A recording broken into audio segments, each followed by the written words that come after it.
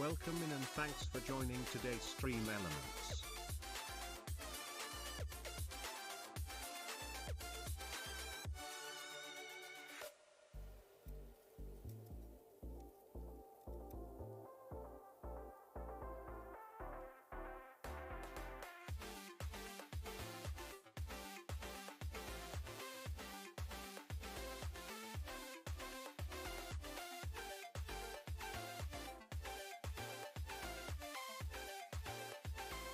Welcome in and thanks for joining today Build-A-Builder.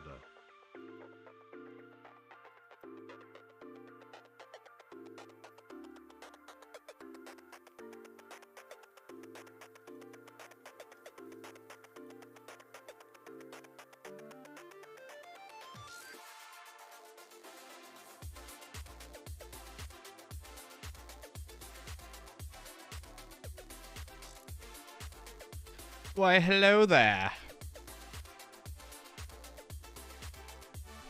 How doth thou doing, guys and gals? Welcome in and thanks for joining today Frakberg. Frakberg. Howdy ho, Winslow. Top of the afternoon to you.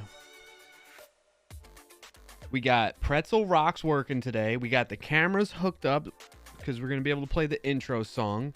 I just finished reviewing the edit for next week's YouTube video. It is going smashingly today, my friends and folks, fellow developers. How do we do? I might have to do a number 2. TMI!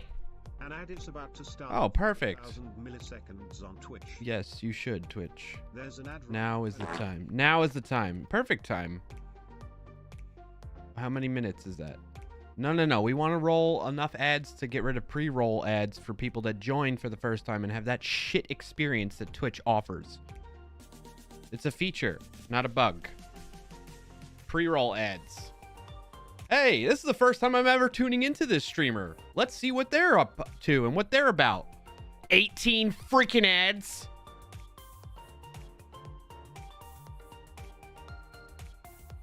Boop boop boop boop a doop a doop boop boop a doop boop boop boop boop boop a doop boop boop a doop. All right.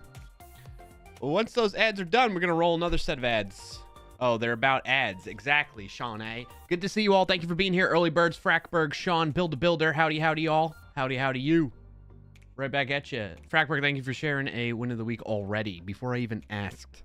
You're so proactive and on top of things, sir. Thank you. All right, we got some fun for today.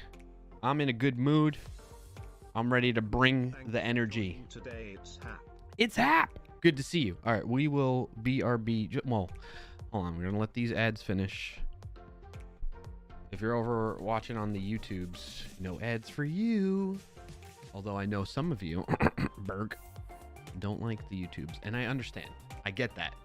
I feel like you feel about Google the same way I feel about Facebox. Maybe take the Browns to the Super Bowl before the ads finish. Welcome in and thanks for joining today, Clarkiobot. Oh, hey. Good to see you, Clarkiobot. Glad you're here, buddy. Holding down the stream. It's not going to let me run any more ads right now. You recently ran an ad. It must wait to run another. I have to go to the bathroom, Twitch. I need to run ads.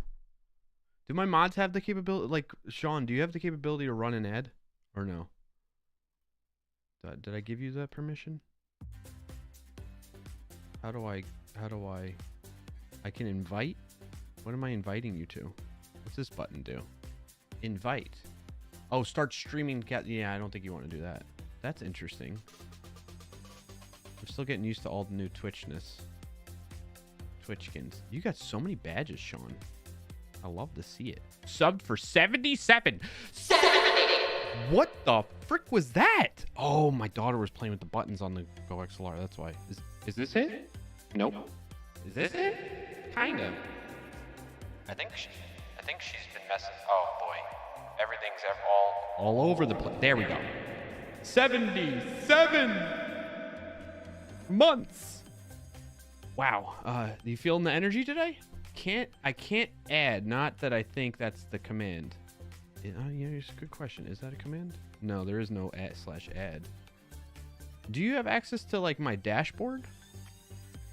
I think if you go to the like Clarkio dashboard, I'm gonna DM you on the Discords, by the way. See if you can go to this, Sean A. I trust you. You should have some level of access to that URL, I think, that I sent you, my dashboard. I don't know. I'm putting you on the spot, I know, but deal with it. I'm just kidding. You do whatever you... The access denied. What can I do to fix that? Mod actions. You've done 2 timeouts. And you've had over 9,000 messages in the channel, it says. What if I pop this out? What does this do? Technically, I can access the mod area. Yeah, what does the mod area do? The first one was hilarious. I think it was this one. Hello? This one? This one? This one? No. This one? I don't know. It was one of those effects. She just... So my youngest loves the... She likes all... I have all the things lit up and so it's like, ooh, lights. Let me press all the buttons, Dad. So she's pushing all the levers, pressing all the buttons. And I'm like, have at it, kid. I unplug my keyboard so that she doesn't break anything on the computer. And the mouse she generally doesn't know how to use, so... But one day she might mess with that and I'll be all screwed with that. Oh, I can warn you, Sean. I don't know if I can give you like elevated privileges from here. Mod area isn't super useful. Essentially control auto mod settings and stuff like that. Okay. All right, fair enough. It's still showing I can't run a 3-minute ad just yet. So weird. Very, very weird. I feel like my camera is off slightly. I mean, while we're here, let's just switch. We're still going to do the intro dance and everything. Since you just hear me talking, you might as well see me. Hi. Good to see you. Welcome to the pre-show, showtime show before the intro dance. Before this stream doesn't actually start until I do the intro dance on days that I'm going to do the intro dance, which is today. Okay, so just so you all know, this is not the actual show yet. This is the pre-show, pre-shenanigans show.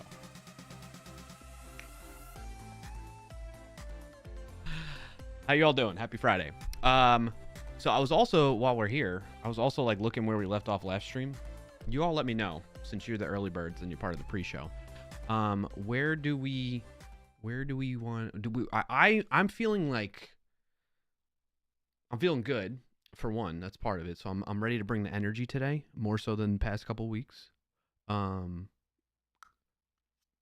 then I'm also feeling like I want to do, like I'm up in the air on terms of like what I want to do. And I need your help to kind of just be like, do this. Or maybe you say, do both. Maybe we have time. So where we left off last stream, we were still doing the TryHackMe stuff. For joining today, Chris Jones. Chris Jones, good to see you, buddy. Welcome in. Happy to have you here. Get your wins of the week queued up while we're doing the pre-show stuff. Because I'm going to have to step away and go to the bathroom once Twitch lets me run ads again. So we left off, we were still doing the tryhackme.com site stuff, which is what the title says. So we should probably at least do that somewhat, which is the plan. I didn't do any of it off stream. I mentioned that I might do some off stream. I didn't. It was a bit up and down of a week. We just went through a hurricane. Thankfully, we weren't impacted too much. But keep your thoughts and all that stuff with folks that are more heavily impacted with the hurricane. What else was I gonna say? So yeah, the week's been kind of wild and crazy, not in like a terribly bad way. There's been ups and downs, but no more than the usual. Other than the outside of that, the abnormality thrown into that would be the hurricane. The kids were off. Schools were closed yesterday. So we had the kids home, trying to work with the kids home, which wasn't too bad. I was kind of like half working, and I already told my leadership what was going on and everything, and they were cool. I was thinking I might even take yesterday off, but I managed to get a lot of work done, which was great. So another positive, you know what I mean? I'm already getting into the wins. Hold on, let me catch up on this work message really quick, actually, with the editors.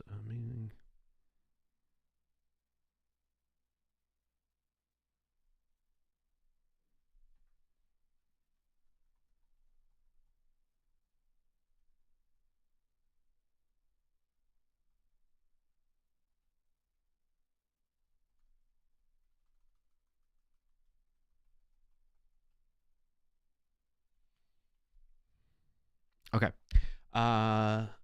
So the video, good thing is the video will be ready probably for Monday next week, which is perfect because we got to publish it right away. They got a bunch of dog hair and junk on this now. So yesterday, as part of the kids being home from school because of the hurricane, we did a little studio session here where I let them sing songs with like the green screen and have like the music video playing in the background or the movie scenes playing in the background off the YouTube. And it was a lot of fun. It was cool to see them doing that. But anyway, they were like, my youngest was like yanking the microphone off and everything. And yeah. All right. So getting back to what I was saying. And the ads are about, I'm able to click the ad button now. So right after this, we're gonna get hit with 3-minute ads so we can avoid the pre-roll ad BS from Twitch for new people that tune into the stream or that don't have Twitch Turbo or whatever. And that's that fun stuff.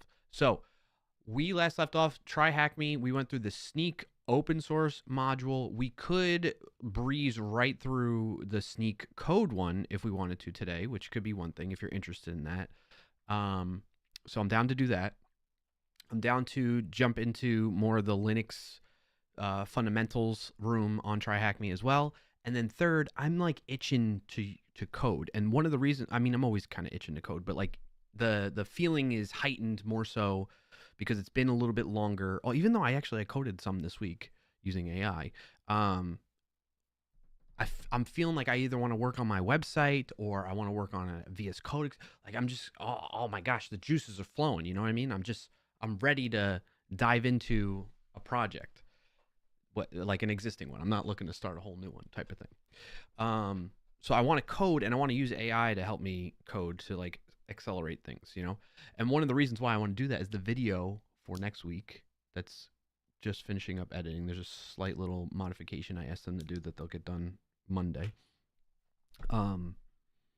Is this what's Wes and Scott were kind of, they weren't saying it was this. They were saying, could this be the VS Code killer? And it is the Cursor AI editor. If you haven't heard about it, you just look up Cursor editor. I don't know, what is it? Cursor AI. I forget what their website is.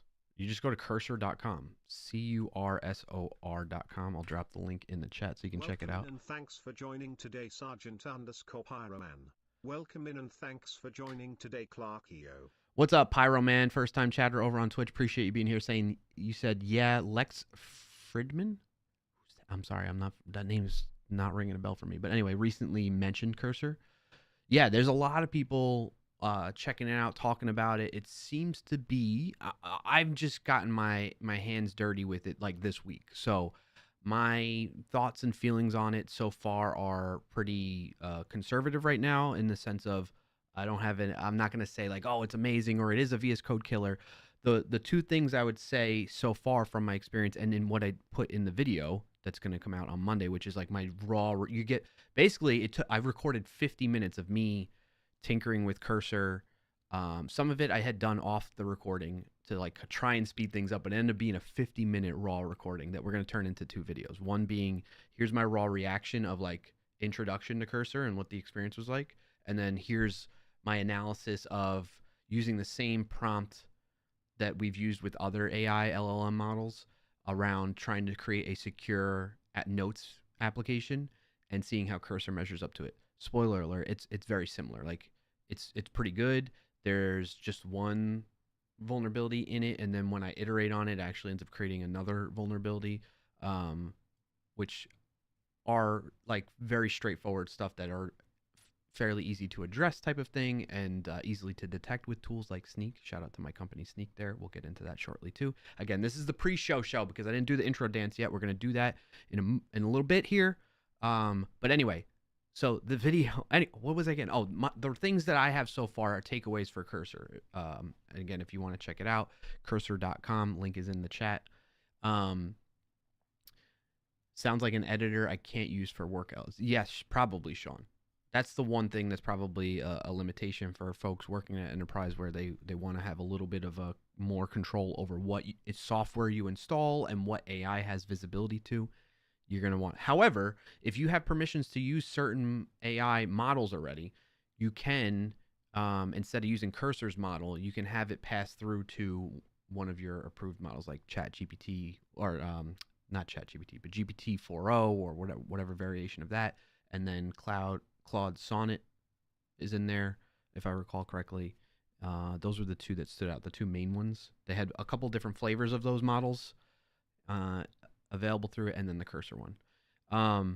So the two things that I think have stand out feature-wise, just as my very brief introduction to Cursor, is the built-in capabilities of AI without having to use an extension necessarily. But I think more importantly, that's going to make it very appealing to developers to switch, is the fact that it's essentially a fork. I mean, I think I can say confidently, it is a fork of VS Code with their AI built into it from the ground up, essentially. And what's really nice is you can import your VS Code profiles, settings, everything into it. Just became a job. Again, I go into this information in the video that's going to come out on Monday, but that makes it a seamless transition. Now, there are caveats to that, like one that I ran into that I call out in the video, but I found a workaround for as well. I love using cloud development environments, in particular GitHub code spaces, because I don't want to pollute my local machine.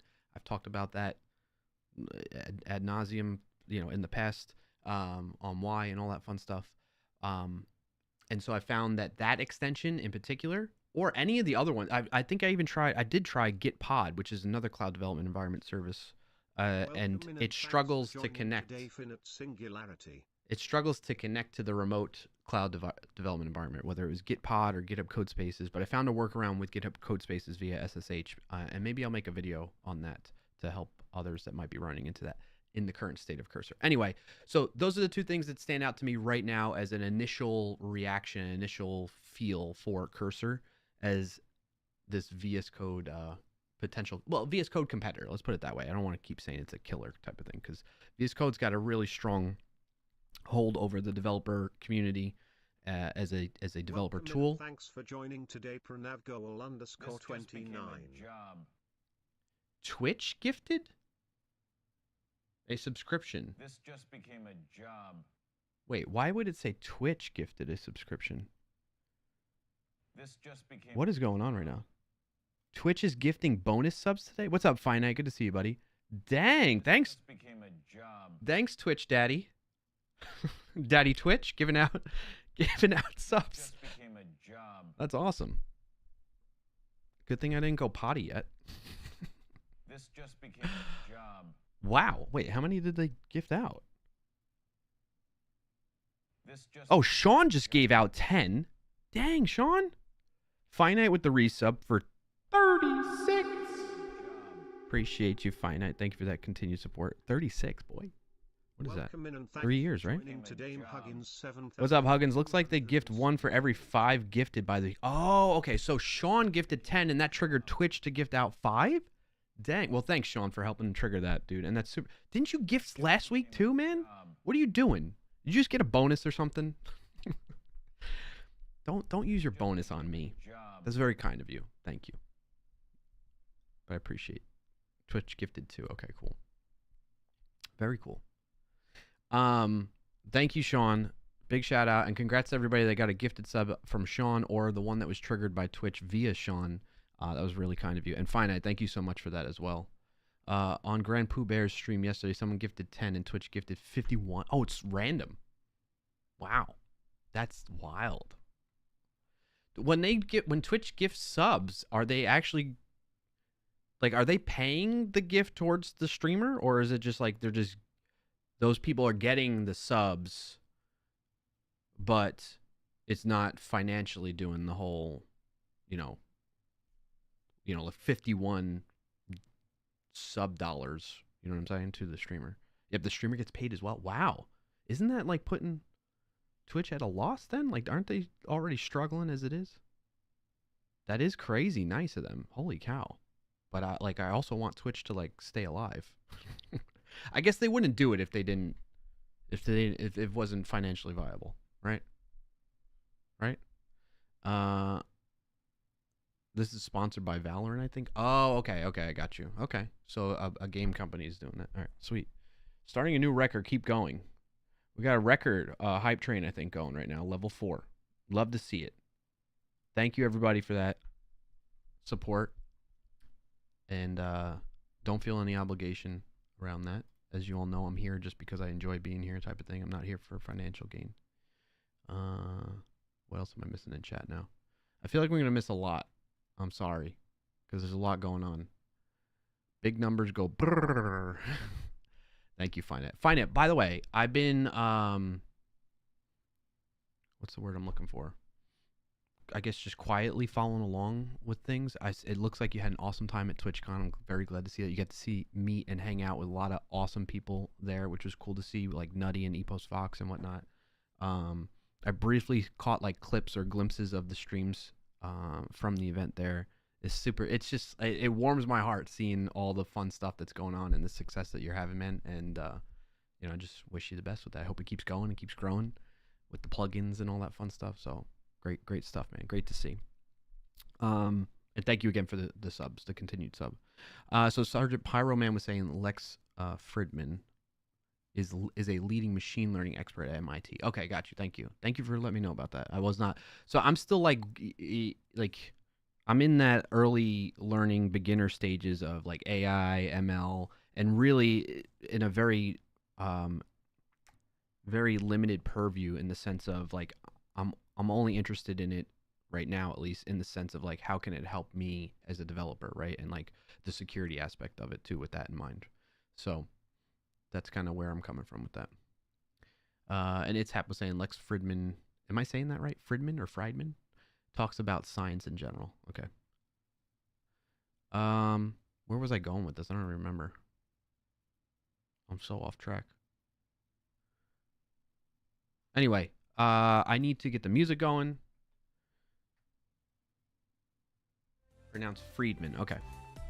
Thank you. I appreciate that, Pyroman. I want to get people's names correct out of respect. You know what I mean? You know what I'm saying?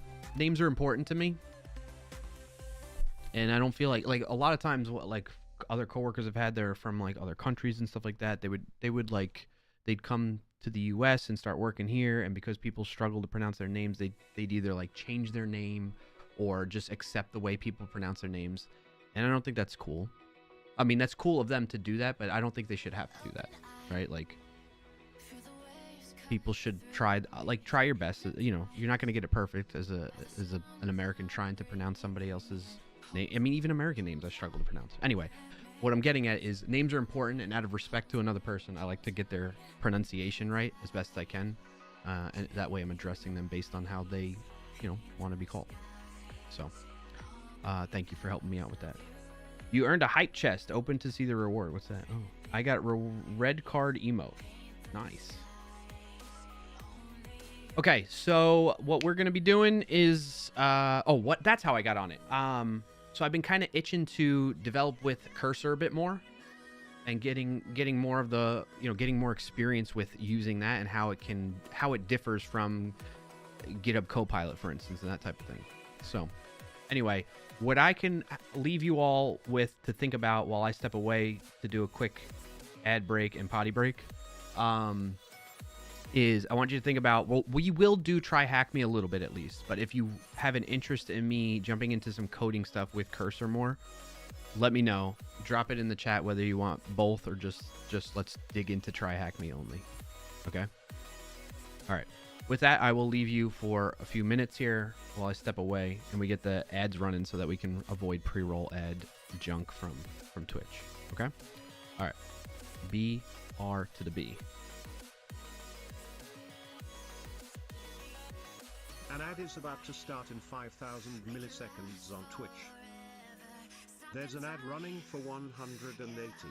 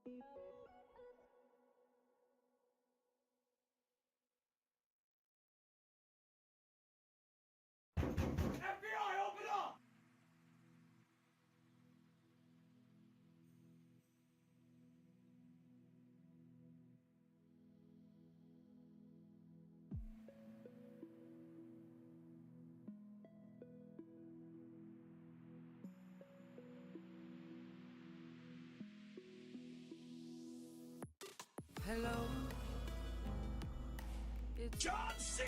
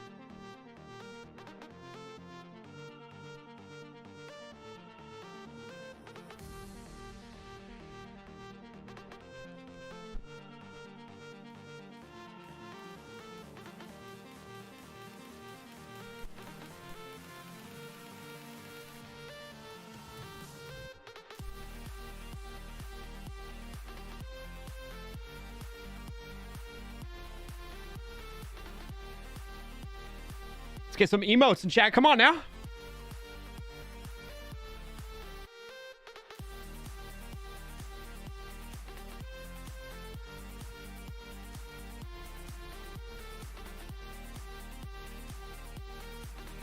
There we go. There we go.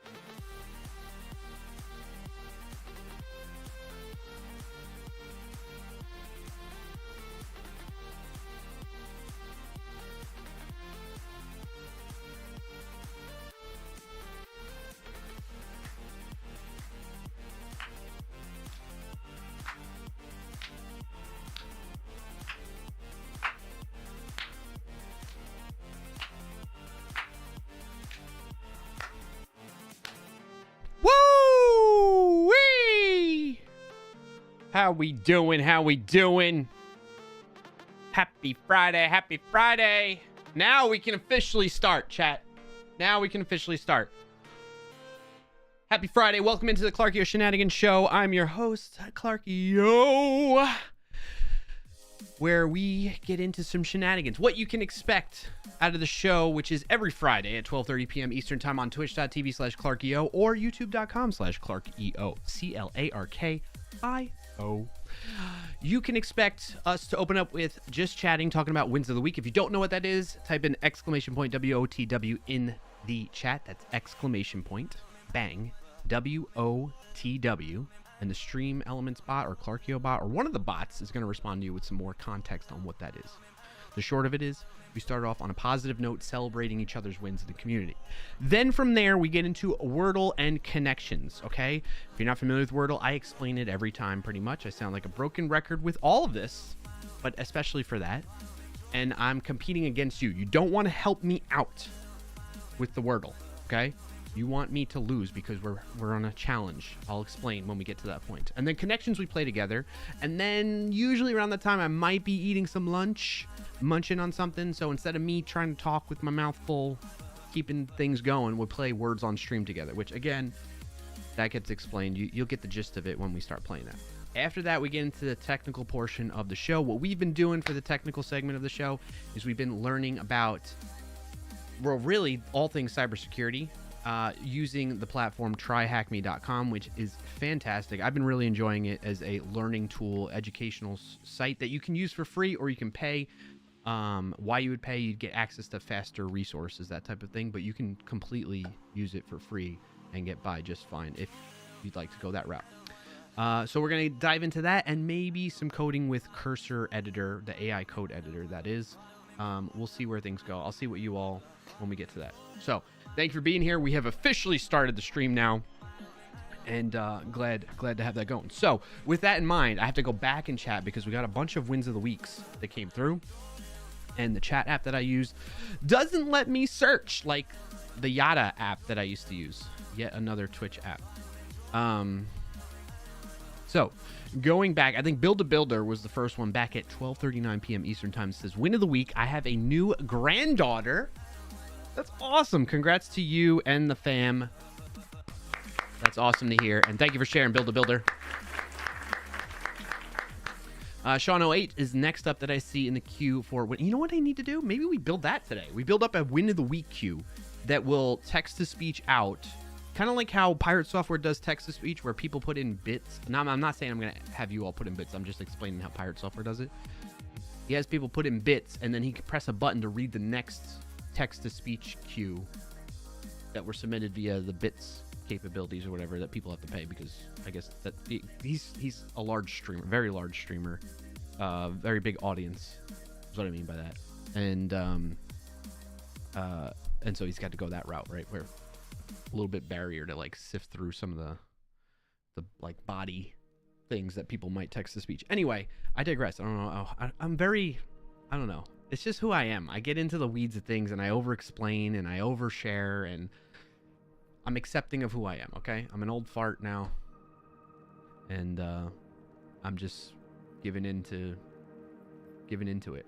I don't know. So anyway, what I was getting at is maybe we can build something like that where we have this queue, win of the week queue. It gets read out loud, and then I can just respond to it, and that way I never lose track of wins of the week. Because there's been times where people drop wins of the week in the chat, and I miss it too. So don't want to do that. But nice job, Sean. Oh, Sean 08, Sean A.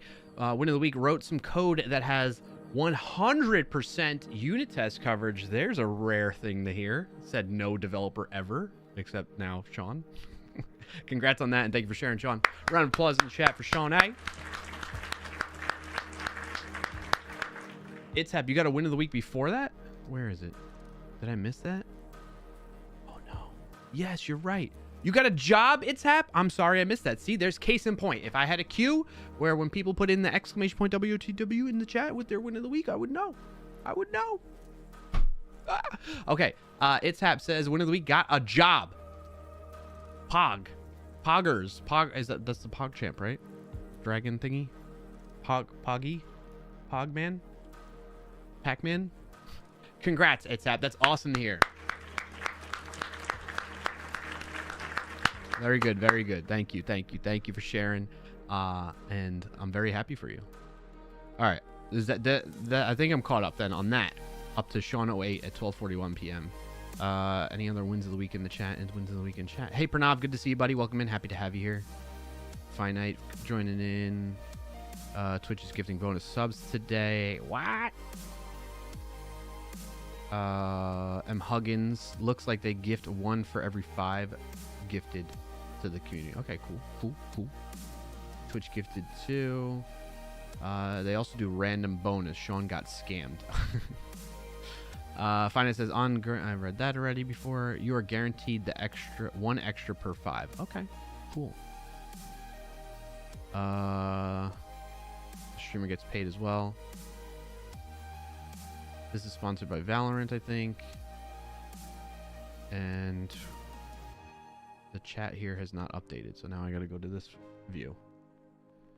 Good job, StreamerBot chat. You know, I really love StreamerBot, and I'm like fully engulfed in StreamerBot's ecosystem at this point. But they got to do something about. Oh, the chat just updated. It gets behind. It like caches up something or whatever. All right, where was I now though? Because it just jumped like a crazy amount.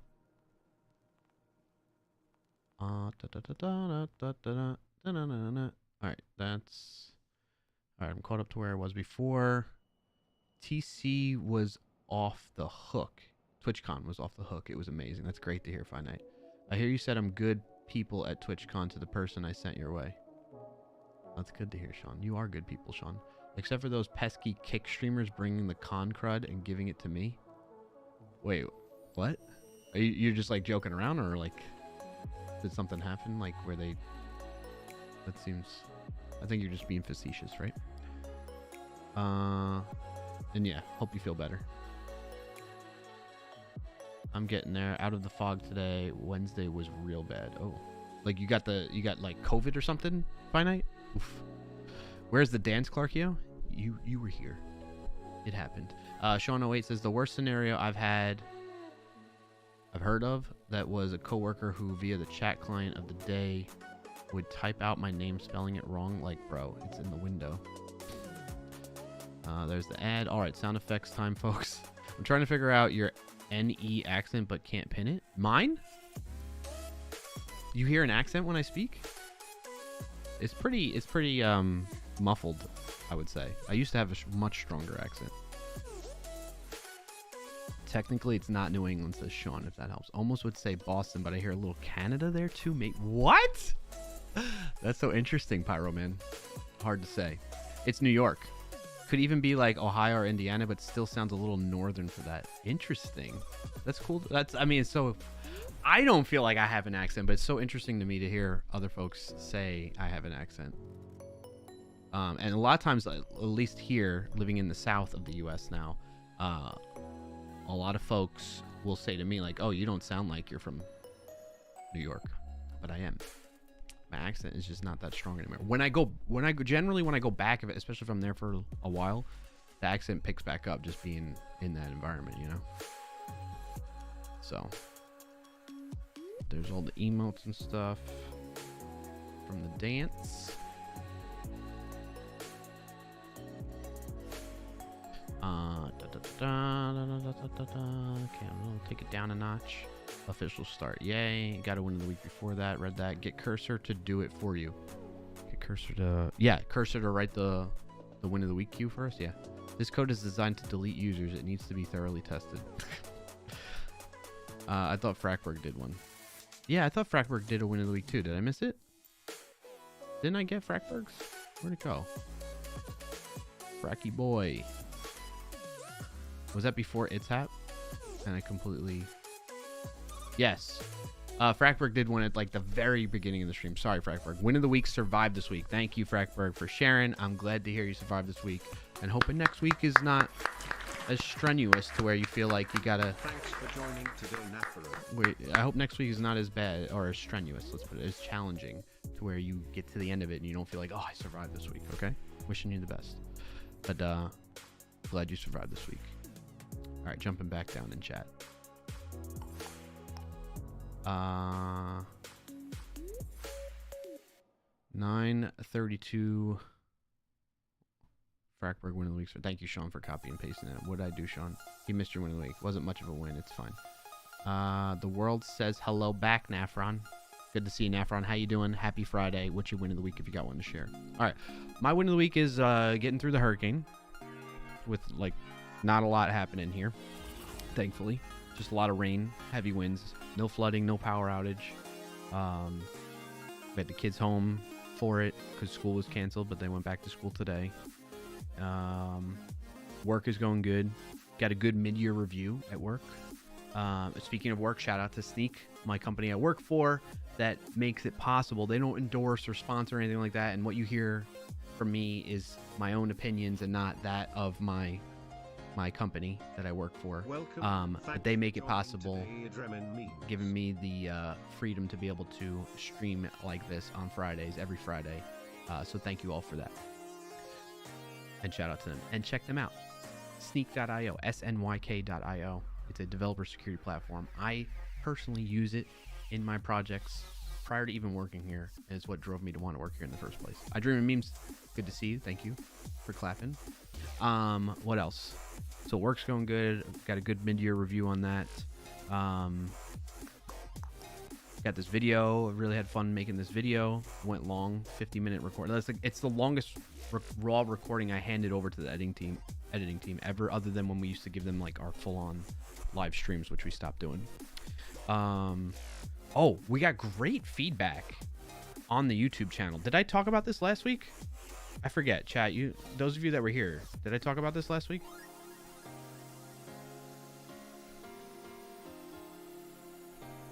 Remind me in the chat.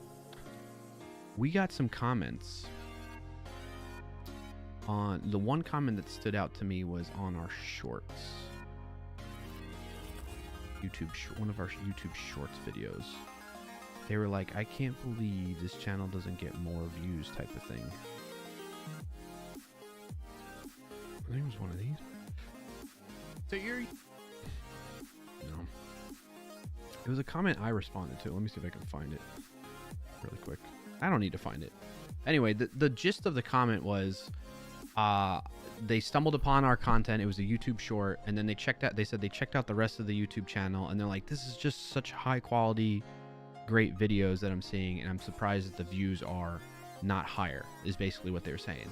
And like that was like a huge compliment to me on, well, just on its face value, but at a deeper level too, is that like I am a avid consumer and fan of people's content on YouTube, a wide range of things, whether it's gaming, technology, sports. I subscribe to a lot of different YouTube channels, and one of them, and a lot of them are like, or some of them are like more about like producing videos in general, in the sense of like as if you were a videographer. I really like watching that kind of stuff. One of the people in that regard, and I'll get to the point of why this is the case. There's a person that goes by Ali Gallup. He is now exploding, but I stumbled upon him from, oh my gosh, what's his name?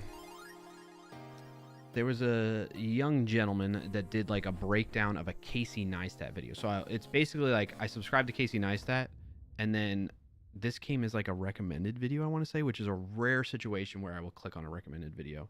I generally just limit myself to my subscriptions tab and like see that, and then that's about it. There's other ways I'll discover videos from like newsletters or social media that will like share channels and whatnot, or when I'm searching on YouTube, I'll discover channels that way. But anyway, so it was like this gentleman did a breakdown, like an analysis of the different videography like type shots of a Casey Neistat video, and I started subscribing to him when he was a smaller subscription base. And then he also did one about this guy Ali Gallup, which I don't know how many people may or may not know about him. I'm gonna share the link in the chat. I did mention it last week. Okay, thank you, Sean, for reminding me of that. But anyway, go check out Ali. And so the reason I'm bringing him up is, one, he's a fantastic filmmaker and just creative person, and I started subscribing. I'm not saying this like, oh, I discovered him. I stumbled upon him because of other people who had already stumbled upon him. But I stumbled upon him early on where he was only like a few thousand subscribers, and now he's up to nearly 20,000 subscribers.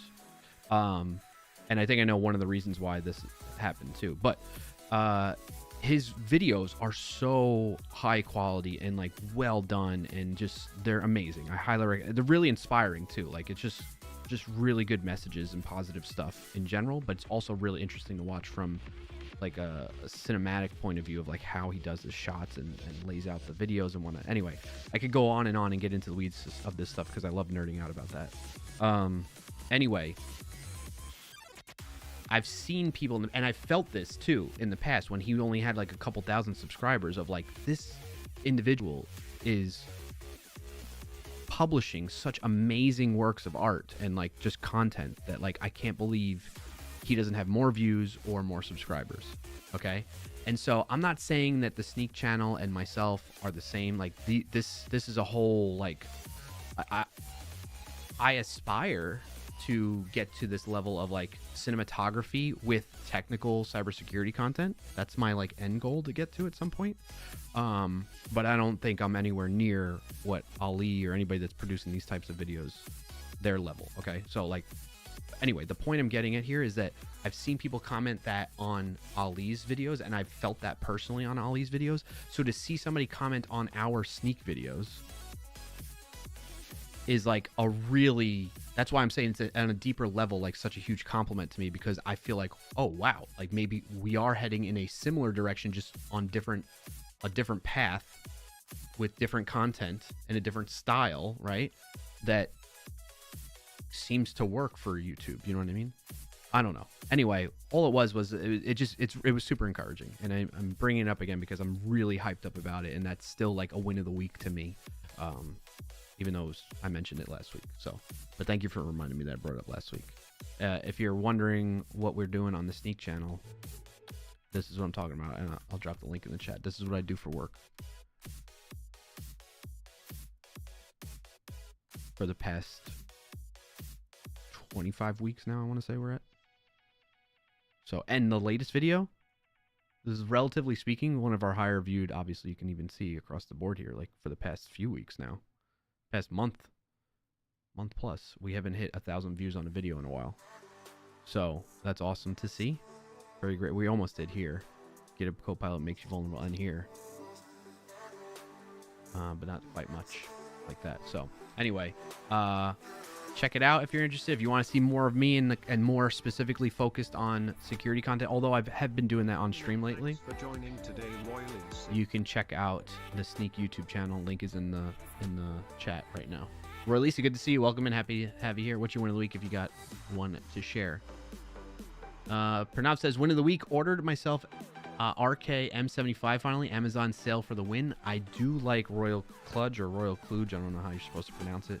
But the RKs are very nice. So congrats on that. I'm a fan as well. And thank you for sharing, Pranav. Round of applause for Pranav.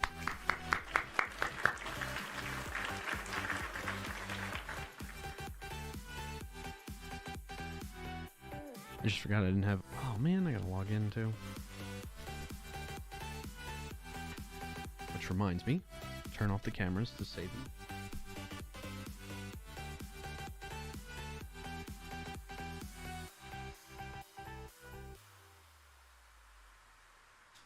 Bear with me, chat, just a moment.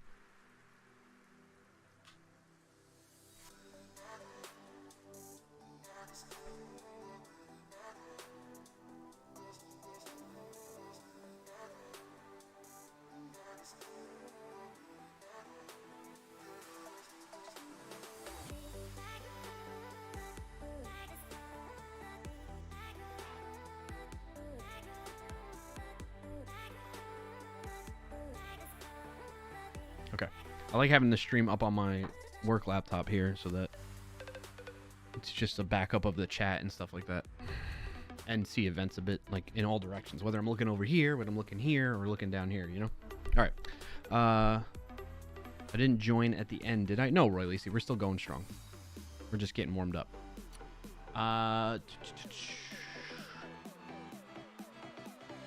Thank you, Adrian and Memes, for the claps and pogs. Thanks for sharing this. Yeah, no worries for now. Looks unique. Yep. Yeah, Ali's channel, I highly recommend checking him out. I really like him as an individual. He seems really awesome. And I love his content and his messages, and his content is like it's just so well done. So go check it out. Haven't even gotten to Wordle. That's true. We haven't gotten there. All right. I think that kind of wraps up wins of the week. I shared my wins of the week for the most part. If I think of any more, I'll let you know. And if you have any more, maybe whether you shared already or you haven't and you haven't thought of anything just yet, feel free to share it at any point in time during the stream. We're happy to have that. Okay.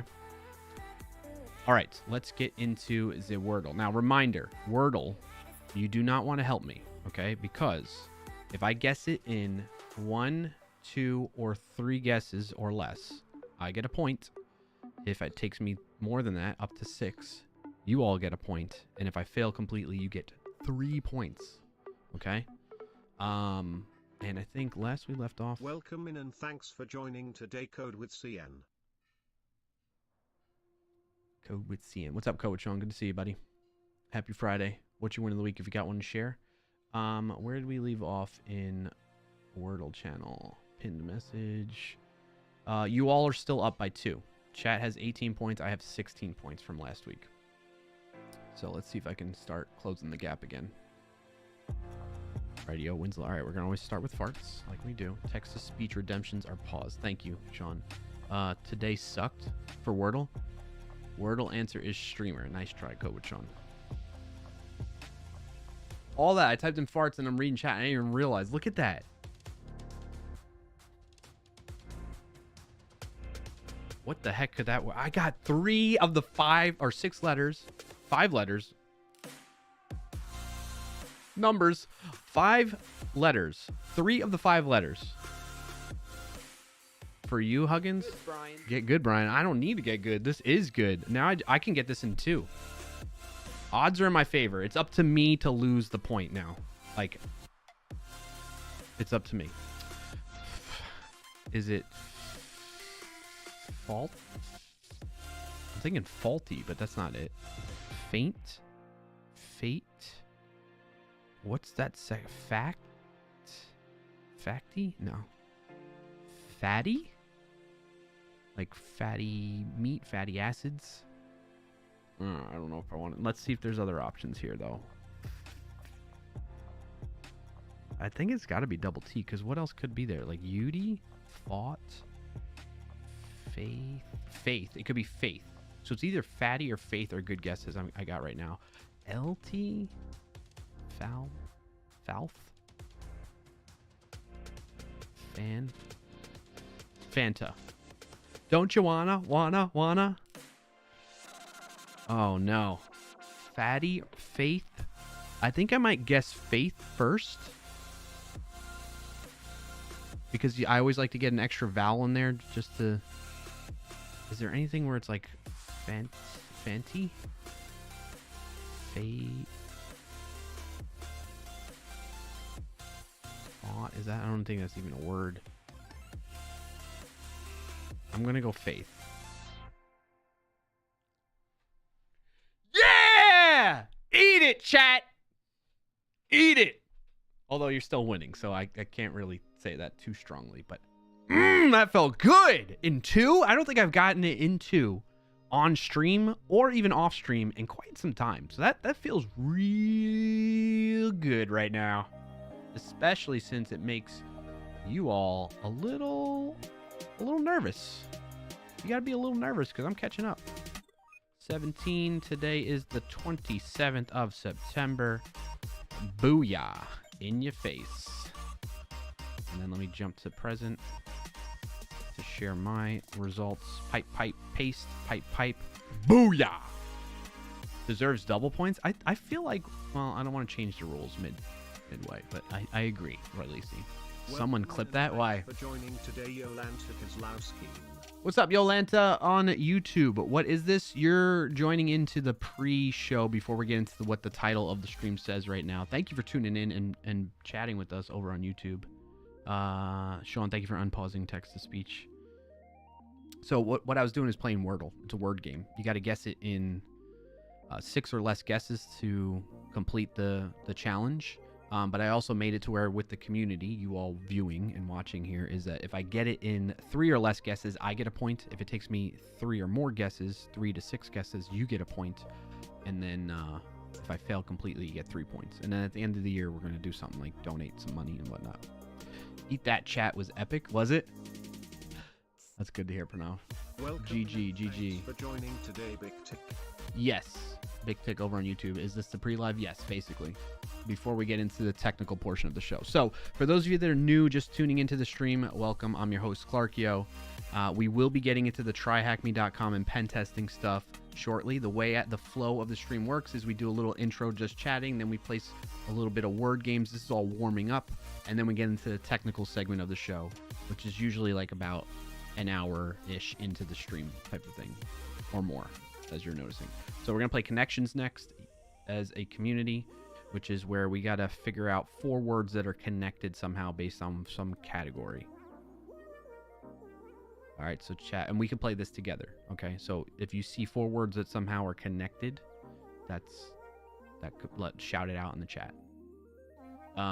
Coach Sean says, wow, GG. Fragworks says, LOL. Sean says, nice. You need to get good at counting. True. You're right, Sean. The word must be fantastic. Roy Lisi, nice try. Nice try. Nice. I'm gonna drop a like to help the algorithm since I like hacking. That's awesome to hear. Tick tick. YouTube recommended this to you? Ah, that's awesome to hear too, Yolanta. Huggins says Matrix, Dune, Abyss, Thing/Fly movies.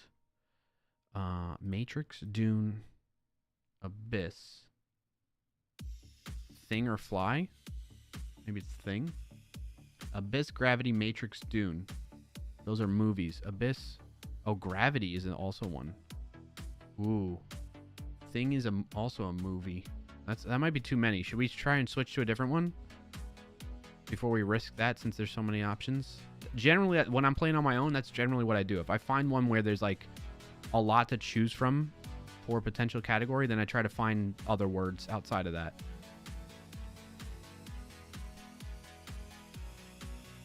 Draft, trade, start, bench. Those are like players on a team kind of thing that you can do. Submit that. Yeah. Actions in fantasy sports. Okay. Maybe not Fly, since it was the Fly. Yolanta says, do you like game dev? Have you tried Unity or Unreal Engine? I would say I don't have an opinion. Sorry, a lot just went through my mind to answer that question. So I would say I like game dev. I think I would like game dev. However, I've never really gotten into it. But what I was going to say is what got me into development in general, and then cybersecurity to start my career basically, was an interest to get into game development. The really quick backstory is I was a very avid Halo player, really loved playing it, like addicted level player. So much so that like I really got into Bungie and following along on their blogs and their website, just learning about what it's like working at a company that built a game like Halo. And when they did this, like, follow the developer, follow the creator, follow the company blog post where they would interview people on what they do at the company, it was very apparent to me that my interest in game dev is not really that strong, because they would talk about how they really had like no work-life balance, especially at crunch time. So I was like, I love games. It would be cool to build games, but I don't want to live that lifestyle. Like, I knew that at a very early age. So I was like, that one's going out the window. But that's what got me into studying computer engineering and all that stuff. So thank you for the question, though, Yolanta. Are you into game dev? Have you used Unity or Unreal Engine? What's been your experience? And for folks that are wondering, that's Jolanta or Yolanta on YouTube chat. M. Huggins says, maybe not Fly, since it was the Fly. Nafron says, Thing is a movie, but it's the Thing or the Fly. Yep. Sean is saying, Nafron actually says, Mount Hill Dune Bank. Mound Hill Dune Bank. Yep, good call. That's the yellow one. Yeah, bank, that could be it. Yep. Huggins says, I started my career doing QA for Hasbro Interactive in the late 90s. I'll never work in games again. Further anecdotes supporting that. I think the only so far in my lifetime, just from my experience, the only instance where I've seen people enjoy game dev and have like a balance to their life is like Pirate Software. He seems to be putting together like his game studio that he runs to build out all his stuff. Seems to really have a good approach to things and still be successful. So that's the only instance I've ever noticed out of all the games that I've ever, I don't even play the games that he and his company makes. It's just not my, it's just not a genre of my interest. But I mean, I totally respect it and all that fun stuff. Welcome in and thanks for joining today, Ted War Tiger. So yeah, he's the only one that I've come across, at least in the entire time I've been paying attention to the game dev industry. But there might be others. So if you know of others, shout it out in the chat. Let us know. Yolanta said, and by the way, Yolanta, am I pronouncing it correctly? If you can help me, because as I was mentioning earlier, you might have missed it, but I really take names seriously and I want to get your name right out of respect to you. So is it Yolanta, Jolanta? if you can help me out in the chat to like phonetically spell out how you pronounce your name. That way I can make mental note of it and do my best to address you properly. So you said you tried making a game, but looks very complicated. Okay, yeah. I mean, it does. I mean, all kinds of development can be complicated and intimidating at first, but as you get more experience with it, you're going to feel more comfortable with it. You got to start, though. That's the key. It's pronounced as Yolanta. Okay, cool. Thank you for helping me out there. Tedward. Took me a second to get that one. Tedward Tiger. Love the name. Got to do it yourself, else if someone's paying you to work, they'll likely overwork you. Yeah, I mean, that's a fair assessment. And thank you for being here and first time chatting, Tedwater. And thank you for the follow as well. Tedwater also said, I just found Lana Lux on Twitch today. She's doing some pretty cool indie game dev. Oh yeah, how could I forget Lana? She just works for herself, right? If I recall correctly. I'm pretty sure. She works for herself. And there's another that would actually, I take it back. If I'm remembering correctly, and you all keep me honest, those of you that follow along with her game dev channel, you said you believe so? Yeah. If she's just working for herself, she seems like somebody that would have a good work-life balance when it comes to game dev. And she'd be the first one that I've discovered, because I've been following her channel for a while. She's one of the OGs, I'd say. OG dev streamers on Twitch before there was even this category. So Lana, Noobcat, Adam Learns, which was Adam13531 at the time. Those are the OGs that inspired me. Jackie Codes too. Okay, I'm not familiar with that. Feel free, you could drop the link in the chat to their channel if you'd like. Tedward.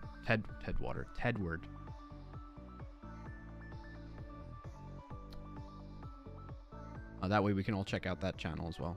I love helping support and bring visibility to other dev streamers on the platform.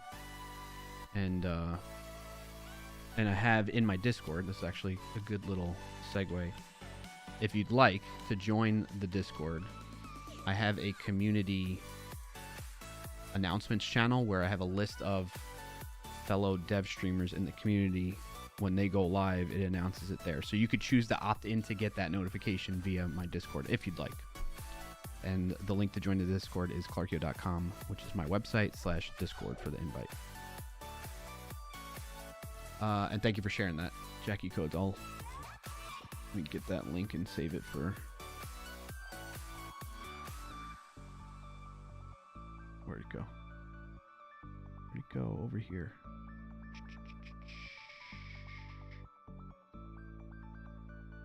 That's funny. It doesn't work over here. Copy it from here. Huh. It was working before. Making it seem like I could connect to that.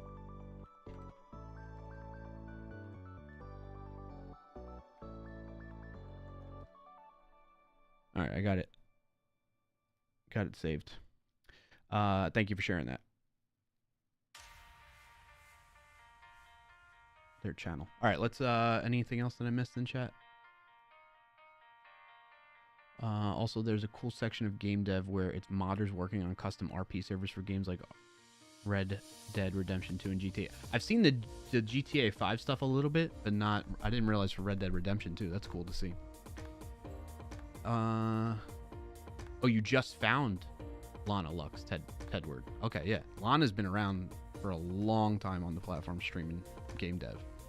In fact, I'm pretty sure her title has been consistently, with few exceptions, like when she does the jam, the game dev jam, it's always "this is game dev" in all caps, like consistently. It's funny. That's dedication right there. All right, I think I'm caught up on chat there, at least so far. All right, Kowachon says weight fly substance import. No real idea why. Weight. Well, somebody was saying, or folks were saying, matrix, gravity, abyss, and either thing or fly, right?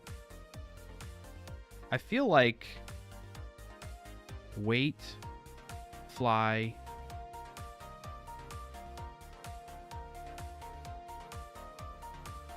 this is almost like fishing stuff, right? Like you have a weight, you have a fly on there.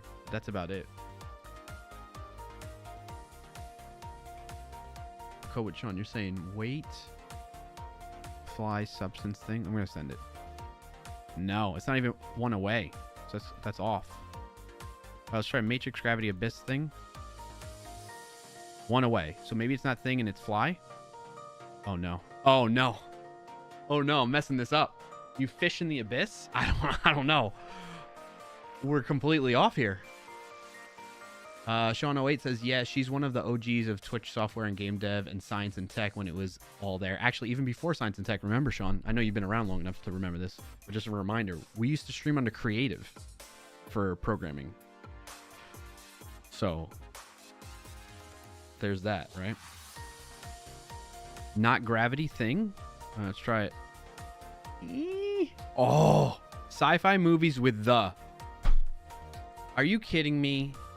This is another one of those situations where the New York Times games connections games editor, like, what do you? You're so frustrating. You're so ridiculous. Sci-fi movies with the. That's so lazy. So lazy. All right, what do we think is the reason for these to be categorized together? And this is supposed to be the second easiest one, by the way. So it goes yellow, then green, then blue, then purple. We didn't get it quite in that order, which is fine. It's actually, I like when that happens.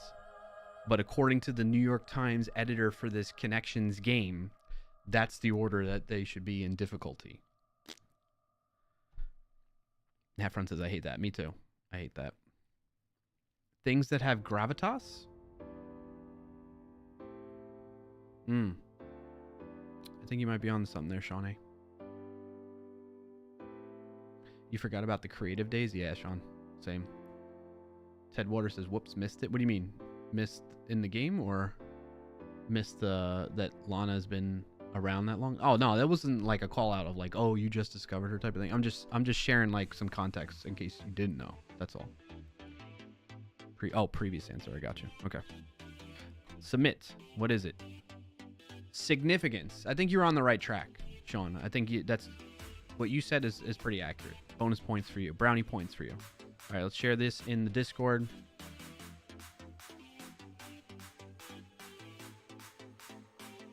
Again, if you haven't joined up on the Discord and you'd like to, you do !Discord in the chat to get the link to join, and you can play with us every day, basically. Myself, sometimes Frackberg, mostly Rugmat too. We're playing Wordle on the daily. Oh, I forgot to add that chat helped on that. Oops.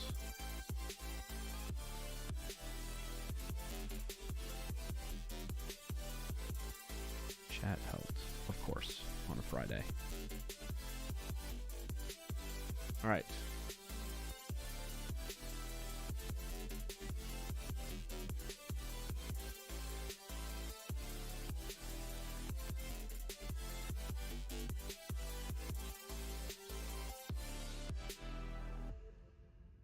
All right, what are we going to do now?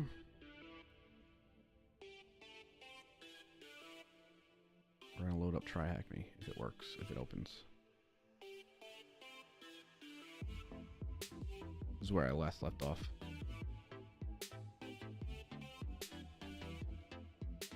Oh, I thought that was Bauer howling. My dog howling. He sounds just like that when there's like sirens going off. Did I miss anything in chat? We're good? Everybody ready? We good to move on? We're moving along quickly here. Oh, I thought that was a siren on my end. That I just barely heard. Same, exactly. Or at least says, I just saw AI code editor died a little inside. Oh. Have you not seen this? We were talking about it a little bit, I think, prior to when you joined, Roy Lisi. I've been exploring this week Cursor. There's been a lot of folks talking about it. Some saying that it could potentially be a VS Code killer. I think it's competitive to VS Code. And I think one of the two reasons why it's competitive to VS Code, one is they make it super easy to adopt it since it's essentially a fork of VS Code, and they have it set up so that you can import your VS Code settings and profiles and extensions all from your VS Code install into Cursor. And then two, they have AI built into it from the ground up. AI such that you use their model, or you can flip between some of the other models that are out there that are commonly known, like GPT-4o, Claude Sonnet 3.5, and all that fun stuff. So Just a heads up on that. Hey, Mark, thanks for sharing your Wordle results in the Discord, by the way. Oh, speaking of that, sorry. Welcome in and thanks for joining today, STR8 Rogue 16. Straight Rogue, good to see you. How you been? I just heard about that on a podcast yesterday. Never heard of Cursor until then. Which podcast? Was it Syntax? Because that's one of the places I had heard of from it. And then the other one was on Twitter, I think. And then I feel like some other folks had mentioned it too. So I had been hearing about it, but I was like, I didn't really try it. And then I gave it a decent whirl this week and recorded a video on it that's going to come out on Monday for Sneak. That turns into 2 videos, actually. Also, I'll be listening mostly while I focus on a code review. All right, Sean. Appreciate the lurk and listen. Good luck with the code review. Nafron says, it looks like an Apple product with a multicolor blur and font. Multicolor blur. Oh, like this up here? Like all that? Yeah, it kind of does, right? That's kind of an Apple design staple type of feel to it, right? Release says, sounds like they were going to put their model in VS Code and we're like, nah, let's make the editor itself. Well, they actually talk about that in there's an FAQ, I think. Why not an extension? As a standalone application, Cursor has more control over the UI of the editor, enabling greater AI integration. Some of our features like Cursor Tab and Command K are not. I don't know that Command K. I need to explore this. Are not possible as plugins to existing coding environments. I think this might be a bit of a stretch nowadays, but like the Cursor Tab. Again, I need to explore what this. I'm still getting my hands dirty with Cursor to understand what these mean, but you could probably get these done with an extension. But maybe the time when they first started building out Cursor, that wasn't capable. I know that they've been they being VS Code and the team behind that have been evolving the extensions API. But essentially the short answer of this is they wanted to have more control over the experience, the developer experience of interacting with the AI model in the editor. And building it into VS Code natively instead of via an extension gave them access to more of the internal APIs and visual controls than an extension API does for VS Code. And like understandably, VS Code is going to limit extension developers' accessibility to certain APIs within VS Code because of a number of reasons. Like one of the prominent ones likely being security, right? So, it makes sense. It makes sense. However, it's not. There are some things that are a little bit not red flags, but like raise a brow for me in the sense of like, all right, now if I'm going to use this Cursor tool, like what are they tracking? What are they using? It's not open source. What I'm getting is the output end result executable from Cursor. So those are things that I'm still wary about and are in the back of my mind when using it. And like, what code am I going to let it have access to?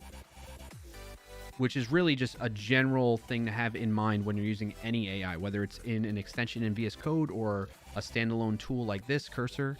You should very much be thinking about and cognizant of like what code that AI or model is having access to and could be trained on, right? And that's why a lot of companies don't want their developers using these AI tools just yet, or without a proper license that in their contract with the company says that they will not use their code or whatever the company feels comfortable with, right? So there's something to be very wary of and aware of when it comes to using this stuff. So Roy Lisa says, honestly, I'd do the same. Yep. Straight Rogue says, good work's been crazy. And thanks for joining today, Marcus Voice Coder. Work's been crazy, and since teleworking today, I get to get caught up on Twitch streams. It was on the Startup Ideas podcast. Okay, thank you for sharing that. Glad to hear you're doing well. I'm glad you'll be able to catch up on Twitch streams. It's cool. Huggins says, I would be really surprised if VS Code doesn't take inspiration from the stuff Cursor is doing and use it to enhance Copilot. Absolutely. I think 100%. And that's the one thing that I think Cursor is going to be in trouble. Like if they really need to like iterate fast and keep enhancing what they offer in order to stay competitive. I think it's a good thing. I welcome this. I think it's gonna, like you're talking about, Huggins, it's gonna make VS Code and Copilot improve to be better, to start competing more. However, the one thing that I think Copilot is never going to be able to compete with, I just don't see Microsoft or GitHub doing this, is having the ability to bring your own model or use other cloud models.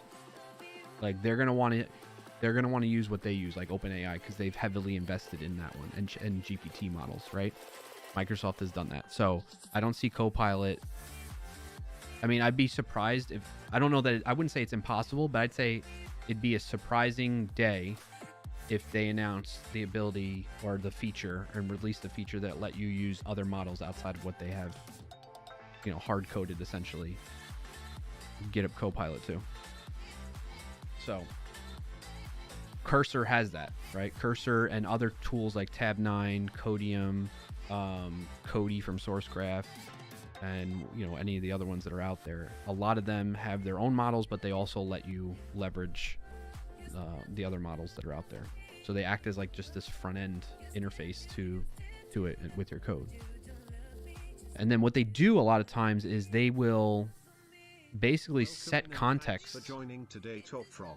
They will set context for the prompt going to whatever model that you're using as well. So they kind of help that way that you don't have to write as much. Like a lot of times to get the best results with these large language models is giving it really good context so that you can get really good answers. So it's all garbage in, garbage out, gold in, gold out, right? So that's the general mentality with using AI LLMs. And so a lot of these competing AI developer tools that are either extensions in VS Code or Cursor like this are competing on like who can prompt the models the best to get the best results, or they have their own proprietary model that has been trained in a way that gives you even better results too. That's kind of what the competition is right now, that I've seen, at least with the models. And all of them are performing fairly similarly, at least from a secure, because I've been evaluating them on the code that they produce and how vulnerable the code is to, being exploited. Toefrog, by the way, in the middle of that little tangent, popping in. It is great to see you. How the heck have you been, buddy? What's your win of the week if you got one, or win of the month or whatever? How you been? What's going on? How's life treating you? Huggins says, gotta drop school pickup duty today. Enjoy all. All right, man. Thank you for hanging out, Huggins. Good luck with the school pickup stuff. Hope you and the family have a good rest of your Friday and weekend. Tedward says, I mostly use GPT while coding as a more interactive version of documentation just to figure out syntax of certain language functions. Yeah, that's a cool way to use it. There's a lot of really good, effective ways to use these models. One of the ways I don't recommend people doing is what I do in a lot of my videos on purpose, is expecting the AI to just do everything, pretty much everything for me. And and if you go and watch the videos on Sneak, youtube.com/SNYKSEC, so Sneak Sec, you'll be able to see the videos of me that I've been working on week in and week out since April of this year. But most recently, for the past like 5-ish weeks, I've been doing AI coding focused videos, and I'm constantly prompting it to give me a secure note-taking app, basically. And we see the results across all the models that I've at least tried or know of. Huggins says, especially at $20 a month. Yes, that's true. Cursor you can use for free up to a certain extent, and then you got to start paying. They have something called like, where was it? If we look at their pricing really quick, and I'll catch up on the rest of the chat here. This is also $20 a month, so it's competitively priced compared to like Copilot, or if you're subscribed to ChatGPT or Claude from Anthropic. They're all around $20 a month. I don't know. I still haven't quite figured out the completions. I think it's like tab completions. You get 2,000 of those a month, maybe. It doesn't really. I guess I'm assuming it's monthly, and then 50 slow premium requests. I guess that's if you're interacting with the chat, and it just lets them, take your time. Like I guess if they have a queue of prompts that they send to the model, then yours gets deprioritized depending on the bandwidth it has right now.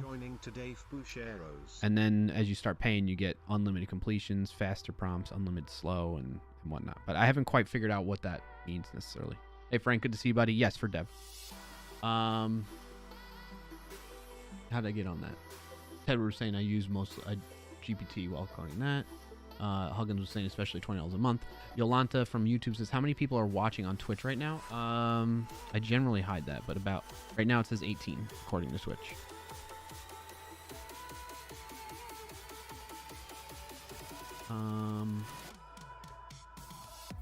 Huggins says, I would be really surprised if VS Code doesn't take it. Oh, we read that already. Marcus Voice Coder, good to see you, by the way. Welcome in. How are you doing? What's your win of the week? Happy Friday. Marcus says, essentially, if it's a fork of Visual Studio Code, at some point they're going to diverge and there'll be stuff in one that isn't in the other. True. Yeah, I could see that happening. I could definitely see that happening. I think that's what they would need to do to differentiate themselves. But at the same time, I feel like, you know, the VS Code team and the GitHub Copilot folks are definitely watching this closely and what they're doing. And there's definitely a lot of interest and visibility being sent Cursor's way right now as a competitor. I don't think it's a VS Code killer, but I think it's definitely a competitor that's going to make the space move and benefit us as developers. Rolisi says, honestly, learning cybersecurity was a curse. Oh, I see family and friends use random fun stuff. Then I'd be like, that just came out. It has sketchy website, unknown owners, and closed source. Nah. Yeah, it's kind of a curse in that way. You're just like, I just have this constant paranoia as somebody that's very security minded and privacy minded. But I also still like do silly stuff like that. Like I installed Cursor.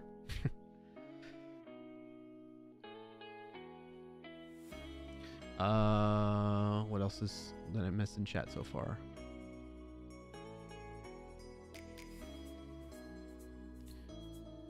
Tofrog, long time no see, says Sean. Tofrog says, been super busy with work and life, but doing really well. I'm glad to hear that. Win of the week, weather in Texas is finally cooling down.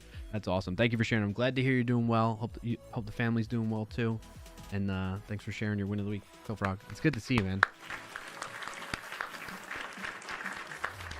Tofrog, that reminds me, you got me reminiscing on our times in the past. And I know I joined you on your stream. We did like that podcast. Did you ever release that video by chance? Let me know. Let me know in the chat. I would love to catch it and reminisce even further on that time that we did that. Rolise says, yeah, I'm so glad VMs are a thing. I generally do those weird stuff on VMs. Yeah, I need to get in a better habit of doing that. I generally lean on code spaces to do a lot of things right now, to isolate my machine, as I've mentioned in the past. You've heard me say it before, Rolisi. But anybody that's new here that's listening, I like to use cloud development environments.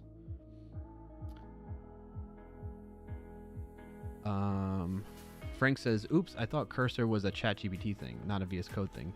Today I learned. Yeah, it's a completely standalone editor that's a fork of VS Code. Tofrux says, Clark, I have it highlighted.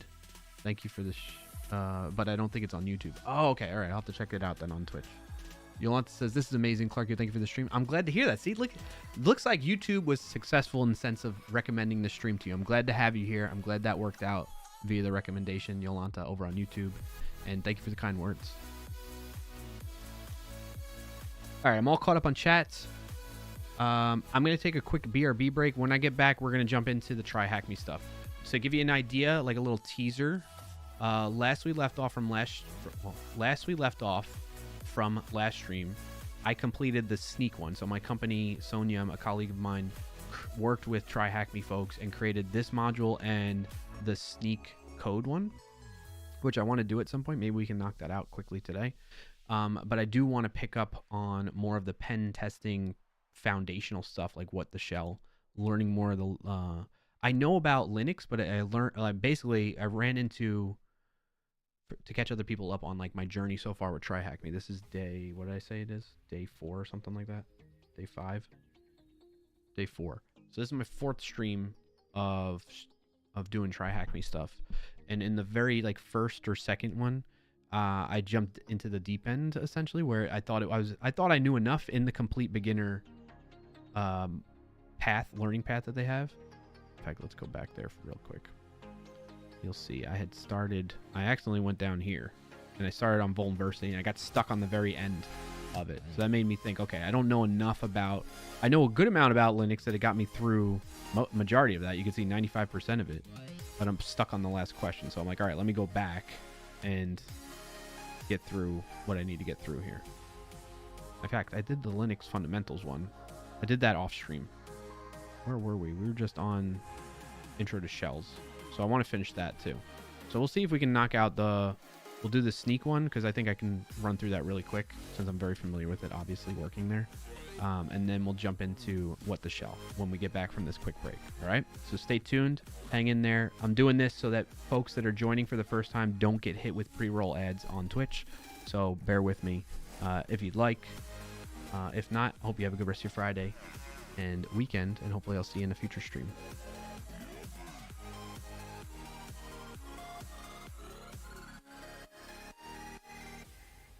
An ad is about to start in 5,000 milliseconds on Twitch. There's an ad running for 180.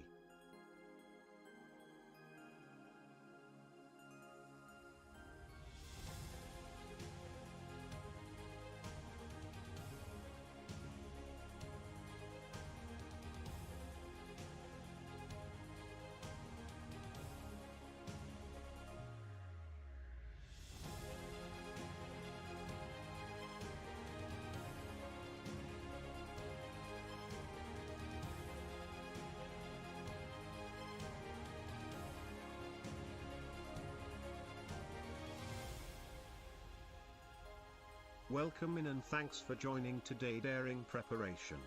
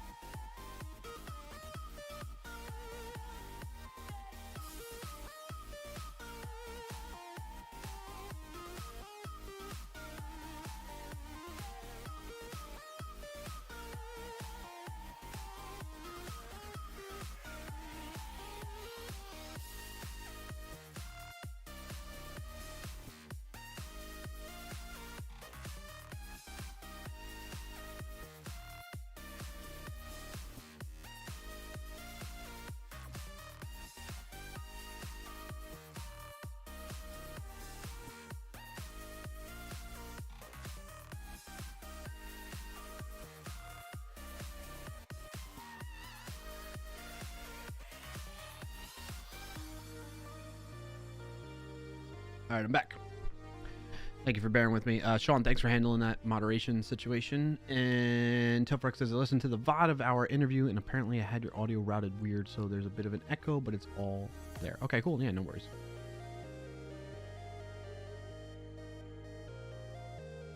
Oh, you got the VOD right there. All right, let me save that as well. Thank you, Tofrog. I do want to check that out. Something else I was just checking out after I stepped away to stretch a little bit and came back is I've been using, shout out to Nutty.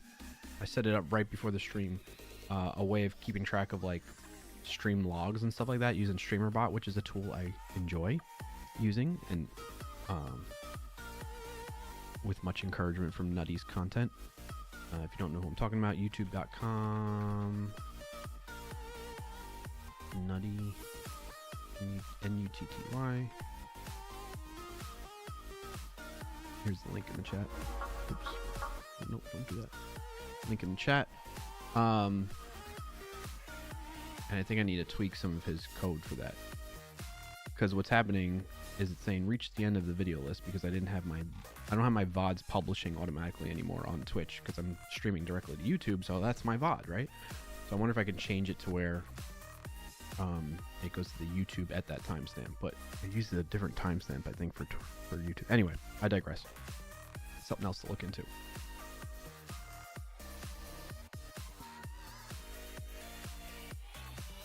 Welcome back. Thank you, Roy Lisi. Very kind of you. I'm gonna be having lunch shortly, so let's try and get through maybe the sneak one first, sneak code, and then we'll get into the shell stuff. Roy Lisi says, "Hey, sneak code shouldn't take too long." Yeah, good point. And I think I'm all caught up on chat now. Tedwater said, Tedward. Why do I want to keep saying Tedwater? I'm like merging Tedward and Tiger, so it's like Tedwater. I don't know. Sorry about that, Tedward. I feel that I remember talking my mom out of buying an electronic door lock for that reason. See, I'm kind of off to a meeting, Cobra John. All right, man. Have a good rest of your Friday, or have a good meeting, hopefully, and good rest of your Friday and weekend if we don't see you. Marcus Voice Coder says, one of the good things about writing code by voice is I can call up a model from anywhere in any application with Talon Voice and Talon AI tools. Oh, nice, Marcus. Thank you for the color glow, Roy Lisi. Frank or F. Buchero says, have you seen GitHub model? No, what's that about? Tell me more, Frank. Tedward says, that's a cool project. I've been wanting to make a text editor like Sublime Text because I'm yet to find any text editor that fast to open. So I hear that a lot from VS Code, and I'm curious, has that been your experience with VS Code, Tedward? Like it's slow to open? I've noticed that personally, so I'm not saying it like it's not possible, but I think one of the big reasons why I noticed that is because of the extensions that I have. And like most of the people I speak with that tell me like, oh, I don't really care for VS Code because it's kind of slow to open. And again, I share that frustration at times as well, but majority of the time when I'm looking at it, it's because of my extensions. And majority of the time when I dive deep into the situation or the setup that folks have that are also experiencing that, it's because of extensions that they're using.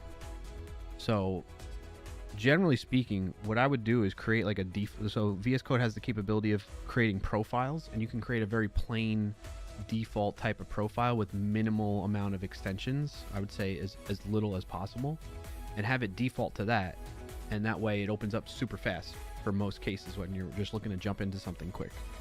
And then when you have specific like development tests that you're working on, let's say you're working on like front-end web development and you're using Angular or React or Vue, and you have all these extensions you want to use with that, you can switch to that profile. And then and you anticipate it to kind of take a little bit longer to load up all those extensions that go along with that, right? So that's kind of my general advice. But then if it's, if it's not your cup of tea, it's not, not your cup of tea, don't use it. Use whatever keeps you efficient and productive. And if that's Sublime Text or Atom or whatever, PyCharm, JetBrains, IDEs, whatever it is, use it. Continue doing that. I'm not trying to sway anybody. I personally love VS Code because I got a lot of history with it and I know it well and I'm fast with it. But that's a personal opinion, you know, right? Notepad, yeah. Notepad's fast, but Notepad lacks a lot of help that you can get with some of the code editors out there in IDEs.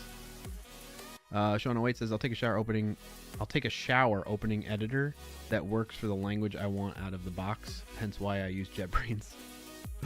It takes that long? You can go take a shower, Sean? I used to use Notepad++ as well, Toefrog. I'm a big fan of it.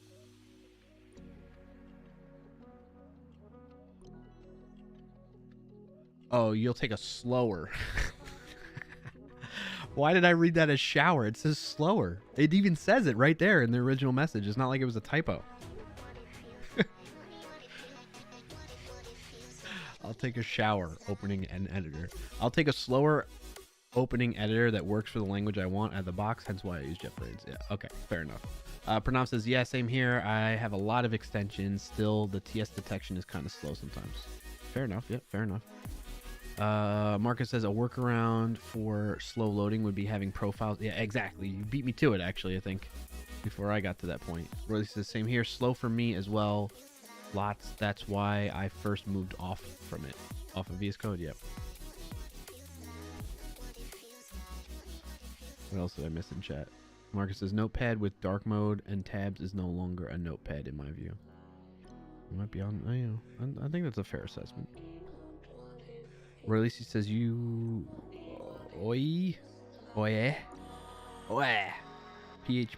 actor and TypeScript one seemed the slowest.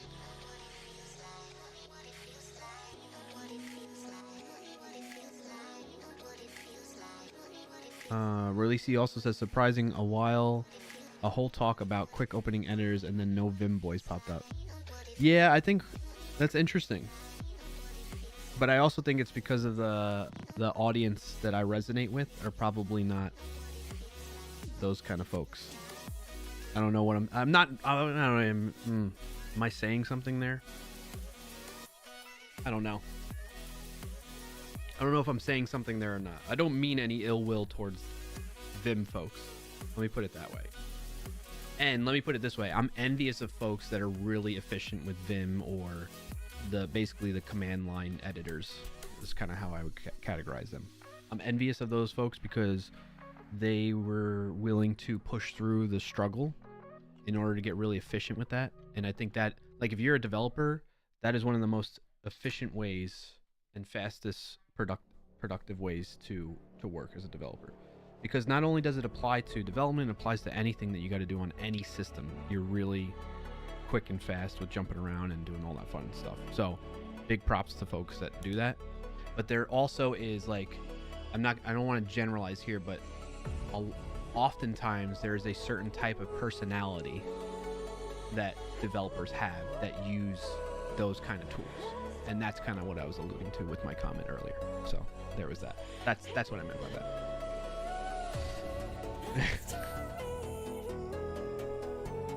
Hope that's clear for everybody, okay? My honest, transparent thoughts on what Roy Lisi called Vim boys. Now that probably triggered some conversations here. Sean says, I use Vim, but only making small tweaks. That's kind of the extent I use it right now, too. Notepad, yeah, LOL. Pranav says, Clarkio was like, wait a minute, yeah. Release says, I'll represent that portion of people then. I use NeoVim for that. I have a whole setup where I can load what I need and made an extension to load when I want. Not to load whilst opening files. Okay, yeah. Yeah, I mean, for real.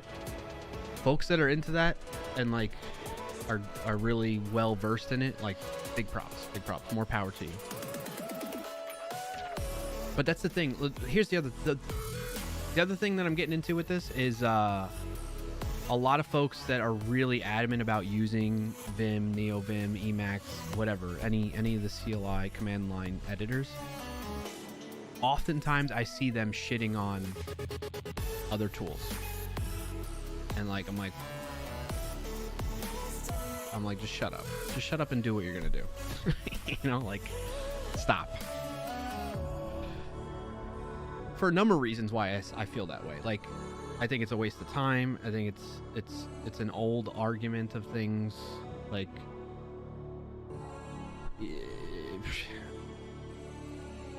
just like it kind of goes in the same category of people that argue of like one language is better than the other.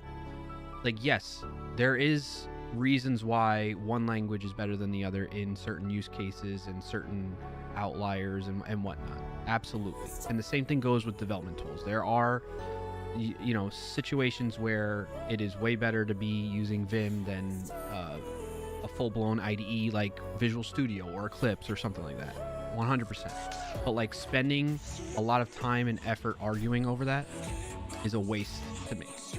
Like, you're still, at the end of the day, each person, whether they do it in Vim or in Emacs, whether they do it in Python or Java, whatever, at the end of the day, they're still trying to get to the same outcome. And I believe you can get to the same outcome regardless of what tool or language you're using. Now, do you really, like, there are some situations, there are definitely situations where you don't want to be, like, using a hammer to, I don't know, to cut glass, right? Like, you're not going to use the wrong physical tool to finish a physical job. There are definitely those situations. But generally speaking, for the most part, like, the arguments are kind of moot. Okay? That's what I'm getting at. But I'm not naive to or ignorant that there are situations where it makes total sense that a tool should definitely be used over another tool, or a language should definitely be used over another language for given project or situation. Absolutely. That happens. How often that happens, though, given, you know, it depends on the situation. It's the age-old, boring answer from developers. It depends, right? So anyway. Oh, thank you.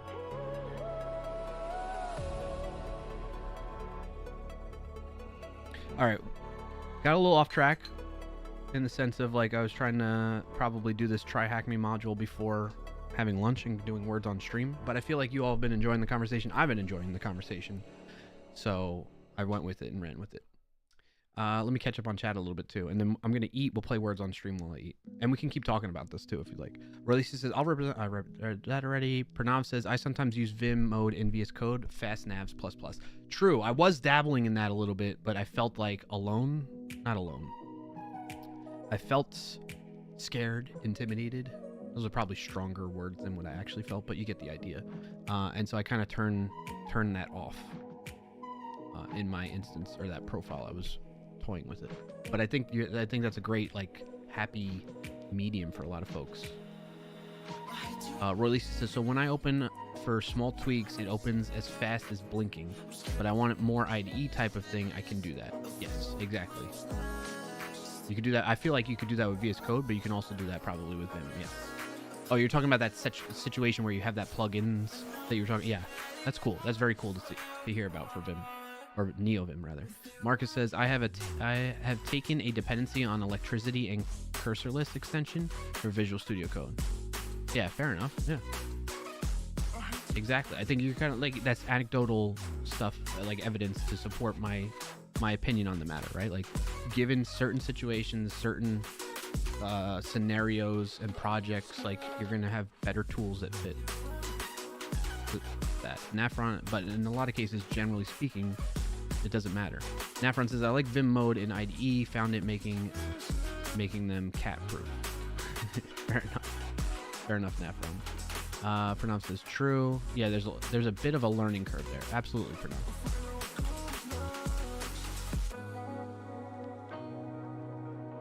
Releasey, because this message wasn't coming through or did I miss it? Releasey said earlier, yeah, those types of people are quite bad. Honestly, I respect people who use IDEs personally. I just use it because I have many personalized command line tools, and not everyone has that. That's great to hear, Rose. Yeah, I mean, I already felt this, like, you're in the right place, but, like, you saying stuff like that further emphasizes and validates that I feel like that's the type of community and, like, mentality I want in this community and I strive for. And so it's great to hear that you have that as well. Straight Rogue says, "I always get stuck trying to exit Vim." Nafron says, I use Vim mode in Emacs. There's another joke right there. Love it. Love to hear it. Marcus says, maybe Visual Studio Code should show a progress meter for each of the extensions is loading up, and then you'd know which ones to get rid of. They have not exactly that, but they have a way where you can profile.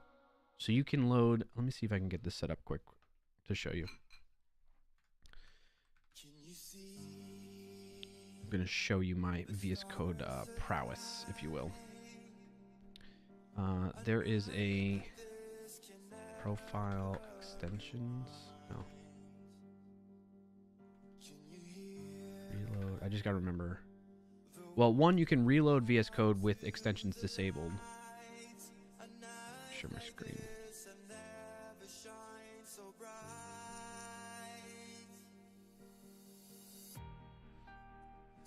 By the way, Sean, look. It's kind of exploring a little bit of Go. Sean 08.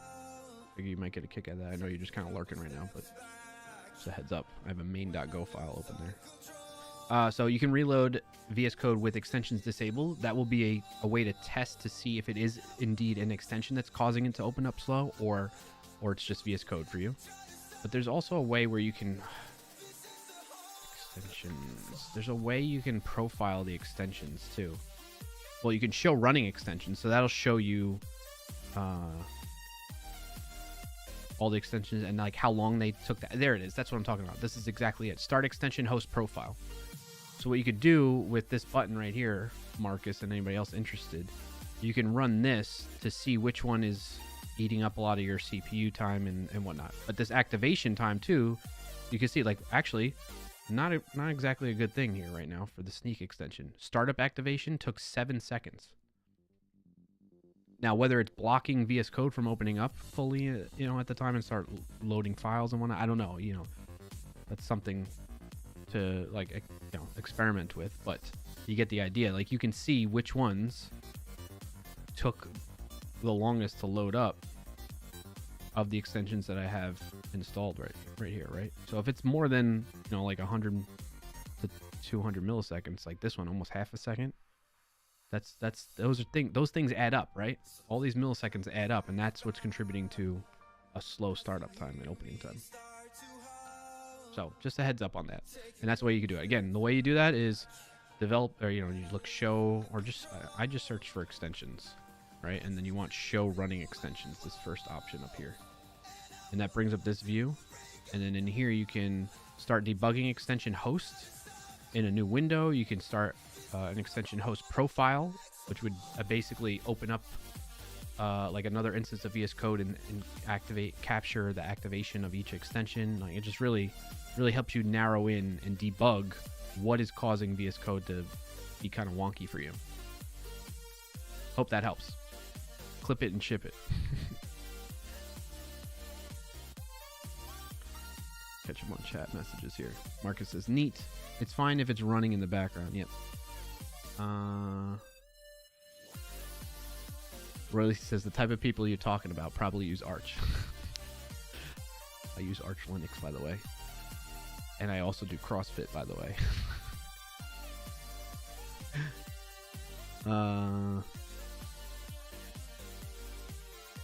Royce says, that's also a joke. I got nothing with Arch users. I've used it for 2 months, but I dislike the no deb thing. Yeah, I got nothing with Arch users, really. I don't think I've ever experienced somebody saying I use Arch, by the way. I just know that that's like a meme running joke, whatever, about Arch users. Kind of like how people that like do CrossFit exercises or like part of a CrossFit gym, they tend to like let a lot of people know that they do CrossFit. I don't have any problem with people doing CrossFit. It's just a funny thing that apparently happens a lot. I haven't really experienced. In fact, my neighbors do CrossFit and they never mentioned it to me. I just know it because they have a t-shirt that says CrossFit. So I'm like, okay, I guess they do CrossFit. Maybe that's their way of subtly saying it without saying it and being the typical CrossFit goer member. I don't know. Sean says, oh boy. Who's that to the Go? Go is a go. Love how they handle imports. So the reason why I had a Go tab open is WebDev Cody. This is a good thing to call out. WebDev Cody, who is a developer YouTuber that I subscribe to and like his content. He recently posted a video basically helping solidify and validate what I've been saying in all our sneak videos. But that's not why I contacted him on this. He posted this video. So I reached out to him about this, basically saying this is why you can't blindly use AI. And in it, if you want to check it out, let me get the link so you can check that out. Drop it in the chat right now on both YouTube and Twitch. Basically,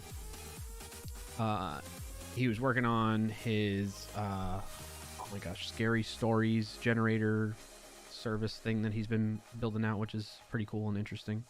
It's his software as a startup thing that he's trying to sell. He uses AI also in the background. Anyway, he was working on that, and he used AI to help generate some of the code, and he just blindly accepted it. And then somebody pointed out that there was a vulnerability that they were able to successfully exploit and show him. They were kind enough to ethically do it. And that's what he goes through in this video, so I highly recommend checking that out.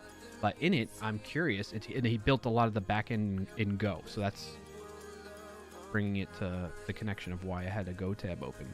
So anyway, I reached out to him saying, hey, you know, not a shameless plug here or anything like that, but the company I work for might be able to help you out here. If you can share the code with me, I can run it through our test to see if it would have caught that for you ahead of time. So I've been chatting with him via Discord to sort that out, and he's been he seems receptive to it, so that's kind of cool. So shout out to WebDev Cody about that. That's why I have a Go tab open, because I was trying to just manually write out the code from his screen, but I think I need more of the context for Sneak to actually pick up on, like, what they call, so Sneak code will analyze your code by like bundling it up and running it through our product, assuming you opt in to do this, by the way, that you want to share your code with Sneak. And what it does is, what is it called? It's something in a sync, start in a sync. It basically, when it has the full flow of the like data in an application, then it can tell whether there's like a cross-site scripting vulnerability, or like it wants to be able to accurately tell you that. And it's not going to just, it does its best to not give a lot of false positives, basically, because you don't want to create more noise for developers. It's this fine line where we want to alert developers to vulnerabilities in their code or in their open source dependencies, but not if it's one that's not really impacting them, right? So you want to cut down on the noise and not distract from what developers really want to do. Their end goal is to deliver their products, deliver their website, deliver their features that they're trying to put into their apps, or their software. So that's a common balancing act that security tools are trying to do. Developer security tools are trying to do, like we are.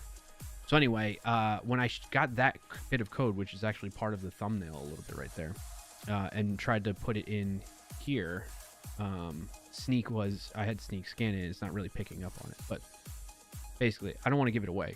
But if you look at the code, you might be able to see what the problem is really quick. I'll leave it up for 3, 2, 1, done. Okay, if you want it more, go watch Cody's video and you'll understand why there's a vulnerability in that code. So I was trying to see if Sneak would do it, but I think Sneak can't, because it's just like, it's not the full context of like the data flow that comes into this function and like why that's a problem type of thing, I think.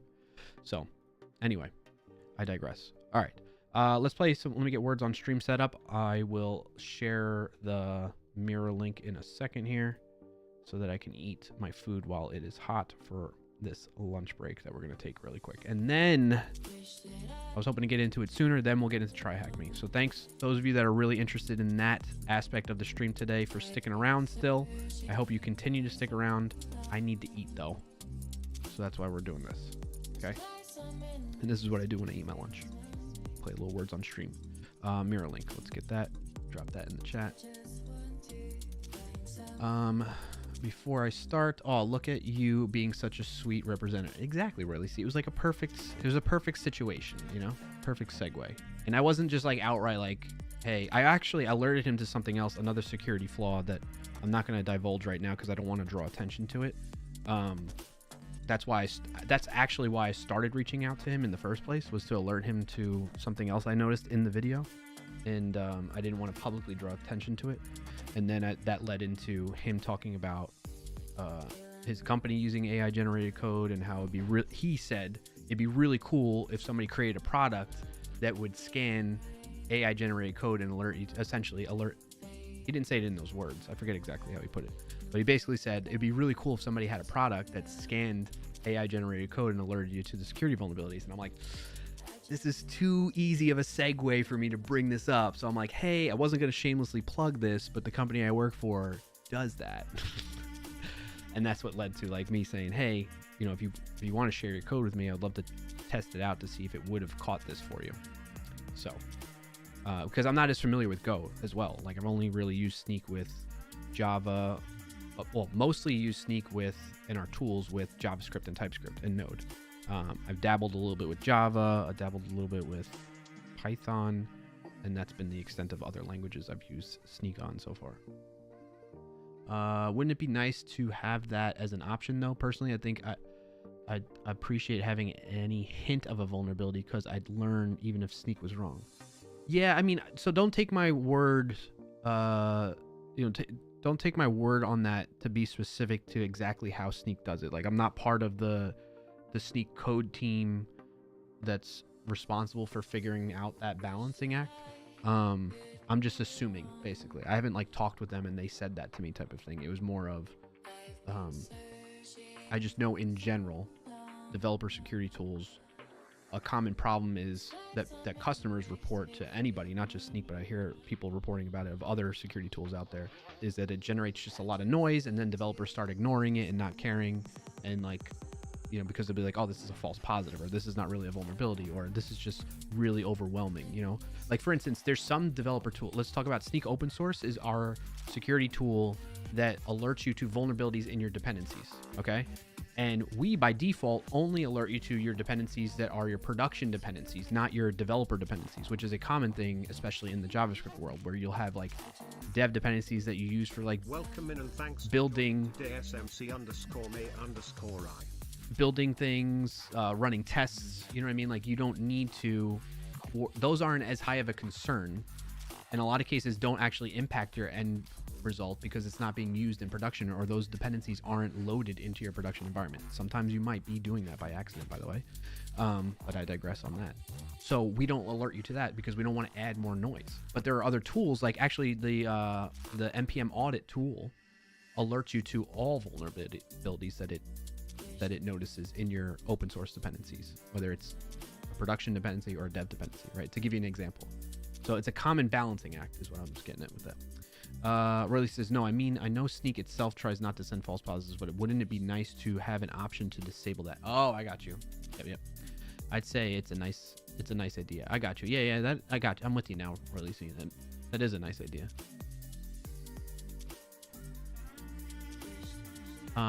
May, hey, good to see you. Hope everyone is doing great. I made it to the stream. So May, I know you had a personal thing or obligation that you went to. I was not expecting. I hope things went well with that is why I'm bringing that up. And I hope everybody had a joyous day. Just in time, May. Yeah, I know. Just in time for words on stream. Nafron says Sneak is annoying. It constantly reminds me that I cannot just leave code decay. Kappa. I was about to, you had me nervous there for a second, Nafron, because I know I've shared your messages in terms of like your positive messages about how much you like Sneak with your work. So I was like, oh no.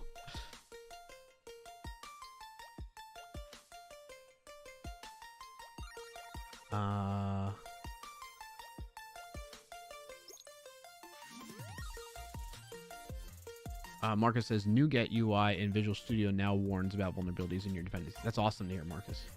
Nafron says, yes, it's really good. I'm glad. I know. I figured that was the case, but I'm reading it word by word, and I didn't see the cap at the end until I got to the end of your message there, just another birthday lunch. Had birthday dinner on Wednesday, birthday lunch on Thursday, today and tomorrow. Well, I'm assuming you mean it's based on your birthday. So happy birthday or belated birthday or early birthday to you. You don't feel like you got to divulge that, by the way. But happy to hear that you had a birthday or celebrating a birthday, and congrats on all that. All right, let's play words on stream. I've been yapping too much. Mirror link in the chat. Paste. Yes, my birthday was on the Wednesday. Okay, cool.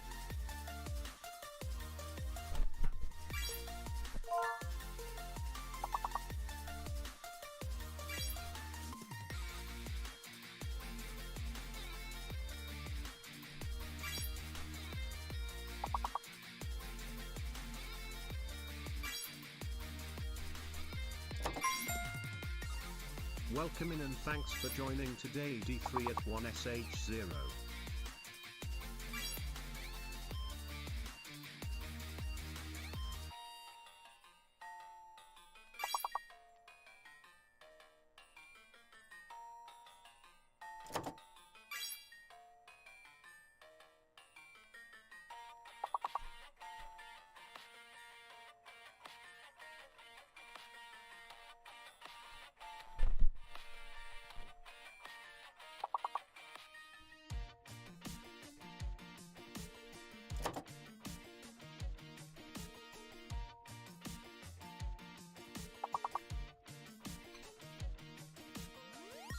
Oh, remind me I got another win of the week to share with you all. It's an update on the Azure Mask stuff. Or, really quick. Scott Hanselman and the folks that were working on that, they call it Azure Cloak, I think. They publicly shared the repo for it. I'll get the link for it. So it was cool to see them to release that and get that out there. I don't know if it's in the like browser store yet though. But that was another nice win from this week. And Scott gave me a shout out, which was very kind of him to do.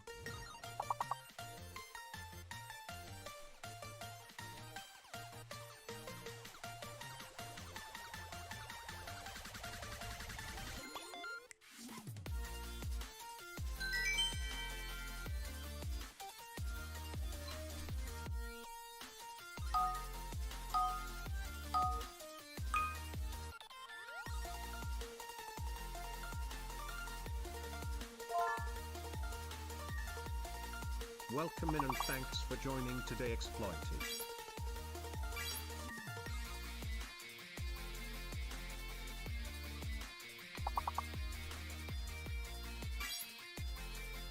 Hey, what's up, Exploited? You're catching me right in the... I'm imagining this got recommended to you. And you're catching me in the middle of taking a quick lunch break before we get back to TryHackMe.com. So if you'd like, stick around. If not, no worries. Thank you for stopping in and saying hi.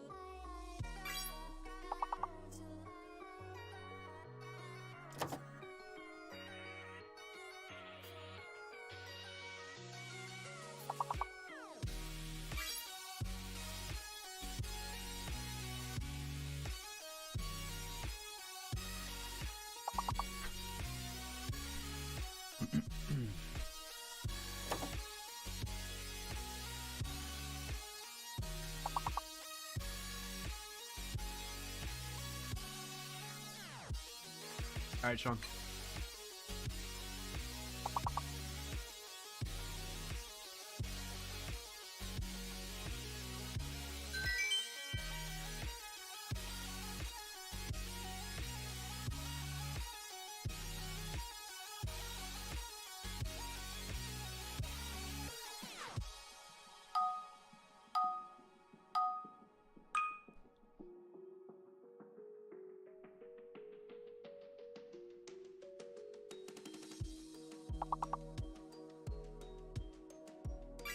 Pyroman, you're finally off the phone, you mean?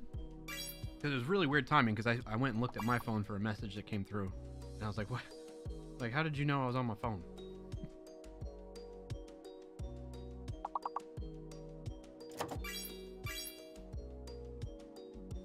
Oh, I got you. Yeah. What a funny coincidence that was, though.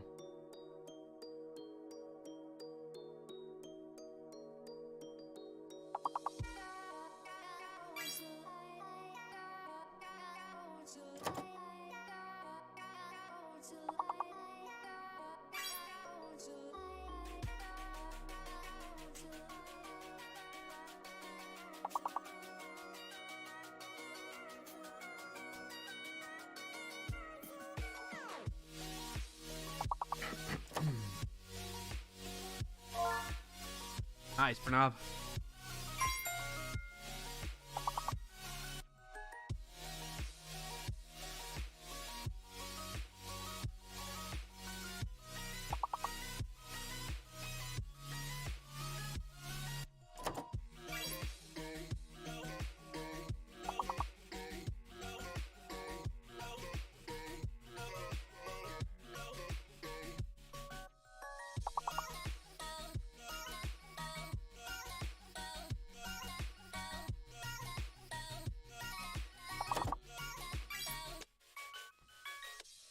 Chat, those of you that have kids or you have family members that have kids and you know what that experience is like, do you all go through like fruit really like quick? I'm bringing that up because I'm enjoying this fruit right now, but this is like the one time I'll get like a full cup of fruit because my kids are little gremlins and they eat like all the fruit within 2 days after buying. Like we go through fruit like crazy. It's insane. It's insane. So I'm just sitting here looking at this and I'm like, I'm enjoying. I got blueberries, raspberries, blackberries, and because we went this morning to grab some after we dropped the kids off at daycare and school. Now's the time to enjoy, you know?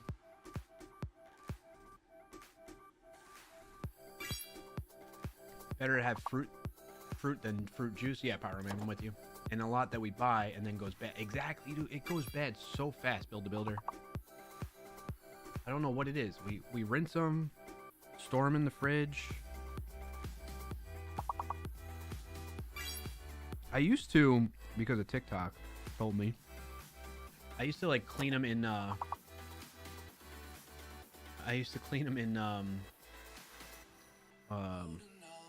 water with either vinegar or baking soda, or sometimes I tried even both one time, and then it just made like everything else was okay. Like the harder fruits like strawberries, blueberries were fine, but raspberries just got super mushy.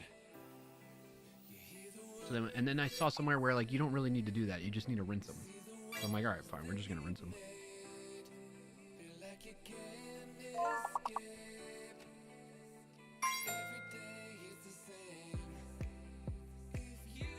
Nice job, chat.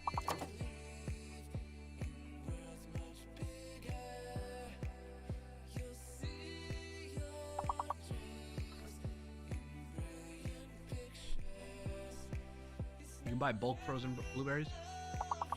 So I end up getting a membership at Costco, and we buy I don't go often. We go maybe once a month because it's kind of far and out of the way for us. But I buy the big container of them. That goes 3 days. So like the small container, maybe 2 days. That one goes 3 to 4 days. It helps a little bit, but not much. Not as much as you might think with these gremlins. Nice job, May, Pranav, Build-A-Builder, Roy Lacey, Straight Rogue, Marcus, Shawnee, and Death Wish for helping us get to level 9 now.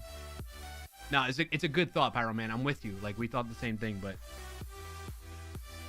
we need to buy like 2 containers worth. Uh-oh, it froze. No! I'm clicking continue. Oh, okay. Woo.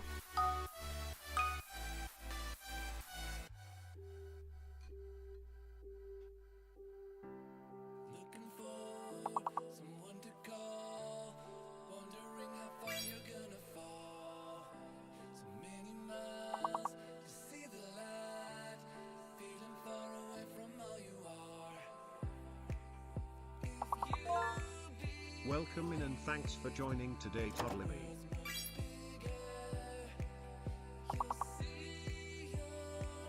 Hey, Todd Libby, welcome in, man. Happy Friday. Good to see you.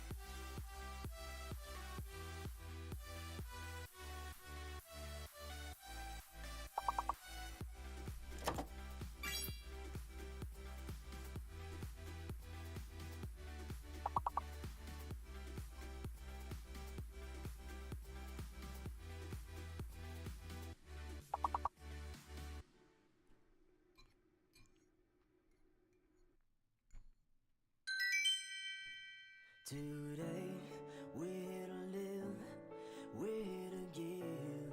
Give me another day. Today, we're to love, we're to trust. There's no other way. 'Cause I was like, why is everybody saying bless you, Todd Libby? I swear I'll read whatever's on your mind. Satisfy all the things that you crave. Hold you tight, just let I'll be right back, chat. everything go, go, go, go, go, go. Let everything go, go, go, go, go, go. Let it go. The fire from within, it's still burning. I know you want to win over this situation.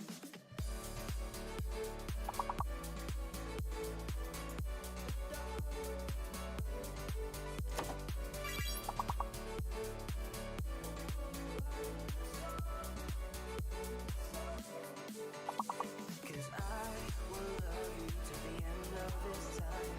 I swear I'll read whatever's on your mind. Satisfy all the things that you crave. Hold you tight, just let everything go.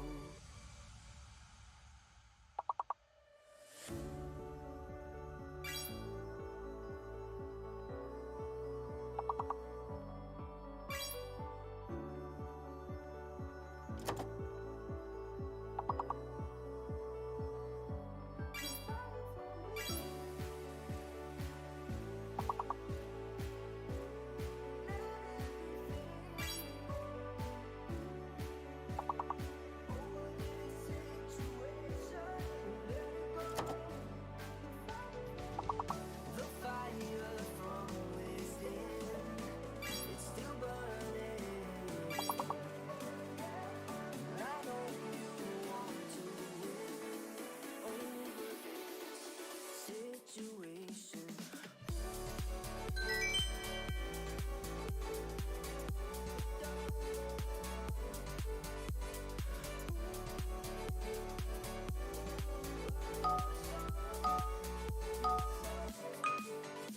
Cause I will All right, Pranav. to the end of this time.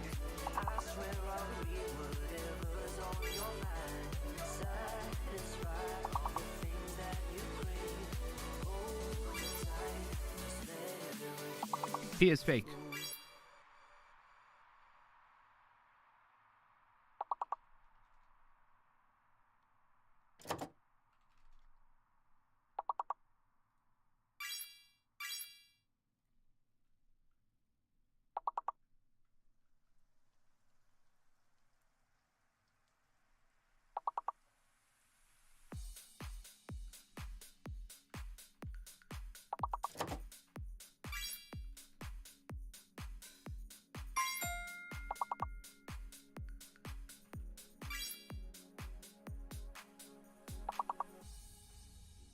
There's 3 O's?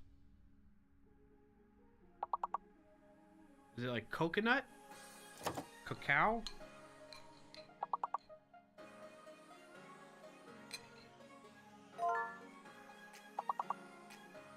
Nice job, Todd Libby.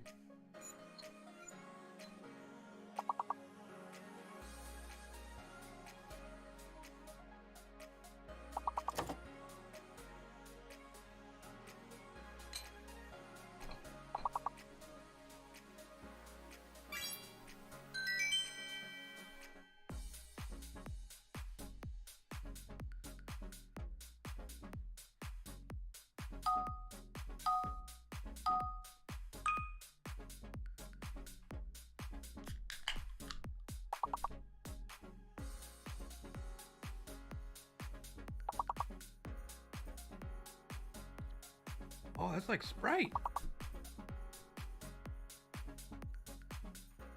That's pretty cool. Those of you that maybe haven't, I've tried these on stream before. Oh, it's green, so it's gonna cut out, but it's Olipop. But they made one. It's called Ridge Rush. It's basically their whole thing is like it's a new kind of soda that's like healthier. It has better ingredients, but I don't know that it's like a ton healthier than soda in the sense that it doesn't have you know, corn syrup and that kind of stuff in it, but it has other elements in it that, you know, like stevia leaf to help sweeten it up. Marshmallow root, whatever the hell that is. I mean, the top ingredient is carbonated water.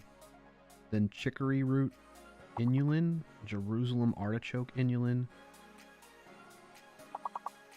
nopal cactus, marshmallow root, calendula flower, kudzu root, apple juice concentrate.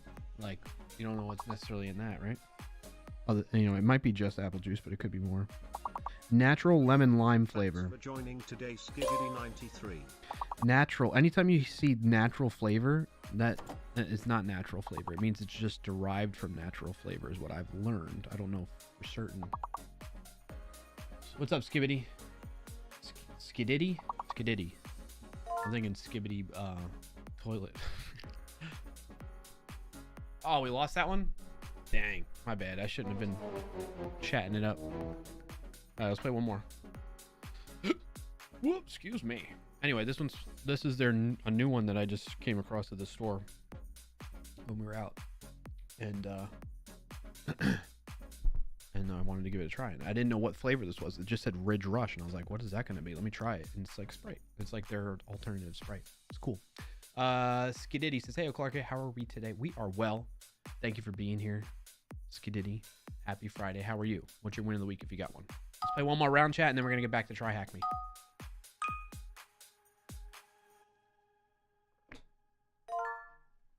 Pico. Okay. Polly.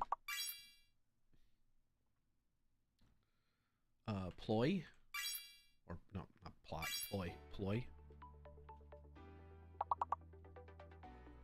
I'm locked right now. I can't. Keep in mind, if you guess and you get one correct, you get locked until that unlock meter up there, right up here. This thing gets to that point. Okay. So like Todd Libby, you're locked in right now. You can't guess until the unlock point. What's up, Coach John? Welcome back. Hope your meeting and stuff our call was good. So now you can do oily. Todd Libby, if you wanted to, you could do oily now.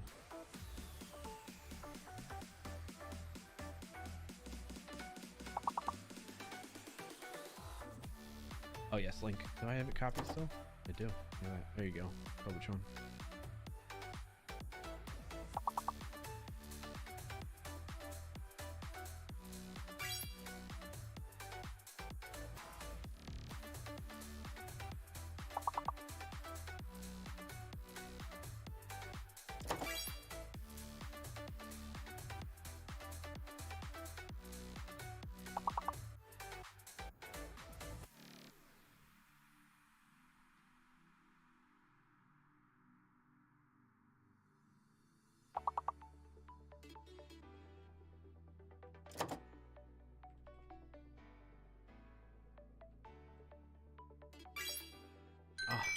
Trying to figure that one.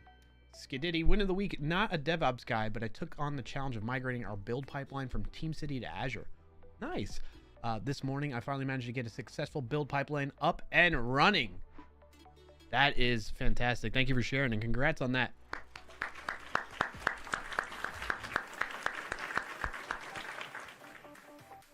I don't know what that word is, straight rogue. No idea. Nice job, May, Todd, Marcus, Voice Coder. Let's keep it rolling.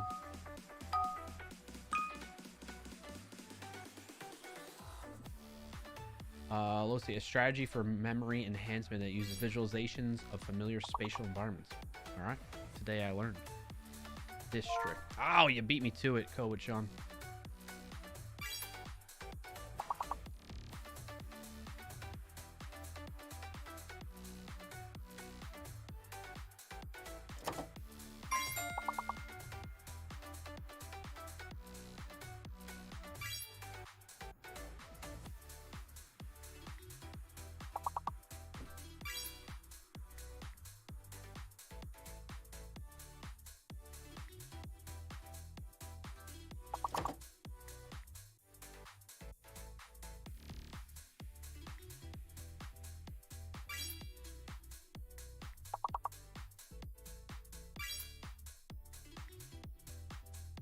Would dist be it?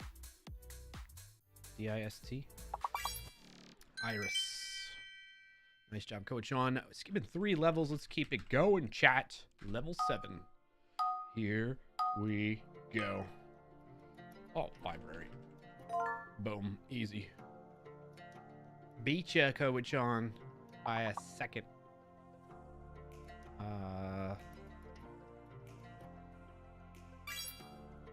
Larry? Barry?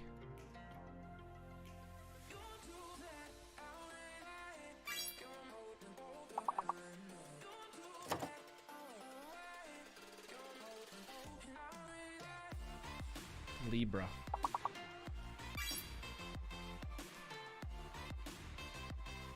C is fake. C is fake. Look at the big word, library. L-I, all the letters there.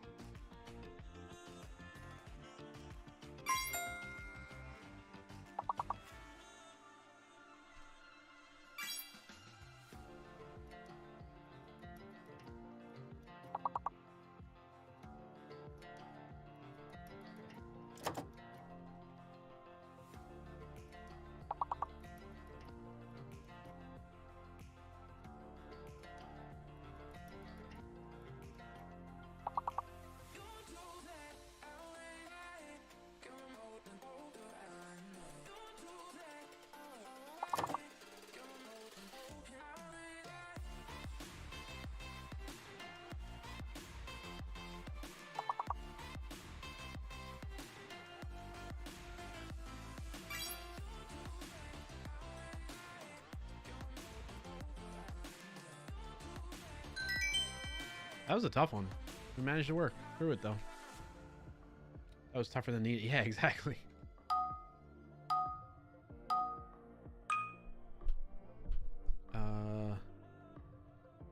Ooh. Descent?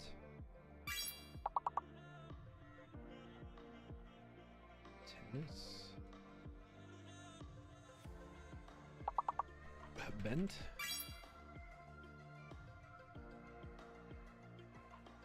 Let me try NITE. Benefit. That's it. Nice job, Todd Libby. Benefit. So S is fake. Am I still locked? Oh.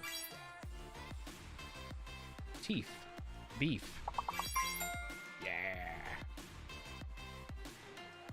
Yeah. Teen. Neat work. N-E-E-T. Is that one? No. Beats. Bears beats Battlestar Galactica. Fane, right? Fine. Fane. Fate? Fight? Something with an F, right? Something with an F. What? Feet? Dope. I was thinking fees as well, Huggins. Let's keep it going. What did we get last time? 17, right? True. Truer, yeah.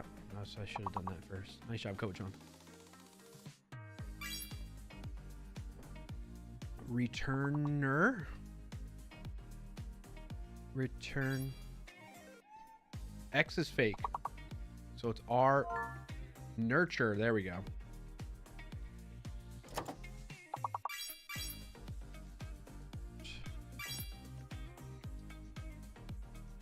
Sure. Untruer. Untrue then. Boom. Nice snooze, nice snooze. Appreciate yous with the snooze.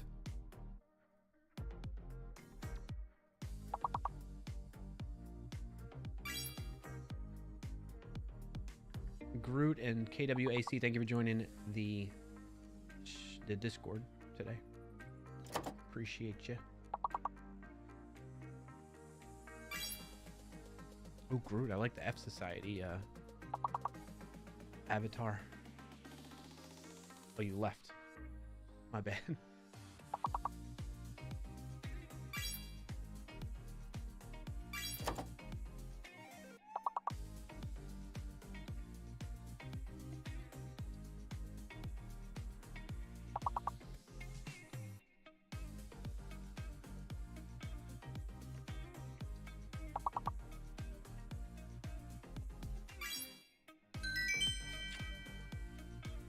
All right, let's see if we can beat 17. We're at 14 now.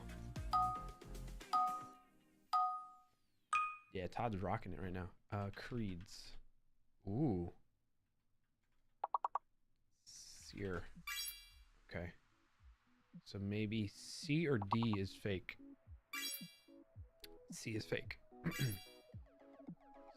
is fake.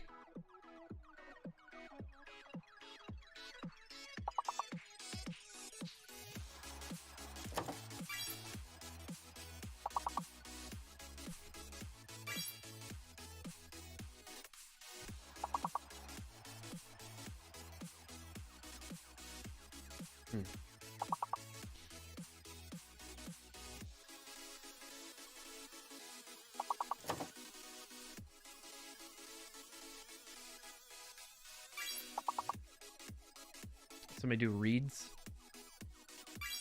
Seeds. Seeds.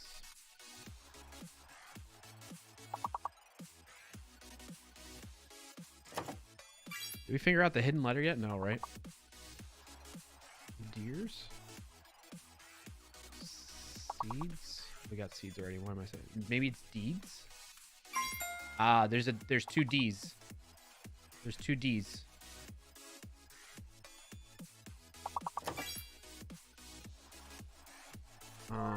Yep, dressed. All right, we got two more four-letter words alphabetically after seer.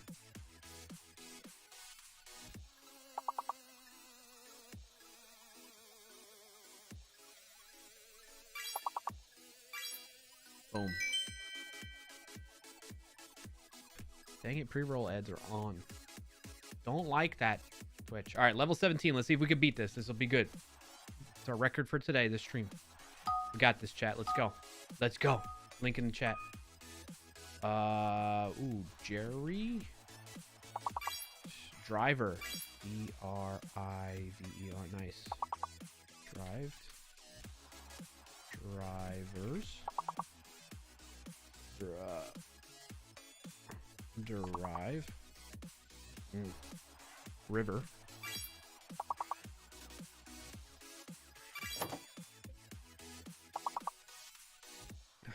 Divert.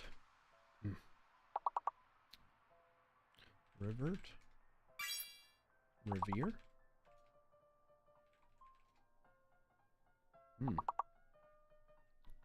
It's one more letter off for driver.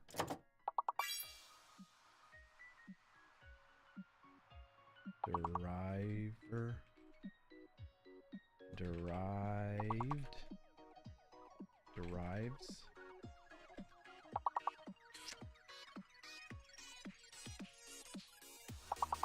Revere.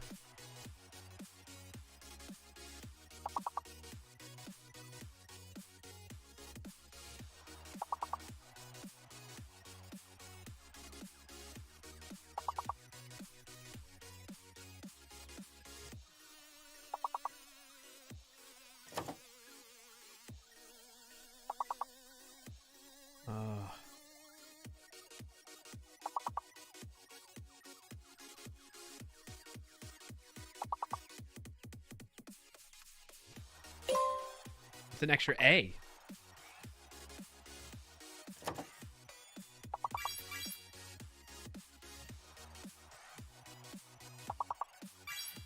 Raider. Arrived. Nice job, Sean. Somebody do arrive. Arrive, arrive, quick, quick, arrive, arrive! Yes! Oh, we beat it! Claps in chat for you all. for us as a team. We got to level 18. It's our best for today. Great success. Great success. Oh, take a little breather. Take a little breather. Big shout out to May, Todd Libby, code with Sean Huggins, Straight Rogue, Marcus Voice Coder, and Sean A. Clap, clap, clap, clap. Round of applause. Oh, I spelled it wrong. Just press the button.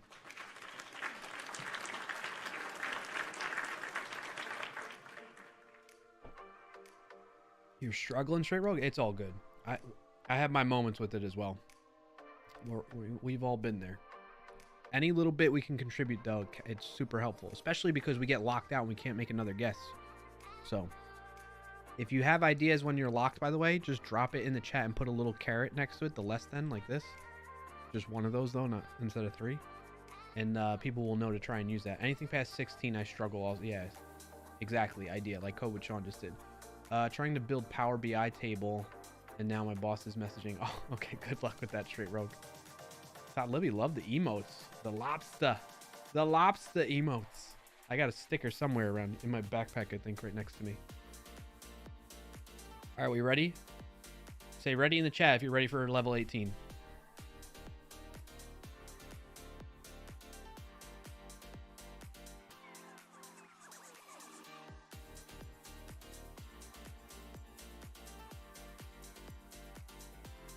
I was right, Todd Libby.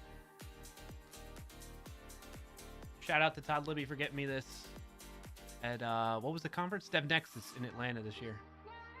Boom, baby. I got so many stickers that I need to, like, place on something. You know what's crazy? My work laptop.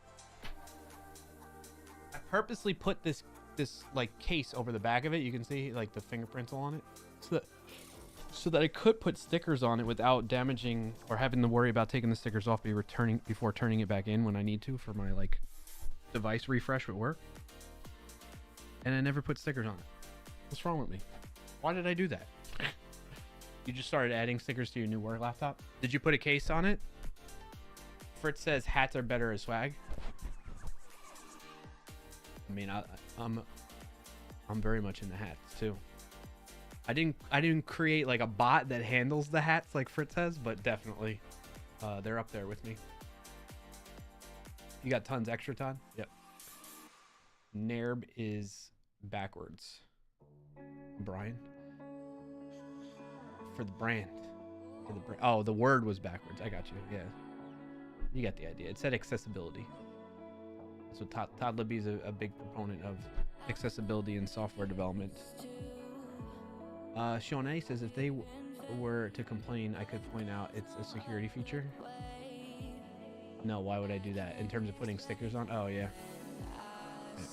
All right, chat, we ready? Did we type ready in the chat? I think some of you did, right? Marcus said ready. May said ready. Code Sean said ready. Huggins said ready. All right, we're ready. Let's do it. I can read backwards. Perks of being left-handed. Nice, mate. Oh boy. Decide.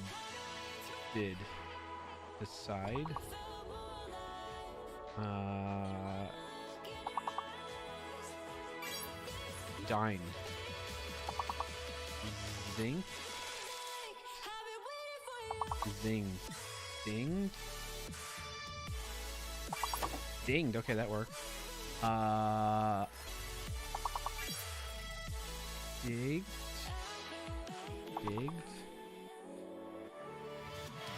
Dug. Dunge. Denied. Diced.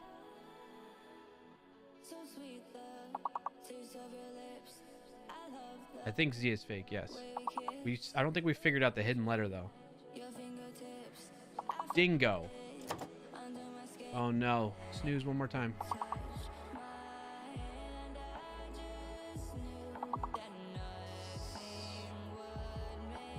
Excited.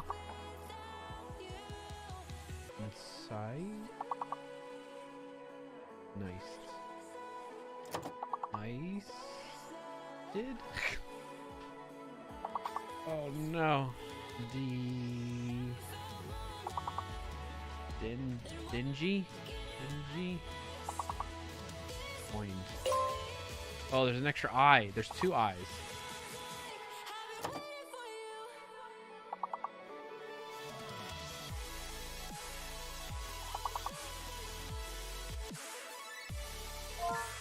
Deciding. Nice job, Todd Libby. Gave us a chance there. Oh, icing. Dicing? Oh, I just tried dicing. That would have probably put us over. Oh. Hey, valiant effort. Nice job, chat. Big thank you to May, Todd Libby, and myself, Code with Sean, M. Huggins, Straight Rogue, Marcus Voice Coder, and Sean 08. Sean A. Big props to you all. We beat our record for today, which was 17. Got to 18. Good stuff all around. Round of applause for the team. And that concludes our lunch break for now. This is under protest. What is that? Diced. Yeah, what did that not work on that board? I don't know. I feel like it was there. No, I got mine in under the clock. I protest. Oh, I got you. Yep. I thought you did too. Sometimes that happens though. But this concludes our lunch break. Let me turn that off. And now we're going to get into the TryHackMe stuff. Dicing, I should have got under the clock. Yeah, I know. I feel you. All right, let's get into some work now. We're going to breeze through sneak code on TryHackMe, and then we'll jump into this, time permitting. We'll see. I need to call a manager. All right. All right, Todd. I don't know who you're going to call. Maybe Ghostbusters. More shells. Yes, and then we're gonna get into the shells. Okay. All right. So let's do sneak code real quick. So introduction. So last stream we went over sneak open source, which was about security vulnerabilities in your open source dependencies. That's what we mean. I knew when I first joined Sneak, I was like, what is all these different terms? Like, why do you mean sneak open source? Like you're checking open source code?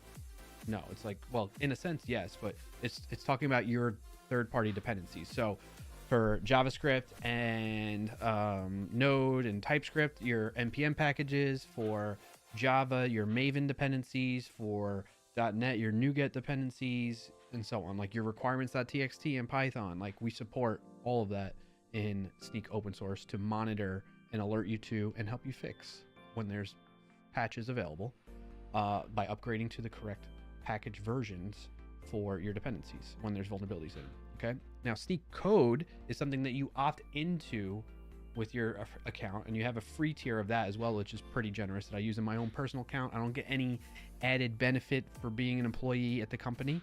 I do have a work account that's separate from my personal account, but my personal account, I don't get any and I think when I hit the limit, it just stops letting me do the code scans for the month until the next month carries over, type of thing. So you get like 200 free scans a month, if I recall correctly, for Sneak code. Now, this is something, as I was mentioning before, you need to opt into, because not everybody wants, in order for Sneak code to work, it needs to be able to have visibility into your source code. So if you don't want that, then it's off by default. If you want that, you turn it on, and then that gives it access to look and analyze your source code and do what's called static application security testing, SAST. Whereas Sneak open source is doing SCA, which is software composition analysis, because the open source dependencies are what's composing your application, right? Okay. So we're all learning together. I learned all this starting this job. Like through this job is how I learned all these terms: SAST and SCA and NIST and CVE and CVSS score. And there's so many freaking acronyms. In fact, I'm thinking, that reminds me, I want to make a video that just goes through a bunch of the security acronyms. Like, we have acronyms in developer space in general, but there are a ton in the security space too when it comes to this. So just a heads up on that. Todd Louis says, got to run for a meeting shortly. Just wanted to say hi to all, and how are you? I'm doing well, Todd Louis. Thank you for asking, buddy. Hope you're doing well. Good luck with your meeting and everything. And if we don't see you, have a good rest of your Friday weekend. Thanks for playing Words on Stream with us. I need to switch categories too. That reminds me. Hey, thank you for the follow, Death Wish. Welcome in. Happy to have you. Change categories. Software. Game development. Get back into that. Ads in 30 seconds. Yes. What is the name of the sneak dog? Patch. P-A-T-C-H. Look at the shadow. Thank you, Roy Lisi, for redeeming that. Let's let the ads run, I guess. You know what? I'm gonna beat it. I'm gonna beat it. We're gonna run a 1 minute. 1 minute ad. An ad is about to start in 5,000 milliseconds on Twitch. There's an ad running for 60. For 60. There's an ad running for 60. I wonder if that gets tracked in my it still says. I was wondering why, despite being on An ad is VPN, it about wasn't. to start in 5,000 milliseconds on Twitch. There's an ad running for 30. Wait. There's 2 different ad breaks going right now? How is that possible, Twitch?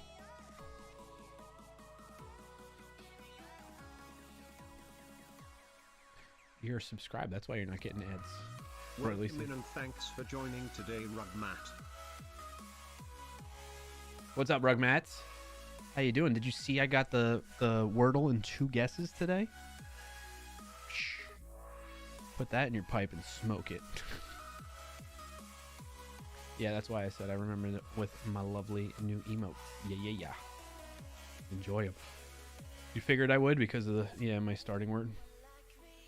All right, ad break is donezo. Did I miss anything else in there? That would be super helpful, says Pranab. I'm gonna make note of it again.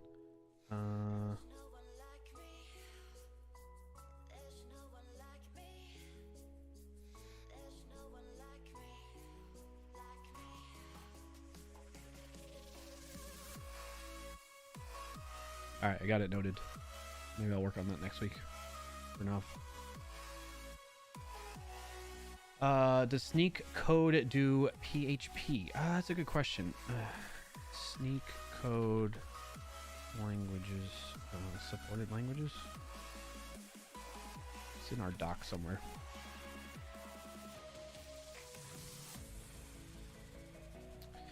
Code analysis. Sneak code.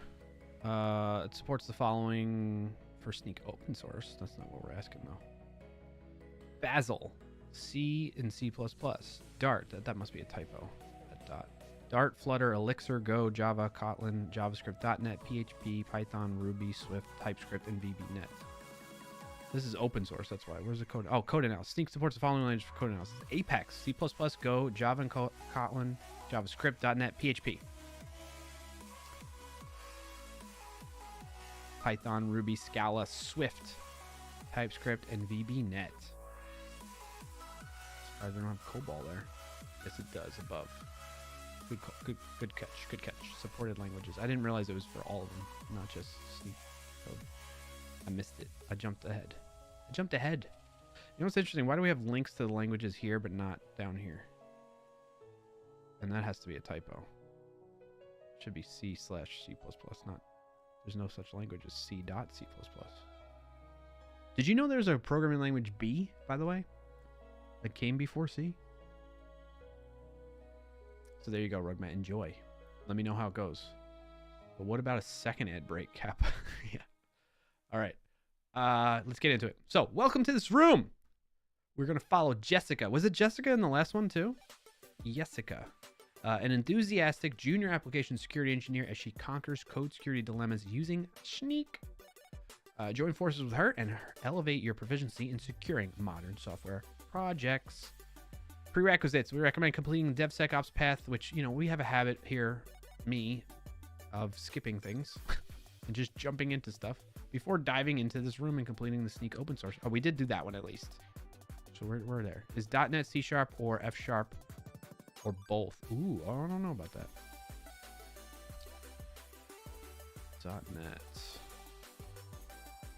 .NET framework.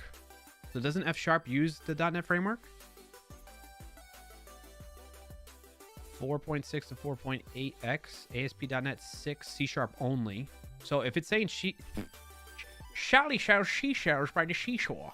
If it's saying, that's how I always fumble on like C# Fritz too, with his name. If it's saying C# only, what I would assume then is these other ones support F#. So I'd say probably, likely. So.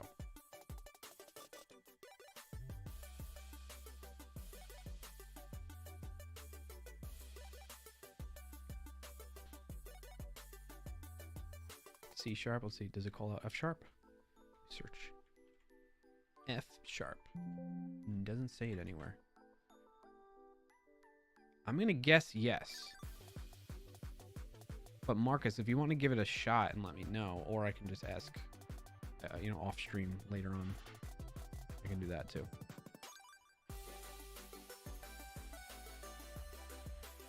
Reports, custom rules, and so we'll see.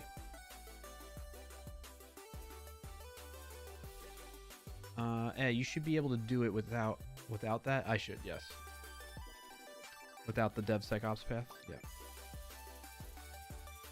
All right, what we're gonna do in this one, learning objectives: identify security vulnerabilities and understand the significance of integrating security testing throughout the SDLC, software development lifecycle. Set up, configure, and use sneak code for analyzing code bases and discovering potential issues. Remediate discovered vulnerabilities by applying recommended fixes. Measure the impact of a security tool implementation via calculating returns on investments. Let's say hi to Jessica, who will help us. Hello. I kind of hate that I do that too when reading long text, but you sound amazing. Thank you, Roy Lisi. What other accents should I try doing? You should know the DevSecOps path based on me taking it the other day. Oh, yeah? Yeah? Jessica is back. I like your badge, Jessica. That's cool. I want one. In her ongoing mission to improve the security posture of Patch Corp, Jessica is now turning her attention to tackling another criteria area: code level security. With her successful implementation of Sneak open source, she's gained the confidence and support of the leadership team to continue enhancing the organization's security measures. This time, though, Jessica is back with vengeance. She's going to be introducing Sneak code to identify and fix vulnerability patterns directly in the source code. Hello, my name is Jessica Badass. With Sneak code, Jessica aims to shift security left, enabling developers to detect and remediate security issues early in the development lifecycle, reducing the risk of breaches and minimizing the cost and effort required to address these issues in a later stage. To ensure a smooth rollout, Jessica plans to adopt a similar approach as before, starting with a pilot program involving a single project and expanding to other projects based on feedback and results. Ready? Let's get going! I don't even know. I didn't comprehend what I read fully because I was doing the voices all silly. Shift it all the way to the left. Take it back now, y'all. Slide to the left. 2 hops this time. All right, understanding code security risks. Jessica knows it is evident that proprietary code, much like open source components, has its security challenges. While leveraging proprietary code grants teams control and customization, which is not always possible with open source, it introduces specific risks that must be managed with diligence and precision. To help Jessica understand the gravity of security risks in proprietary code, let's see several factors contributing to their complexity and prevalence. You got complex code bases, you got insufficient security practices, you got limited external scrutiny, dependency on third-party components, internal knowledge gaps. We got some graphs, we got some code, we got some percentages. Another new feature in the code base is the development team at Patch Corp continues to work on the Patch Chat app. They integrate advanced features to enhance the user experience and functionality. Leveraging the power of AI, specifically GitHub Copilot, the team accelerates the development process by generating code snippets for complex functionalities. Ooh, this is right up my alley. Right up my alley. While GitHub Copilot significantly boosts productivity and assists in coding, Jessica knows that AI generated code, just like human written code. I was going to say human generated code. Can introduce security vulnerabilities. The team has recently added a new feature to allow users to search for chat history in the Patch Chat app. This feature is developed using... human-generated code is accurate. True. It's using JavaScript. Ooh, the best language on the planet. With Node.js, the best backend on the planet. Enhancing the app's scalability and performance. However, Jessica is suspicious. The rapid incorporation of AI-generated code snippets may have overlooked critical security checks. You're right, Jessica. You're so right. We know it. Here's our package JSON file. Ooh, here's searchfeature.js file. All right, let's see if we can find any bugs. Well, one, there's what's up with the white space. What happened? What happened? We got a little white space. That's going to bug me. That's really going to, it's not aligned and it's bugging me. And I'm not going to get over it. I'm going to have to open up an issue and have a long post describing why this is annoying and I can't stand it. And because I'm that type of developer and we're just going to have to hold up the build and we can't release to production because of that space. I'm just kidding. I wouldn't really do that. I'm being one of those developers, though. Probably also a Vim coder, Vim user that would get hung up on that, right? Right? All right, we're setting up an Express server with body parser. Love to see it. Love to hear it.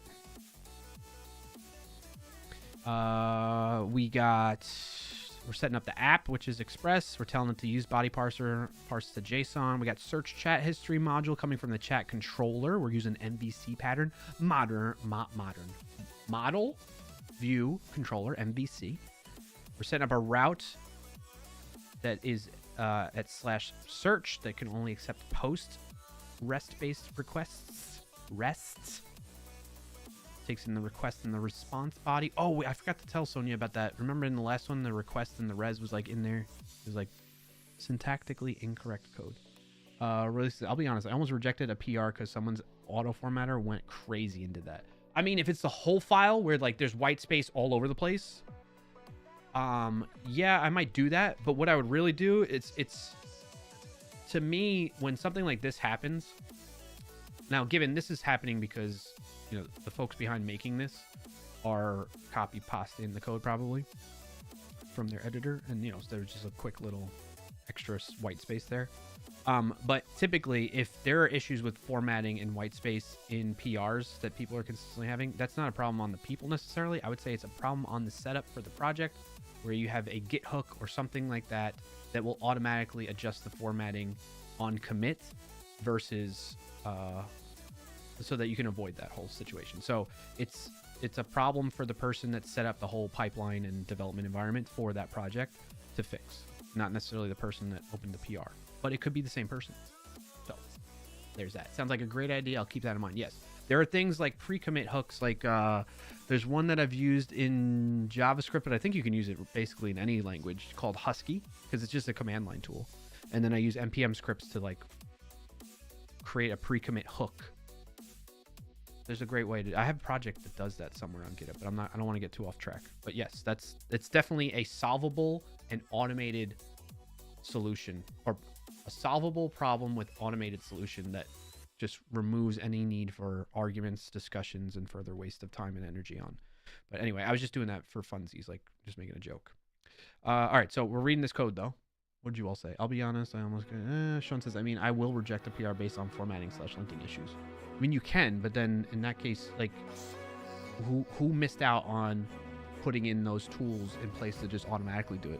Because the reality is, some people like different types of white space. Like maybe, or you're working on different systems that have different line endings, right? So that can end up causing huge problems in your commits and whatnot. So you need to set up your project so that you can avoid all that BS. And it's like whatever you and your team agree upon that should be the style of format, other people can use their own styles and formats on their local machine, and then when they commit, it just adheres to whatever the agreed upon team style guide is, and you avoid it. It's not even a need for this. Like, that's, to me, it's such a moot thing, such a non-issue nowadays, that like anybody that's still arguing or fighting over that at companies is just literally wasting time and money and energy. We generally have linters in the CI pipeline that will tell you go fix it.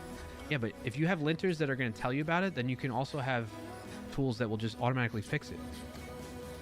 You know what I'm saying, Sean? I'm not knocking you guys. Like, I definitely, like, you know, maybe you set it up before you knew, you know, whatever. There's different reasons why that might happen. But if you can have a linter doing that, then you can also have a formatter that will fix it. Not all things can be auto-fixed, unfortunately. Fair. True. Fair. We generally, I'm saying if the linter says it's invalid, I will reject it. Okay, fair enough. And then release says, sounds like a great idea. I'll keep that in mind. Yep. All right, let's read this code. So we got a post route, we got a get route to display, and then it sets up the port. Okay, so this code is a simple web server application developed using all right, we figured that out. Post search takes a payload of search term from the JSON body and then passes that into some function search chat history for that search term. It gets back some results. We send that back as JSON. We need to see what this function is doing. I suspect that there's probably a need for this input sanitization that's coming in from the request here. We're just blindly taking that in, not validating what we expect that, or putting guardrails in place to say, hey, this user supplied input needs to match a certain type. It needs to be a Boolean, needs to be a certain object shape. It needs to be a string. You know, like, there's got to be a lot of validation on what's being provided here before actually executing on it. Because, I mean, it could be harmless, but we don't know what the search chat history is doing. Maybe it's hitting a database, right? What kind of database? A SQL database? A NoSQL database? Somebody could try and put in an injection attack in there, right? So we got to double check on that, I would say. I'm just predicting. I'm getting ahead of myself. Oh, here we go. Chat controller. This is the implementation of this search chat history function. So it is SQL based. SQLite DB. We're going to do it in memory. We're going to serialize and run. Create table chat history. Insert into the chat history a user one hello world. Okay. Now we're going to search. New promise. Select star from chat history where message, like, boom, SQL injection attack. Owned. Pwned. Delivered. Goodbye. You are the weakest link.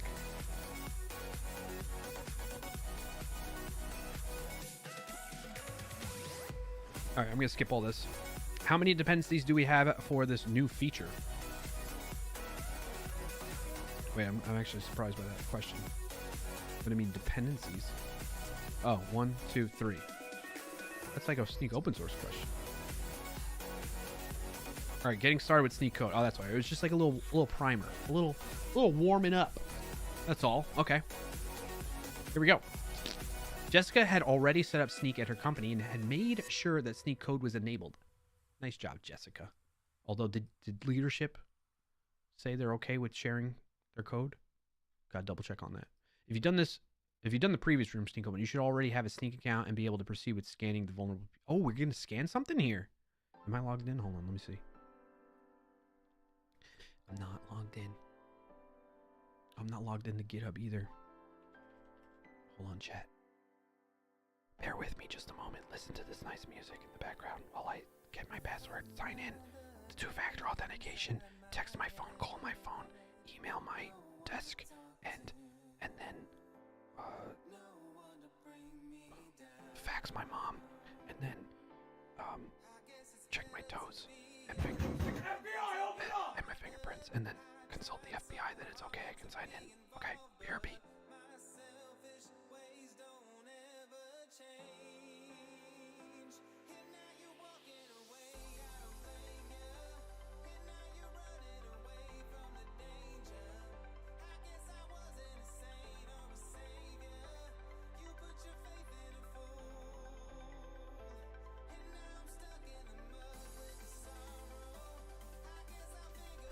That reminds me, I want to do like a scene that I can go to, like quickly switch to, like when I'm signing into something that's like logging in, entering password, you know, and it just kind of goes through all these like steps, fake steps in the background, so it looks like I'm doing it, and just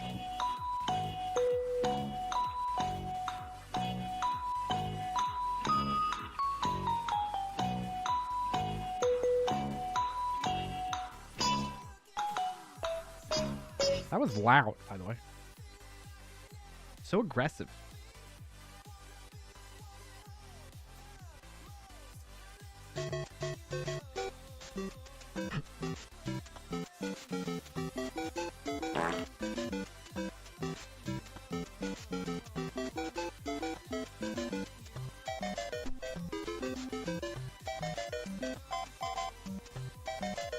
Can I skip? I don't think I have a skip command anymore because it's all through chat.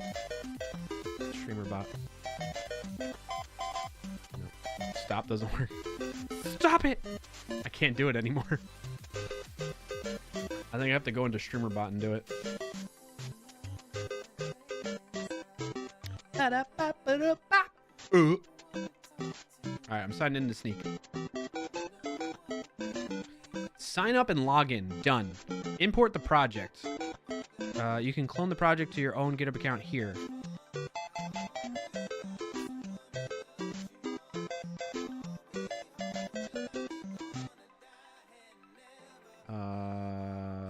What if I fork it?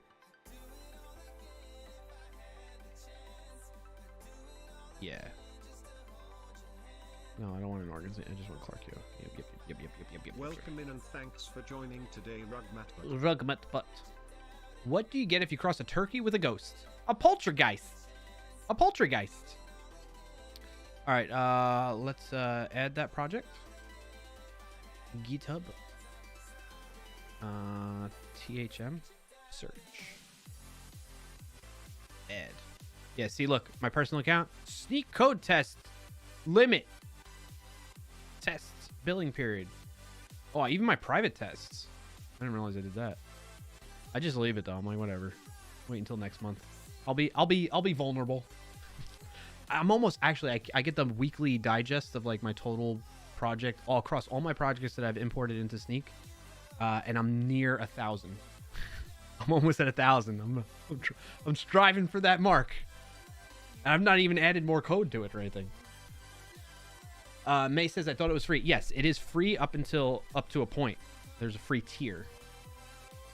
So if we go to sneak.io, go to pricing, turn off dark mode. It's gonna be bright. So you get $0 free forever per dev per month, unlimited contributing developers, limited tests per product. If it's open source, I don't know if they've changed this actually. If it's, did they have a break? Oh yeah, here we go. Sneak platform, Sneak open source. Oh, I thought, where's the star? What's that star about?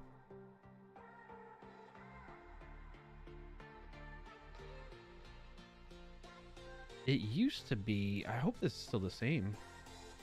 Unless it changed. So this should be towards private repositories. If it's a public repository, it does not count towards your scans. And remember, open source is SCA, software composition analysis. Sneak code is SAS, static application security testing. This one was always like, I don't think you like, oh, it's down to 100. That's why. I think this used to be 200 and then they changed it. What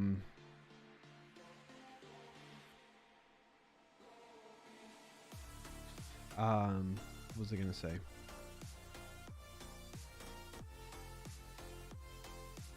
Scanning through a pipeline, dependency monitoring, like all that happens.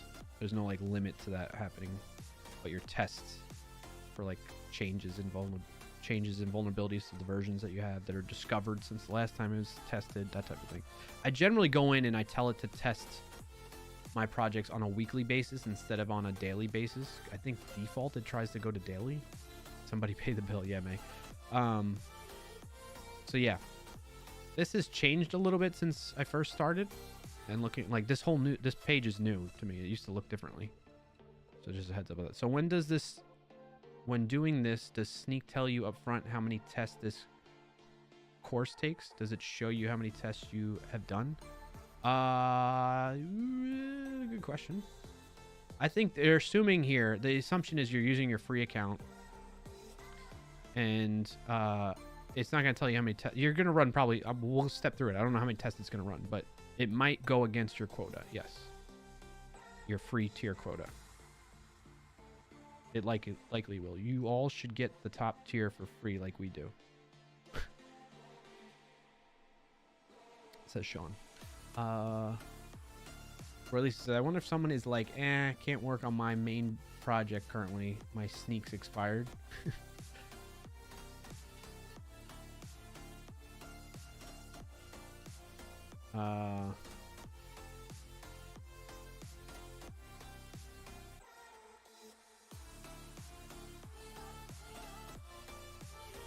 Really says, oof, gotta kinda hate on Node.js for this. Almost every framework I've used on other languages generally had an auto-sanitize function to search or execute SQL. I mean, it just might be this particular one that has that in there, you know what I mean? It also doesn't help. We require all commits to be signed, which is more difficult to do via CI. Not impossible, but definitely annoying. Yeah. Very interesting. Poor Jessica. Thanks, May. All right. We're going to import this. She's looking at the repository to be added. She selects the repository and clicks the green button in the top right. So I kind of stepped over this already. You saw me do it, right? So now we go back to the projects and we go and filter for the THM, TryHackMe one. Expand that. We could see that open source side of things, package.json were good, but the code analysis, there are 2 high severity, which is a cross-site scripting and SQL injection vulnerability, which I suspected right. Yay. And then there's cross-site request forgery and information exposure, which are medium severity, hence the M versus the H, high. Didn't catch that one. I don't know if that was showed to us or not. I might have skimmed over it. All right, helping developers have a visibility into their IDE. Let's go to the extension tab in Visual Studio Code and type sneak. All right, we've already done this. How many vulnerabilities are flagged on the search feature JS file? 4. I was looking at the screenshot, you know. How many severity vulnerabilities are flagged on this? Oh, high severity? 2. What are the 2 medium severity vulnerabilities flagged on the search feature JS file in alphabetical order? It's right there. That's easy peasy. Come on now. All right, so we got cross. Oh, do I need to cross-site request forgery, comma, information exposure. Done. Easy peasy. Deeper dive. What do we got? What do we got? Jessica's now looking at the results of the scan. She organizes the results by severity level, high, medium, low, which allows her to prioritize critical. We didn't mention critical. Oh, it's just like an example. She can explore individual entries. Jessica looks at the SQL injection vulnerability. How dare these developers introduce a SQL injection vulnerability? Jessica told the development team they could get more information on the vulnerability by clicking on the green button for the full details. Let's do that. Full on the SQL injection. Full details. Let's bump this up a notch so we can read it. See, this is what I was talking about, the data flow when I was mentioning the Go example from WebDev Cody. I think it needs to have like the full source to sink. Those are the terms the source of where the data comes in, and then the sink of where the data ends up or finishes, basically. So it comes in through the search feature in this case, or this search feature JS file. And we can even click to go to that, right? So that's where it's coming from. And then it goes into the search, passed in as a search term variable. And then the search term function, or the search term in search chat history function gets passed into the query. And then the query gets passed into the DB execution, function execution, right? So it's kind of helping you learn and step through what's going on there.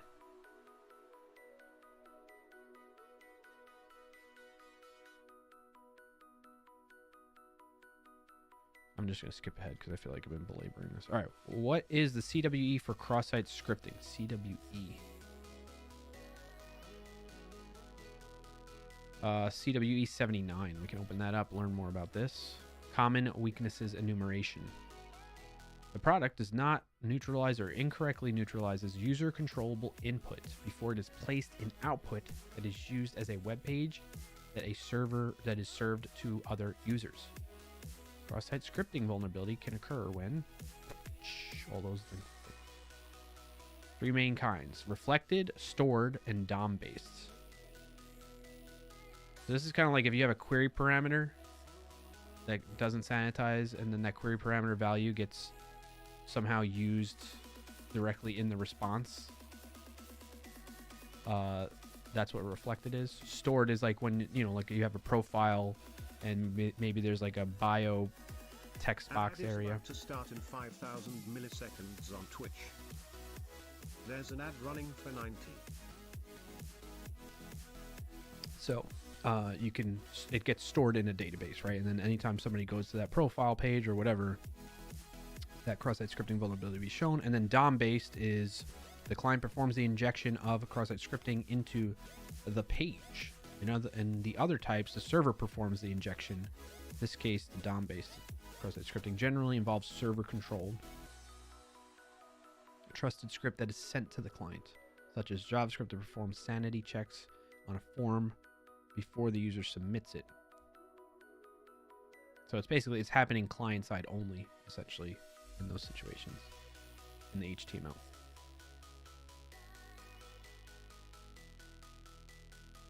All right. So CWE 79.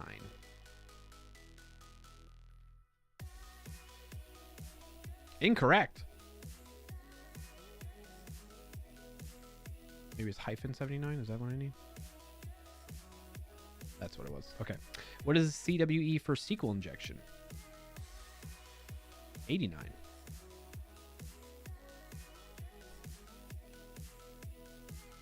What is the unsanitized user input in the chat controller JS file?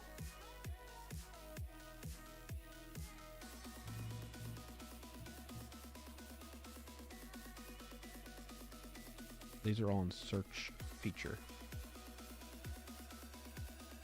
Where's the chat controller one?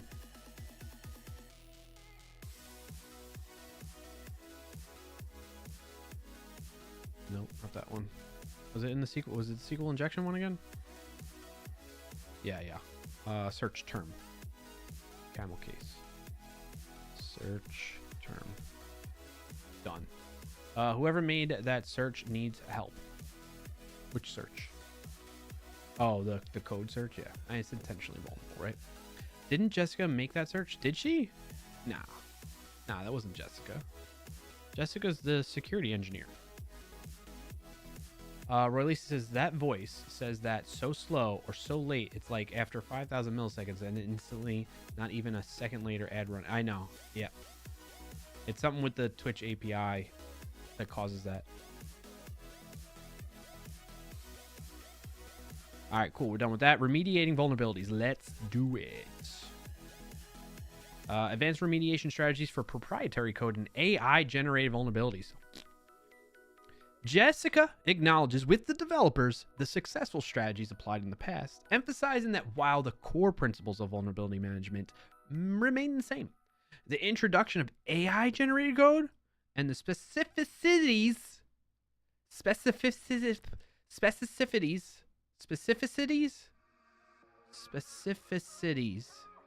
Am I saying that right? I'm not like, that's a hard word for me to say right there. Specificities of JavaScript demand an enhanced and nuanced approach to remediation. AI-generated code scrutiny. Given the reliance of the development team on GitHub Copilot for generating code snippets, Jessica stresses the importance of rigorous code reviews tailored to AI-generated output. She explains that while AI can significantly accelerate development, it lacks a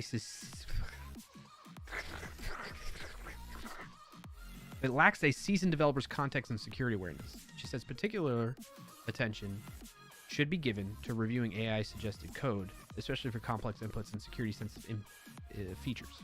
You need manual review, pair programming, security testing, integration, and then you can have strategic vulnerability prioritization.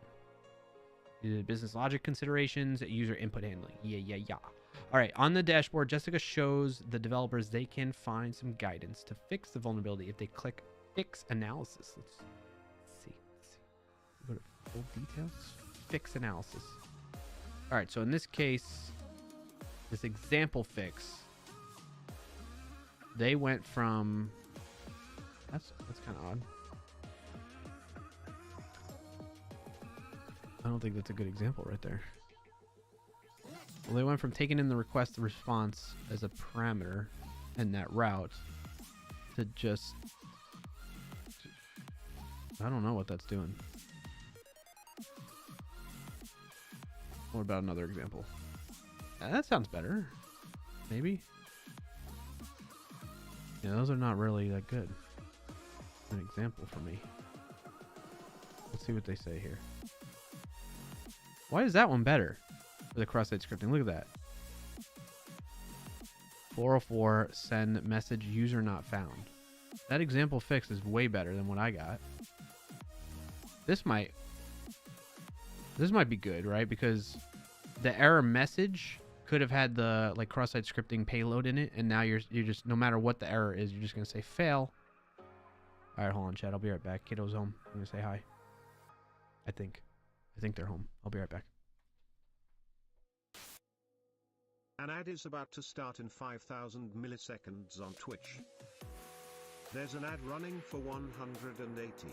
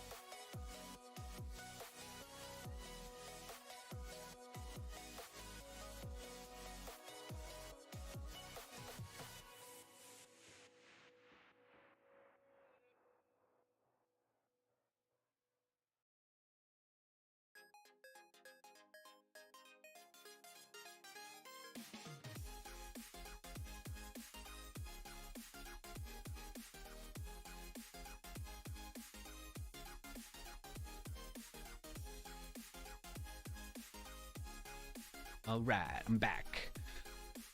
What are you up to, chat? Did you behave yourselves? It needs the human touch. Didn't just... Yeah. Okay.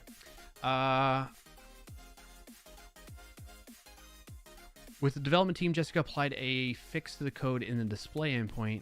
The team transitioned from directly inserting user input into HTML response via res.send to using res.render to serve user input through the template rendering engine. Yep. Like that. Yes. Very good. Very good. Nice job, Jessica, guiding the development team to do that.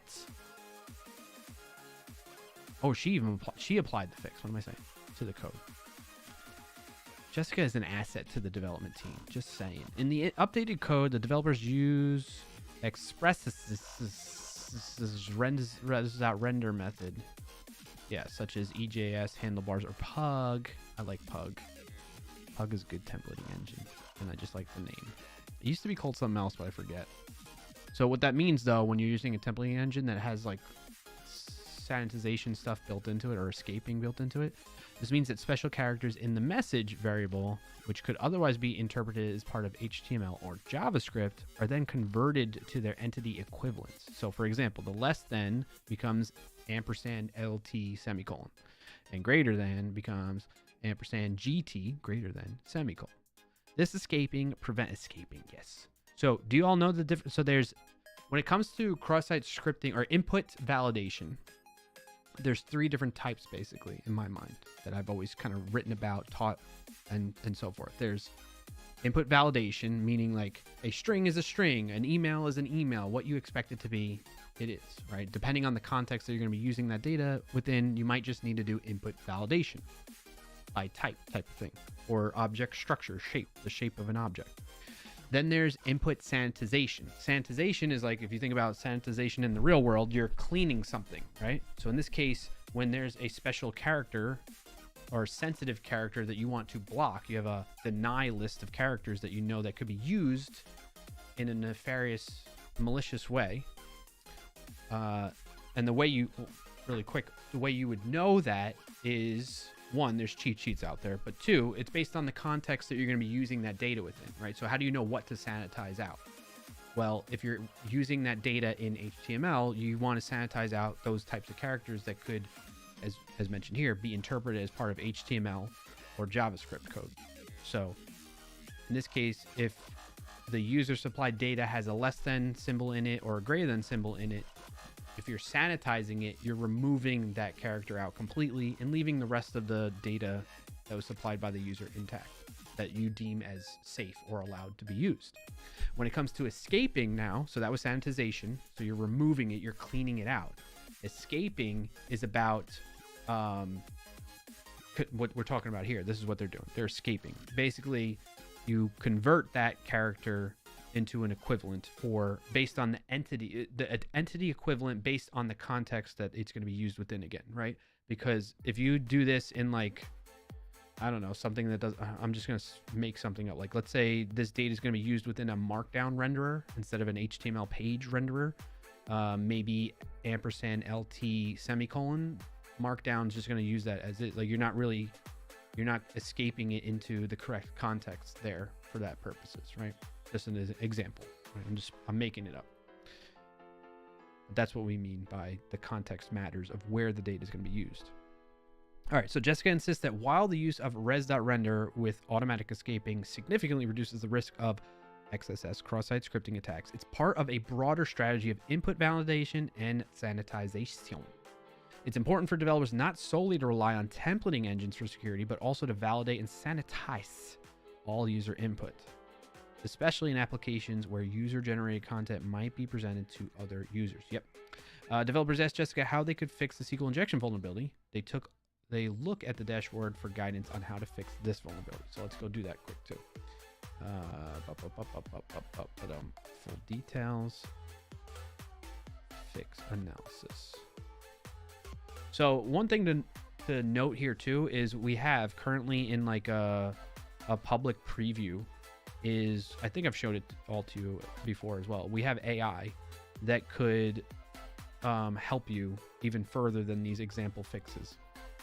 In the sense of, it's called Sneak's Deep Code AI. It's part, you can turn that feature on if you'd like. It's in public beta right now, or public preview, I think is what we're calling it. And what it does is, like, basically when the vulnerability gets reported by Sneak in your editor, there's typically a button that says fix with deep code AI type of thing. And then what it'll do is it'll analyze your code for you, like you're already doing with Sneak code, and then give you a suggested code change like diff that you can accept or reject type of thing. Very similar to like when you get a code suggestion from GitHub Copilot or other AI coding tools directly inline your code. Deep Code AI is doing that for fixing, very specifically for fixing certain vulnerabilities that it can detect and support for you. So that's one other thing that I would prefer when that's possible in a lot of cases. But because sometimes, as you can see, what this is doing is what it's trying to do is just give you inspiration or an idea of like how you can approach fixing your code to mitigate the risk, to solve the vulnerability, to remove the vulnerability in your code. It's not always relevant though. It's not always, like I've found personally, this is me being honest and transparent with you all. I'm not trying to sugarcoat anything. Oftentimes, as we saw with like the cross-site scripting one, the example fixes that get suggested to us just don't really meet the mark for me to help me understand what actually needs to be done. Especially, I'm knowledgeable in the space and I know what needs to be done. But if you're somebody that has no idea, you know, you might get lost in this. Like, what is going on? I don't fully understand this code, right? So that's where I think deep code AI, as that gets iterated on and improved and becomes better and better and gets out of this public preview and goes GA, which I think is happening in this year, sometime this year, later this year. That will be a better alternative. Especially, and that's going to need to grow and expand to support more vulnerabilities to fix. Anyway, all right, so let's see what they say here. Time for some insider trading.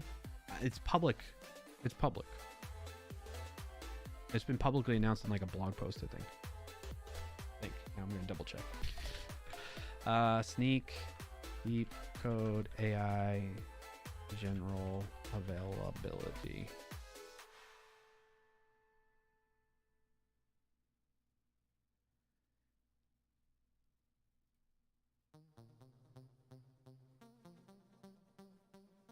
I'm like 99% sure because somebody just shared this.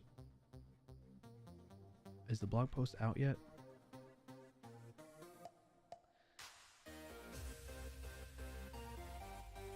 Well, I could be wrong. I didn't give a specific date, okay? I just said later this year.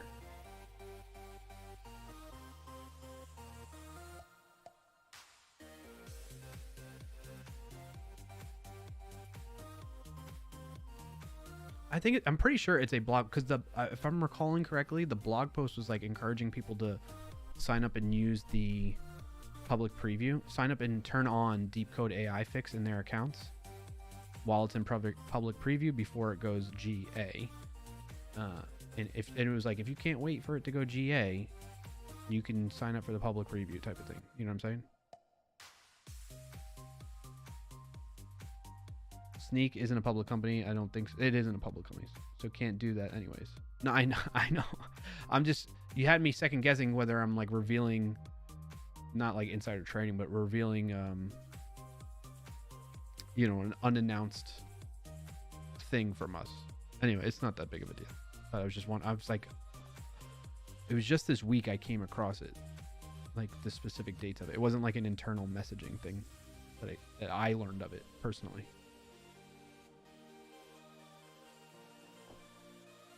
I think I have that tab still open actually here.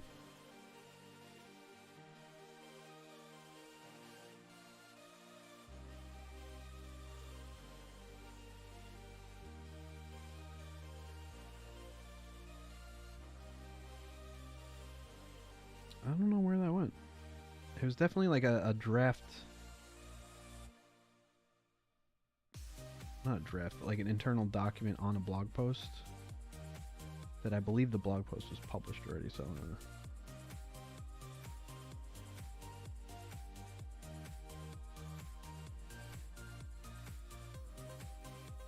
I'm not gonna get hung up on.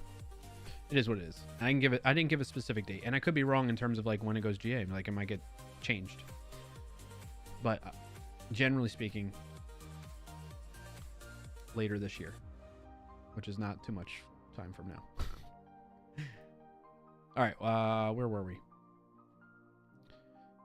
To fix this vulnerability in the chat controller file, the developers must modify the code to use parameterized queries. Yeah. That makes sense. Yeah. Much sense.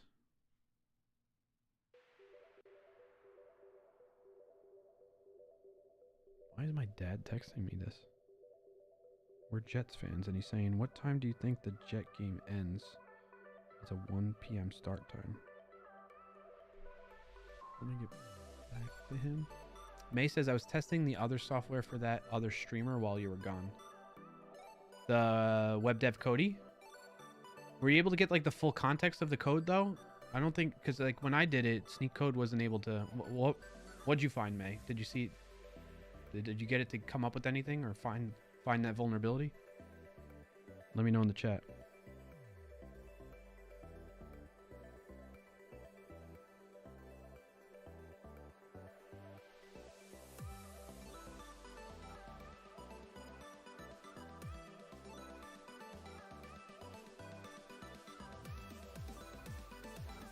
I feel like he should know this. Why? This is why it feels odd that he's texting me about this.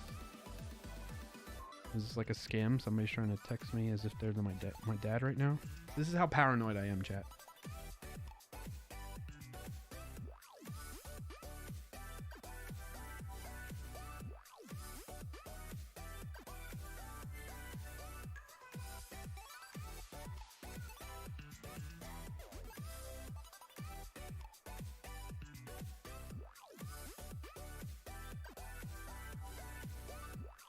And the oddly enough, like I have a bunch of spam texts I'm cleaning up right now too. I think I told you all last stream that since that data breach, but more specifically the past week, that one day, last Thursday, I got like 14 spam calls in a day, in like not even just a day, like in a 6-hour time span. No, that software. Maybe you forgot what streamer I do testing for. Oh, not that software. Maybe you forgot what streamer I do. Yeah, I am forgetting, May. Sorry. Sean says, oh, I forgot the other win of the week. I'm going to my first Kraken game of the year tonight. Nice. Congrats on that, Sean. That'll be fun. Is it still preseason right now, or has the season fully started? Season fully starts October, right? I think. I don't know. I don't remember. Yeah, it's a preseason. Okay, cool. It's still fun. Love hockey. It's crazy that it's already starting. And then college basketball's starting in November. All right, to fix this vulnerability, do not data not as part of a SQL command. So what we're doing is, remember, it was getting passed in here. Let's go back to where's the data flow, right? So it's getting passed into the SQL query, and that's what's causing it to be susceptible to an injection attack, SQL injection attack. So what we want to do instead is, parameterize it, pass it in as a parameter, and then there's placeholders. So the question mark is where the placeholder goes.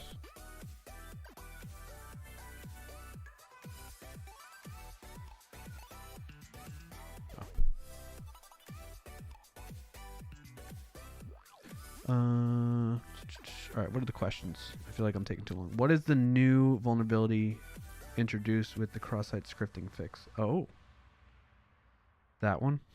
Allocation of resources without limits or throttling. Allocation of resources without limits or throttling. All right, so what that's talking about is basically like if you have an endpoint that is just open to the public, it means it's susceptible to people doing a denial of service attack, basically overloading that endpoint with requests that take down the server. Right, exactly. Exhaustion, resource exhaustion, and denial of service attack.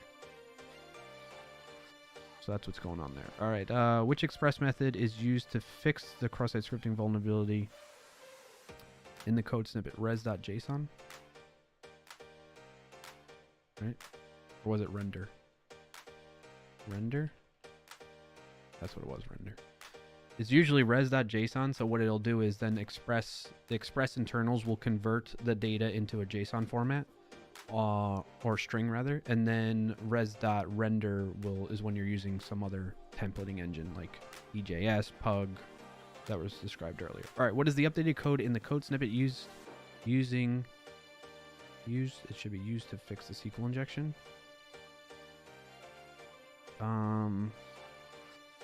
The parameterized one. Why does that look like that though? That pattern doesn't seem to match. The stars there gives you like a hint.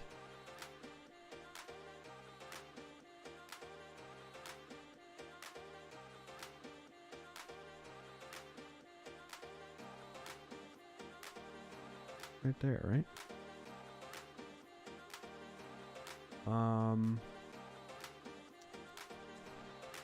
I don't know what the answer is for that. I just know that to stop the SQL injection, you parameterize it. So why does that look like that?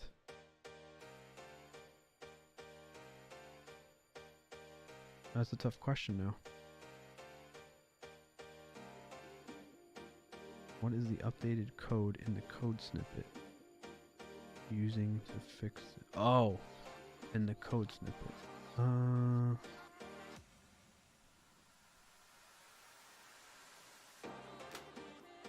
This is the code snippet, right?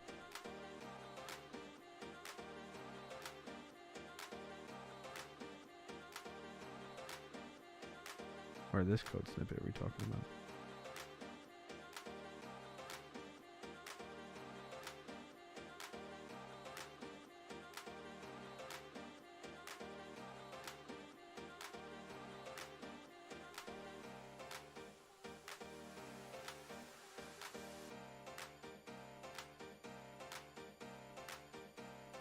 I just don't see anything. I know what the answer is, like, right? We're right here. This is the answer. But this, like, character length does not match that character length. Where are we? Right there. So something, something, space, something. What is the updated code in the code snippet using to fix the SQL injection? Use to fix this. Maybe it's just query, comma, space, that. It's probably just that.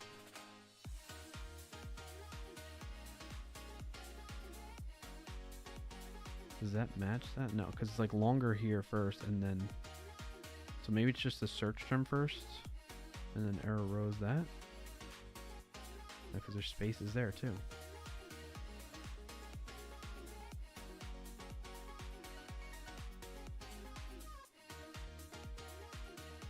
Chat, do you see anything?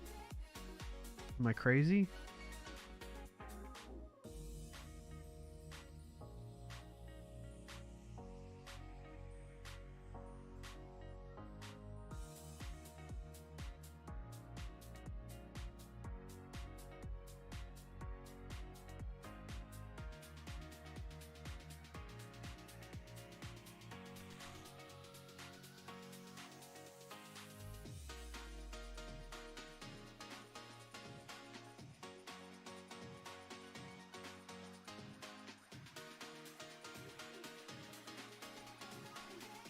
I'm stumped.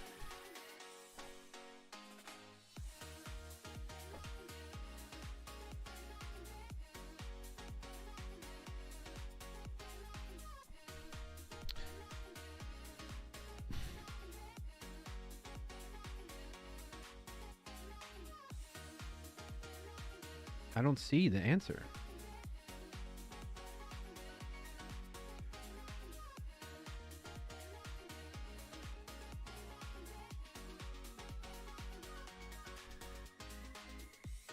Oh, we're getting the same one now as them. You see that? This is the same one from here, right? Yeah, yeah. React Kanban. We go back and then come back.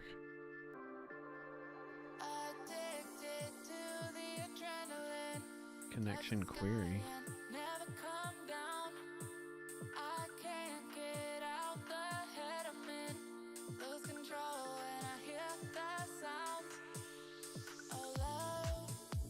This is a NoSQL one too.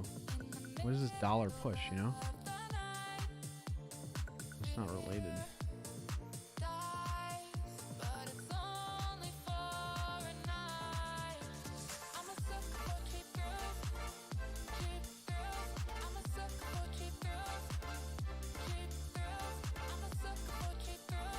I'm a sucker for cheap thrills.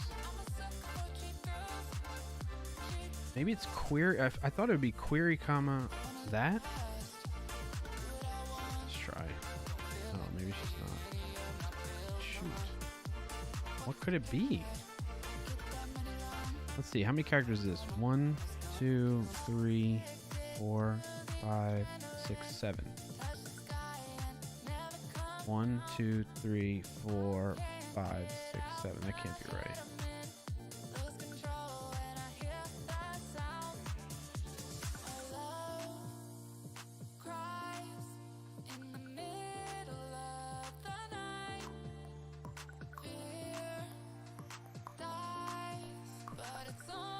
And then we got 1, 2, 3, 4, 5, 6, 7, 8, 9, 10, 11, 12, 13. This is taking way more time than I want. It should be. I'm frustrated.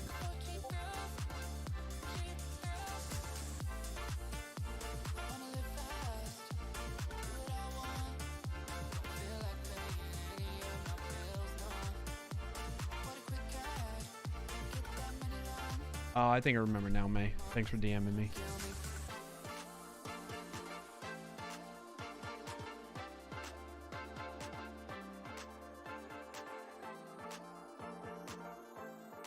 I want to send my scam texts or emails. Nice.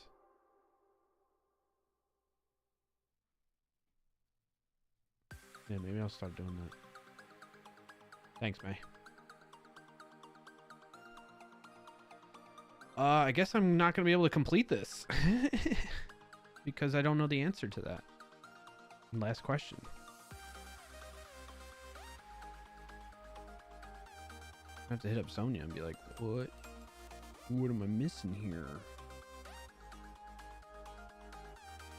You know? This community does it. We send in hundreds. Okay, I got you. That's a great idea. The db.all method is called with a question mark as a placeholder in the SQL query, and the actual input search term is passed as an argument in an array. This ensures the SQLite driver safely handles search term. So should I be like db.all? What is that? 1, 2, 3, 4, 5, 6? No, that doesn't match that signature either. I'm just going to skip it. Forget it. Establishing sensible alert thresholds and continuous monitoring. Consider frequency. Establishing sensible alert thresholds and continuous monitoring practices involves considering the severity, frequency, and rate of change of vulnerabilities. Yes.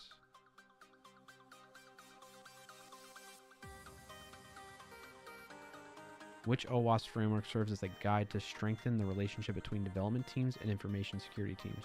Security champions programs. Where's that in here? Hold on, chat.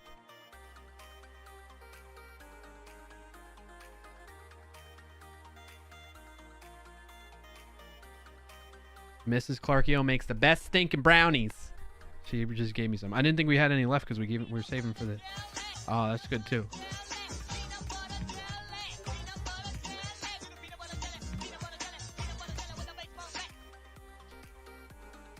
She makes the best brownies.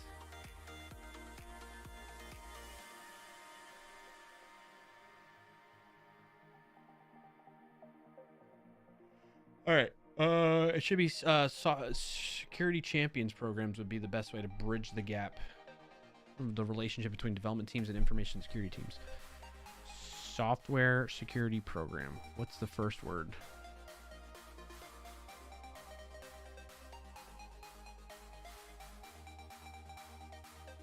Security champions program.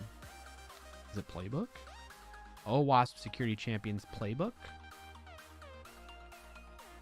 OWASP security champions playbook. Boom. Well done, Jessica. She did it again. Good job, Jessica. Glad to have you on the team. Now, if only you can help me answer this one question, remediating vulnerabilities. What is the updated code in the code snippet used to fix the SQL injection? It's this. It's right here. Instead of the query just passing in the search term, we're using it parameterized. We're saying DB all. Is this the first one? Maybe it's like that. Let's try copying that. I don't know. Taking a shot. Taking a shot. No. So what is this again? 1, 2, 3, 4, 5, 6, 7, 8, 9, 10, 11, 12, 13. 1, 2, 3, 4, 5, 6, 7, 8, 9, 10, 11, 12, 13. So maybe it's like that. And then it's 1, 2, 3, 4, 5, 6, 7. 1, 2, 3, 4, 5, 6, 7. That doesn't make any sense.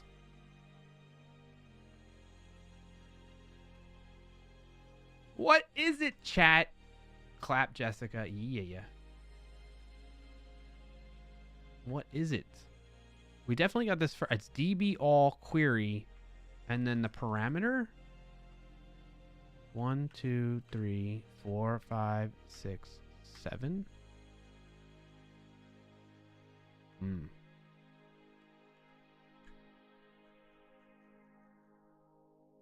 Search term. Right. Search term. 2, 3, 4, 5, 6, 7.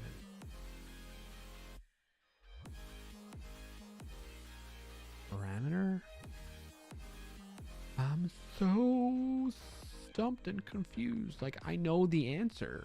I just don't know what they're expecting as the answer here. Like, I know how to fix the SQL injection. Maybe look at the diff above. No, like, this diff has nothing. I mean, yeah. I mean, I hear you. Excuse me. I hear you, Sean. How many question marks?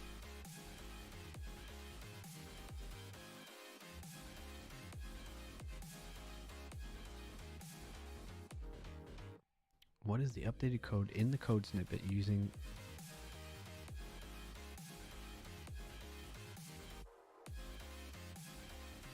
That can't be it. And that can't be it. I'm so sorry.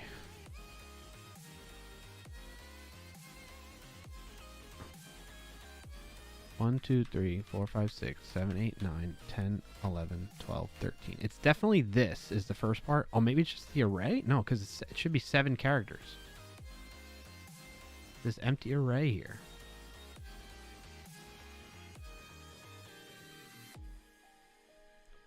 (13 space 7). Exactly, right? So this is 13. Then space.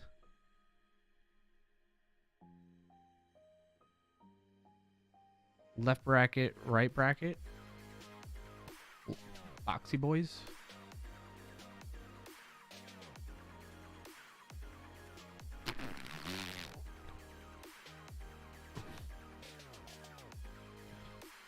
One, 2, 3. Param.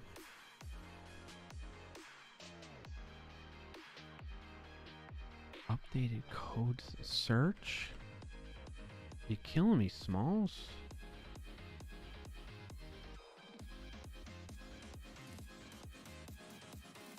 Error rows. Error rows is 7. Oh, this is 7? 1. Oh, you mean 1, 2, 3, 4, 5. No, right? All I'm doing is smelling this brownie, by the way, right now, and it's like my mind's focused on that.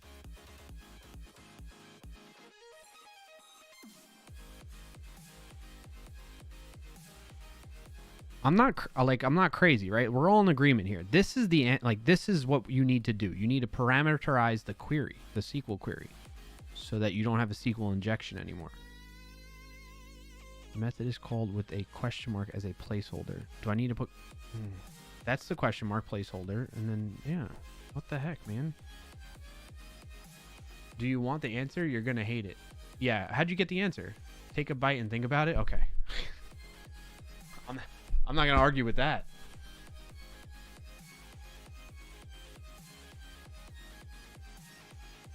All right. What's the answer?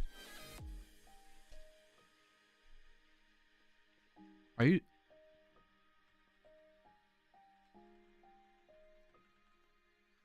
you serious? Oh my gosh. It's a code. What is the updated code? What is the updated code? That was confusing.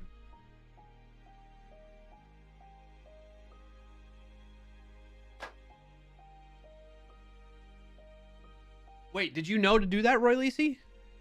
Since you finished the TryHackMe room? This TryHackMe room? You couldn't give the input? Oh, explanation. And not the code. I thought it asked for... See? Thank you, May. I wasn't alone. I thought it was asking for the code. I gotta share this with Sonia.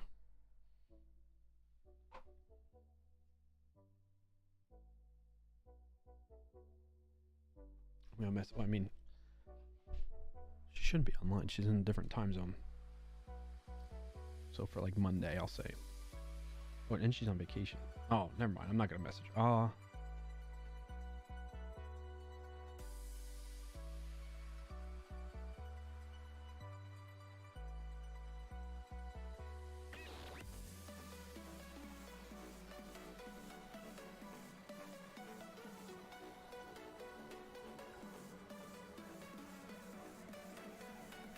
What section is that? In task 6 on the last question, I thought it wanted code changes and not the term. Right, it's the term.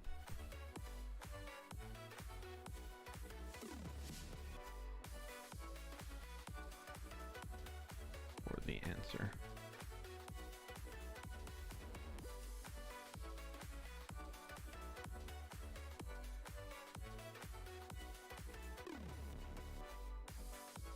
Shared it with her at least so I don't forget.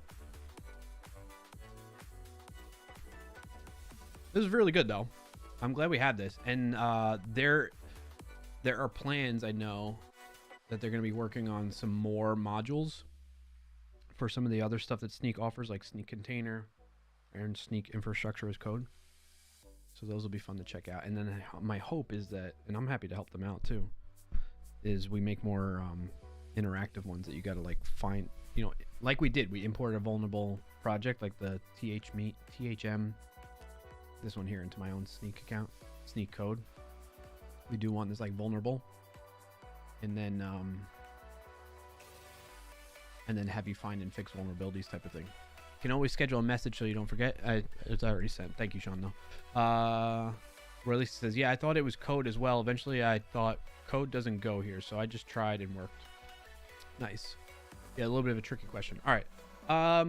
What do you think of chat? Should we continue? What do you feel like? Because I got normally I will be ending by now, but I'm really eager to like do more right now. So should we finish out this web shells one? We got 1, 2, 3, 4, 5 more tasks to do on that. Or should we try starting up coding the win of the week queue? Or at least it says, generally TryHackMe rooms don't make you put code in answers. Okay, that's good to know. Let's do more, says May. All right.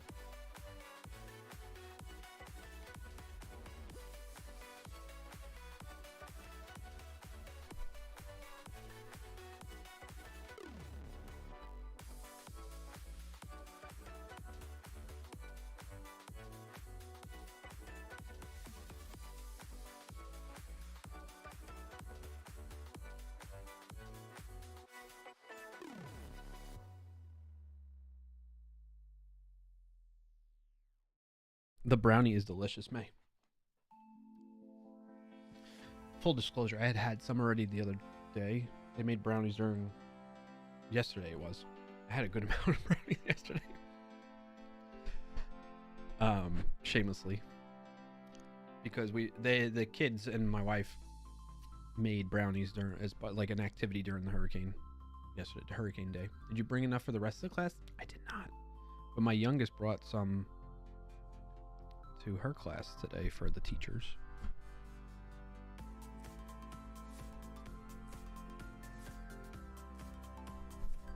All right, web shells.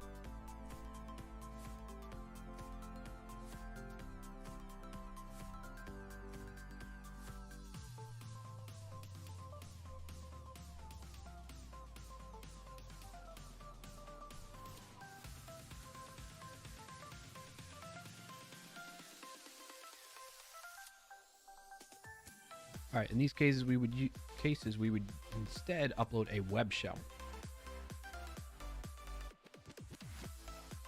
Web shell is a colloquial term for a script that runs inside a web server, usually in a language such as PHP or ASP, and it executes code on the server. Essentially, commands are entered into a web page either through an HTML form or directly as arguments in the URL, which are then executed by the script with the result returned and written to the page. This can be extremely useful if there are firewalls in place or even just a stepping stone into a fully fledged reversed or bind shell. As PHP is still the most common server-side scripting language, let's have a look at some simple code for this. In a very basic one-line format, PHP echo pre dot shell execute get command dot pre close that. So I used to be more familiar with PHP. Like I know this, I know echo, but I'm not sure.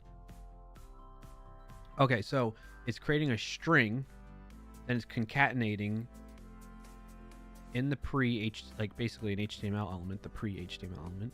Then it's concatenating this shell execute function, which is then going to run the PHP built-in function to get CMD, the command line tool, assuming this is being run on Windows for the server. And then it's concatenating that to the closing thing so that it gets rendered to the page, semicolon, so the echo is done, and then closing PHP script out. All right, this will get the parameter executed on the system with shell execute. Essentially what this means is that any commands we enter in the URL after command equals will be executed on the system, be it Windows or Linux. Really? Wait, Linux has CMD? The pre-elements are to ensure that the results are formatted correctly on the page. Yep. See it in action. So command if config. CMD is the URL parameter. Oh, right. Okay. Why would somebody code that? I mean, I guess that's happened, right? Otherwise, this wouldn't even be an example. Notice that when navigating the shell, we used a get parameter CMD with the command if config, right? So we're going to get the internet interface config, right? CMD is command, you silly head. Yeah, I knew that. What am I missing, Riley? Why am I silly head? Which correctly returned the network information of the box. In other words, by entering the ifconfig command used to check the network interfaces on Linux target into the URL of our shell, it was executed on the system with the results returned to us. This would work for any other command we choose to use, like whoami, hostname, arch Linux, by the way. As mentioned previously, there are a variety of web shells available on Kali by default at user share web shells, including the infamous Pentest Monkey PHP reverse shell. Pentest Monkey, a full reverse shell written in PHP. Note that most generic language-specific PHP reverse shells are written for Unix-based targets such as Linux web servers. They will not work on Windows by default. Makes sense. If you are on Windows, it is often easiest to obtain a remote code execution using a web shell or by using Metasploit misvenum.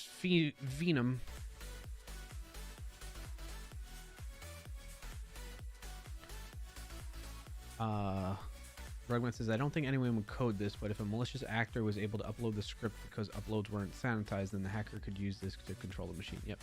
Really says, sorry, my volume was catching up at you saying Linux has CMD. Now my kiddo's home. By the way, earlier, when I thought she was home, she had not come. She gotten off the bus, but then she went and played at her friend's house.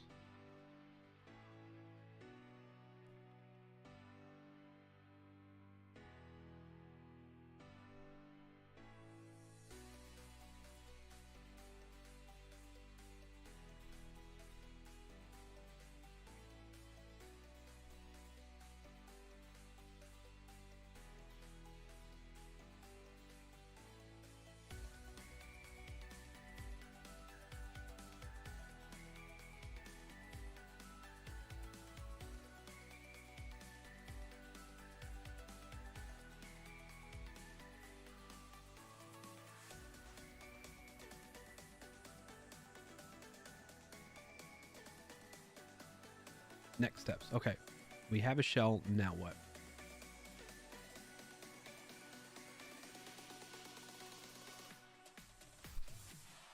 They tend to be unstable and non-interactive. Right. So what can we do about this? Linux ideally would be looking for opportunities to gain access to a user account. SSH key stored at that. Okay. Are often ideal way to do this. In CTFs, it's also not infrequent to find credentials lying around somewhere on the box.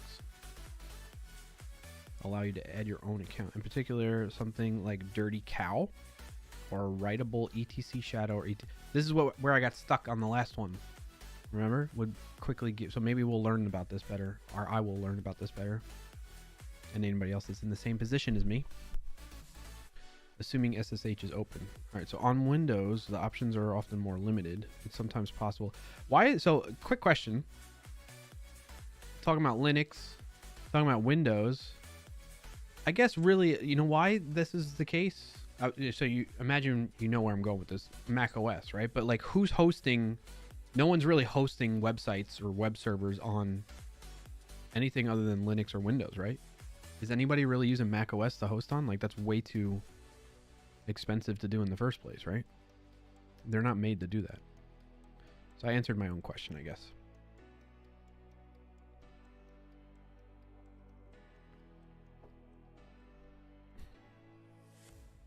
I mean, there are some bad servers out there, I'm sure, but yeah. Yep. Unfortunately, by the way, these headphones, I don't know what's going on here. Somehow this got like unstitched. See it? I'm really bummed by that. And I feel like it's getting worse and worse. I keep trying to tuck it back in. It keeps getting worse and worse. Some hacker hacks a machine and then looks at the architecture and die from seeing Mac. BSD, not BAD. All right. VNC servers, for example, will frequently leave passwords on the registry stored in plain text. Nice. FileZilla. I haven't heard that or used that word in a long ass time. They also leave credentials in an XML file. These can be MD5 hashes or in plain text. Yikes. All right, so ideally on Windows, you would obtain a shell using the system user or an administrator account with high privileges. In such situations, it's possible to simply add your own account to the machine, then log in over our remote desktop protocol. Telnet, WinX, PSX, WinRM. I haven't heard of these. I'm assuming that's just PowerShell execute. I don't know what that is. Or any other methods dependent on the services running on the box. All right, syntax for this is net user, username, password, add, net local group administrators, user add. Yep. Important takeaway from this task. Reverse and bind shells are an essential technique for gaining remote code execution on a machine. However, they will never be as fully featured as a native shell. Ideally, we always want to escalate into using a normal, quote-unquote, method for accessing the machine, as this will invariably be easier to use for further exploit. Yeah, makes sense. Okay. There's a lot of just reading. All right, hold on, chat. I'm getting a knock at the door.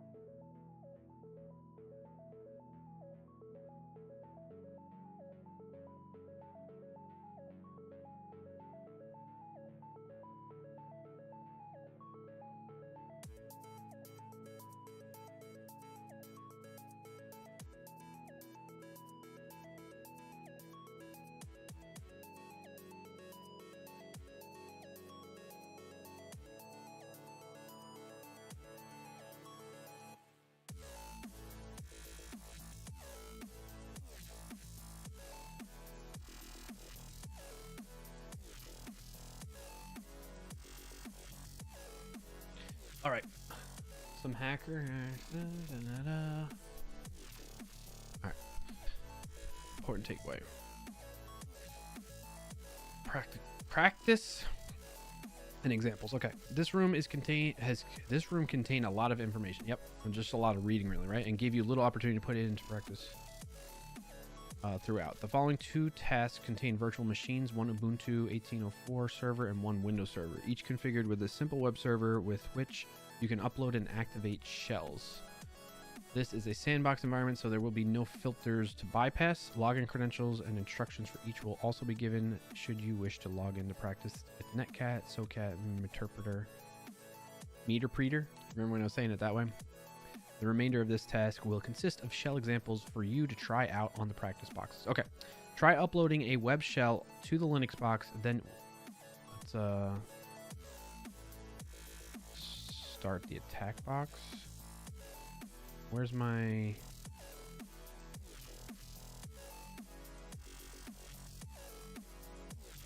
Meterpreter?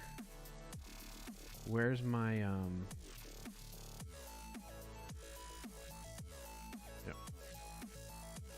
Where's my vulnerable box? I'm gonna attack, right?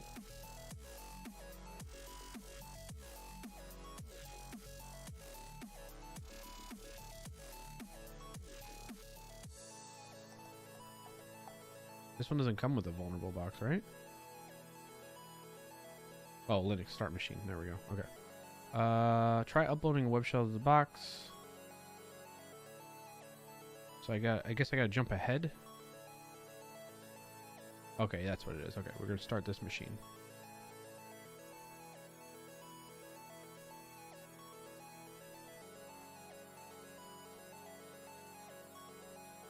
And then we're gonna try attack it. So here's the target machine, which will show me an IP in 40 seconds or so. And then I have my attacker machine on the right hand side. So we're going to test out going through these practices on the Linux box and then the Windows box. And then we'll call it a day for the stream. Okay, chat? This will be pretty fun.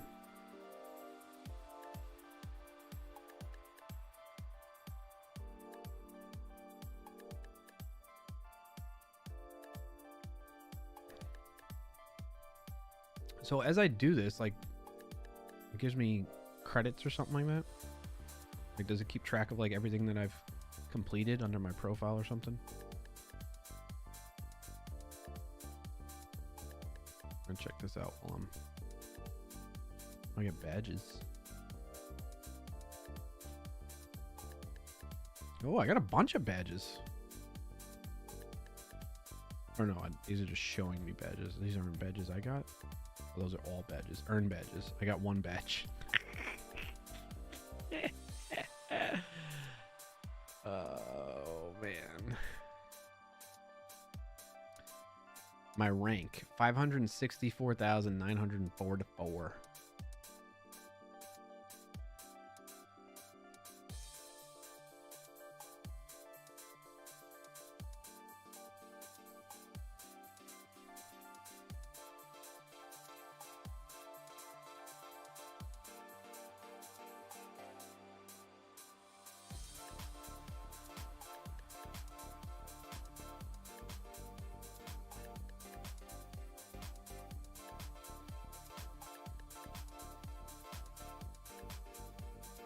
Okay, I'm out of here. Catch you later and have a great weekend. All you too, Sean. Appreciate you, buddy. Thank you for the gifted subs from earlier too. Again, it was very kind of you.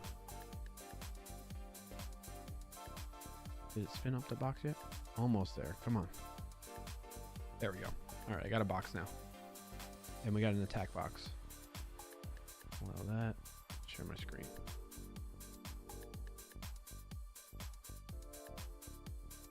Welcome in and thanks for joining today's Heroes Tips. What's up, Tiberius? Happy to have you here. Says found this stream from the homepage. How's the learning going? Glad you found us and joined in. Appreciate you popping in and sending a chat message too. Learning's going good. I'm on What the Shell to kind of catch you up. I work in cybersecurity, but like I'm a developer, so my focus is on application security. So this is me dabbling more into like the pen testing side of things. and I had learned of TryHackMe through my work. The company I work for is Snyk, SNYK, and we have modules on there. So I just finished that one, and then I was going through this what the shell one, and I finally reached the point where I'm practicing some of the examples. So you joined at the right time in the sense of I just got the vulnerable target box spun up and my attacker box spun up. So nice. I'm a full-time web app pen tester, hence why I clicked through. Awesome. That's great to hear. All right, so I need to try uploading a web shell to the Linux box and then use the command that to send a reverse shell back to a waiting listener on your own machine. So on this, open up a terminal. Let's just try pinging it from this.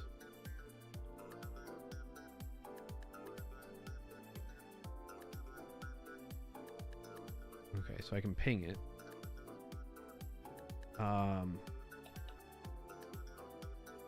Need to like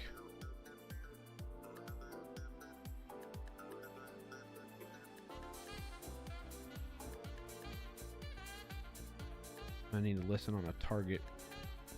So we're gonna say netcat target IP is this.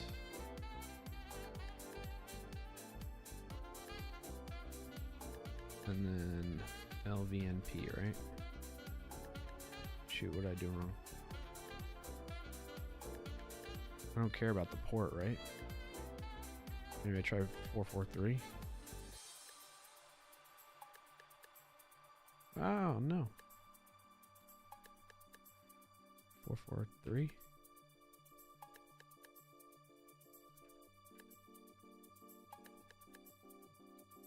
Shit, what did I do wrong? I'm forgetting how to do this now.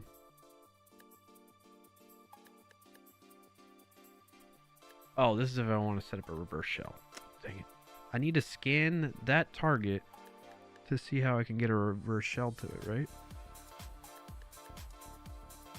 Maybe I use SOCAT.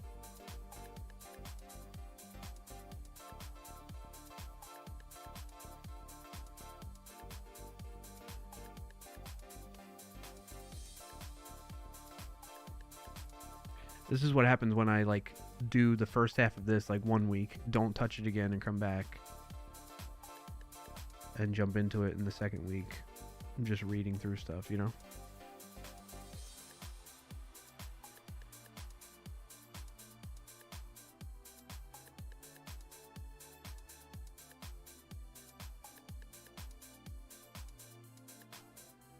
Shell payload.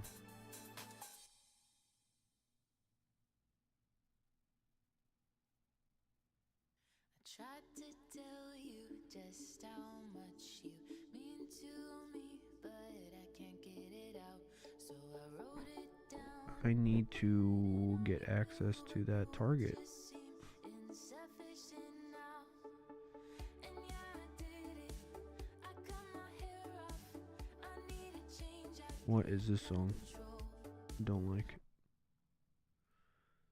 Well, it's up to you to feel the way you do, and it's up to you to bring a meaning through. And we've been trying to hide, we want another life, but there is nothing that we can do. With examples given in code blocks including the 2 VMs. Right. Then we got our tools.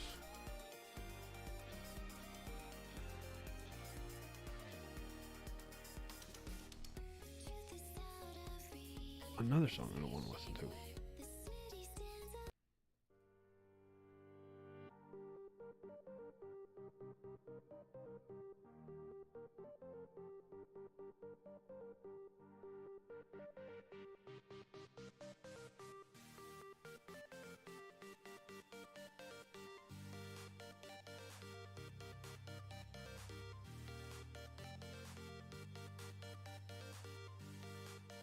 Welcome in and thanks for joining today, Millenite. Hey, Mile 9, how's it going? What's your win of the week?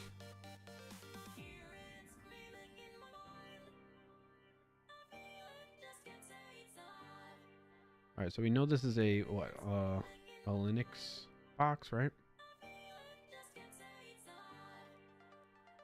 So maybe I could use the MSF Venom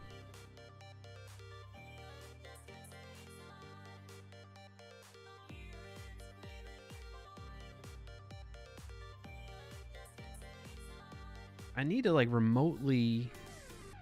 Why am I blanking on this right now? I need from this attacker. I need to somehow get a reverse shell on the target machine. I think that's what I'm missing, like the connection from. Like I understand all this stuff, but like how do I need to figure out how am I going to get access to that machine? Did I just skip over that from a past?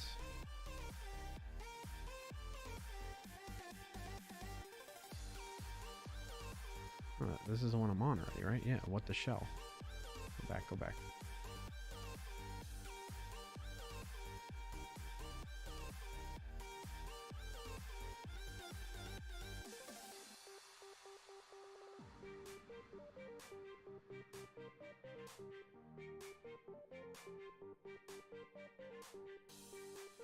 I guess I jumped ahead again too far, huh?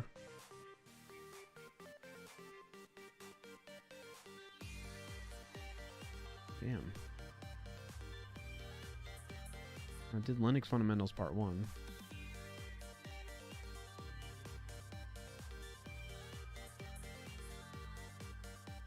Oh, it gave me the SSH username. I forgot about that. I don't need to freaking like hack into it. It gave me... Where was it? Right there. So I need to, how to SSH, let's do man, SSH again. SSH, it's like user at, right? User : password at, let's quit that. SSH, shell, : try, 4CK M3 exclamation point at, and then paste in the IP. Enter. Oh, I got.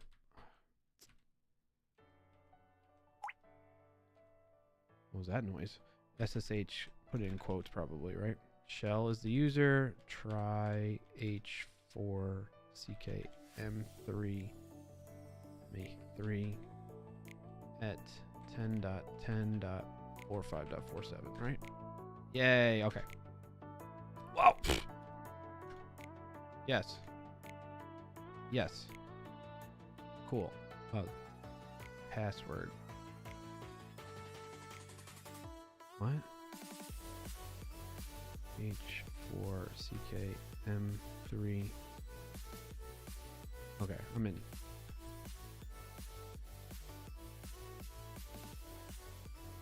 Mile Night. My win of the week is that I just got my very first web dev job after almost 2 years of perseverance. That's freaking awesome, A Mile Night. Congrats on that, and thank you for sharing.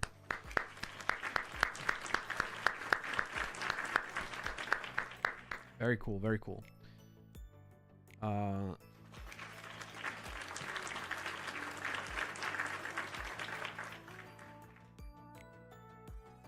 right, so now I'm on that machine. Yeah, no problem, no problem.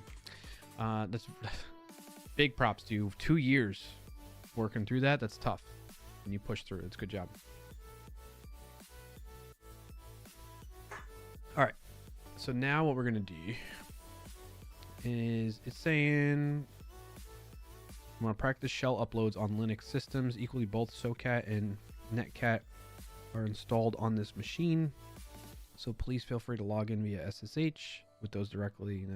Right, so then once we are logged in with SSH, what we want to do is try uploading a web shell to the Linux box, then use the command netcat. Upload a web shell. So if we go back to web shells,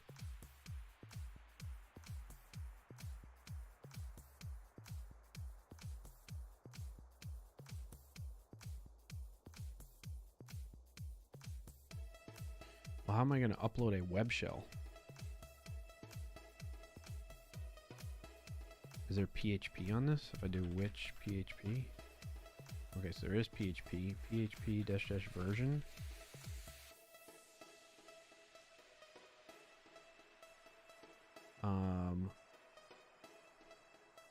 What if I do... How do I see if there's any Maybe there's a server running on this machine.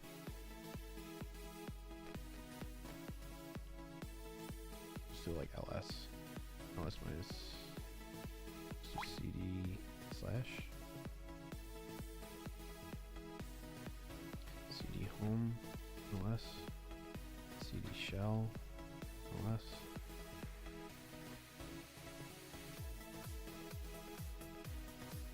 sudo as admin successful bash logout bash rc. Let's cat the bash rc. What do they got in there?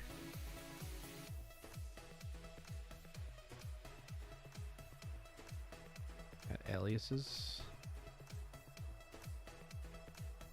Oh, what do we got? What do we got?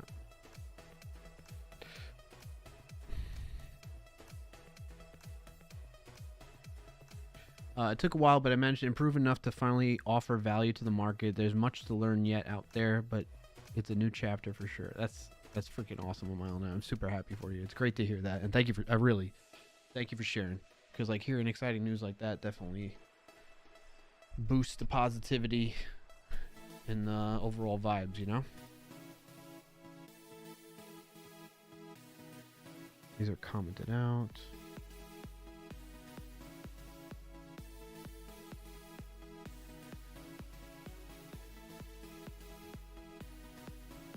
You know, the other thing is like, who am I? I'm Shell, okay.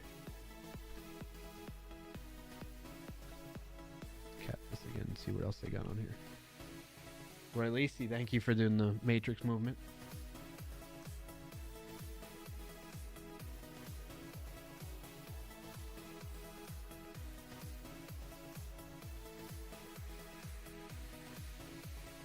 Enable color support, Xterm. More color prompt junk.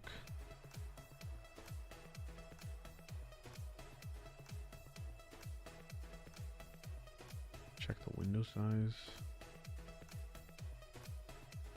Running interactively, don't size. There's nothing going on in there. Let's minus LTRA. Not enough interest to me at least. Let's cat that profile.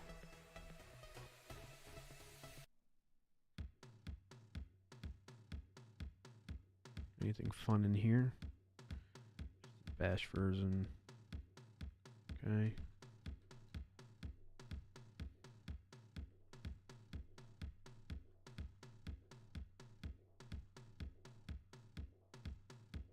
Cat.sudo.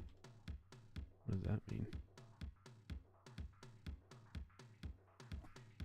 That sounds no thanking on that. Shush and do your thing whilst we enjoy messing with your head. That sounds way more sinister than what I thought. Not too sinister sounding. You talking to me, Roy Lacey, on that? Oh, the Matrix stuff?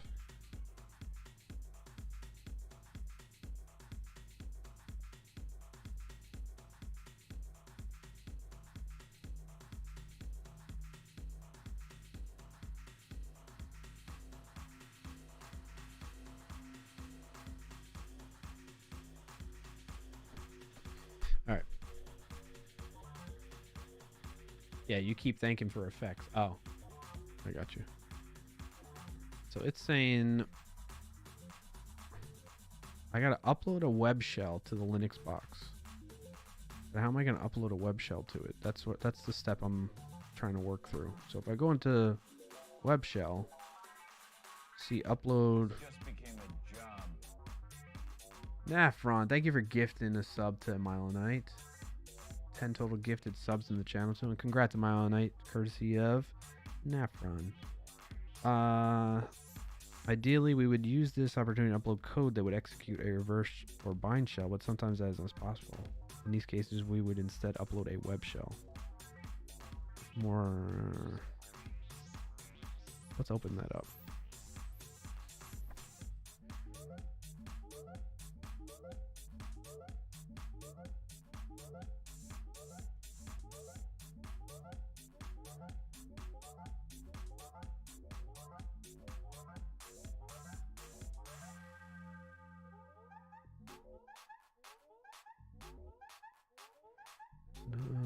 Add the following line in at the end of the file.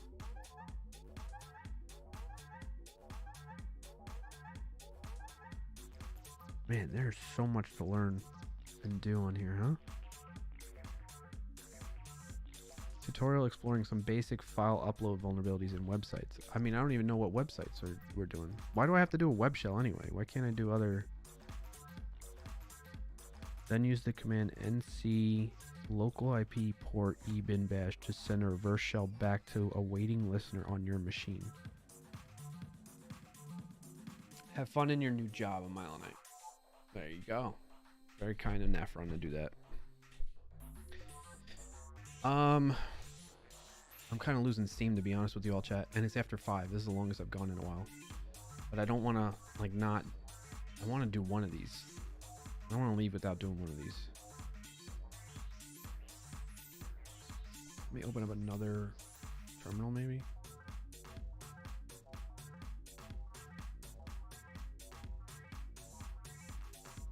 So I have my attacker machine and then my target. You're on Linux now? Yeah, buddy. We're jumping all around, Frank. Frank, I never got an answer from you about that GitHub context or whatever it was you were talking about earlier, if you don't mind.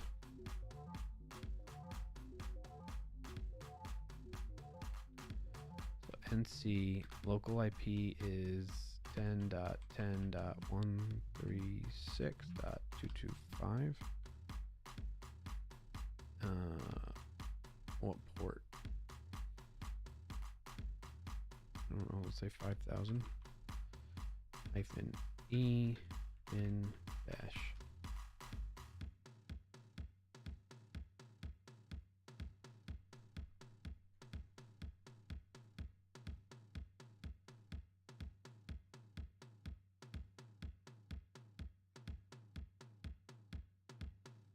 Maybe 8080.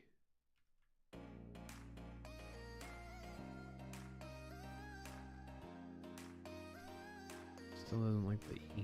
Invalid option E.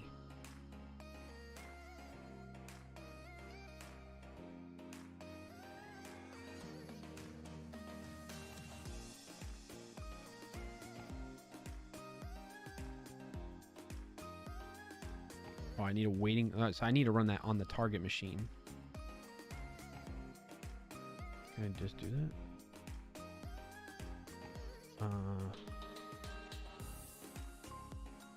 Let's see. 10.10.45.47. Say 8080 -e in bash. Connection refused. Okay.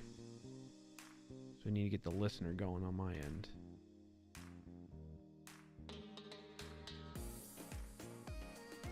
C-L VNP 8080. It's listening.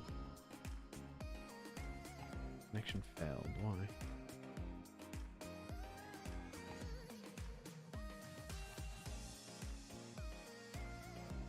Oh, because it's got to be to my host attacker box IP, right? There we go. Okay, hey, we did it. I did it. Kinda. I just SSH'd into it and did it, but we were able to netcat connect to my listening, and I got a connection received. Cool. I did it. That counts as complete, right, chat? All right, navigate to user in Kali and change the IP import to match your with a custom. Set up netcat listener, then upload and activate the shell. What'd you say about my IP import? Frank says, "Ooh, I thought you were talking about ChatGPT or Copilot thing. There's a new GitHub model service, and it's free for dev. So you can have a model hosted for free that your app can call LLM model." Oh, really? I didn't know that. May, what do you mean by my IP import? Oh, you're correcting this when I was doing that, right? That's what you're saying. Okay. right, let's stop that. Stop that. All right, so I need to look in, let's VI slash, oh, I'm in the way, aren't I? Make this a little higher. Let's clear this so it's at the top of the screen. Clear. I love that little water drop sound. Let's Vim user share web shells PHP slash PHP reverse shell.php. Alright, and then let's find, we're gonna put in our IP somewhere. IP, put THM attacker IP here.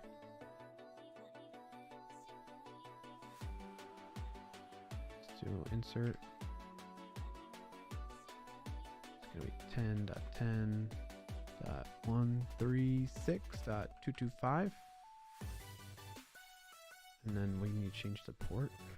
I don't know, 8080. Let's do 4000. Does it matter? Save it.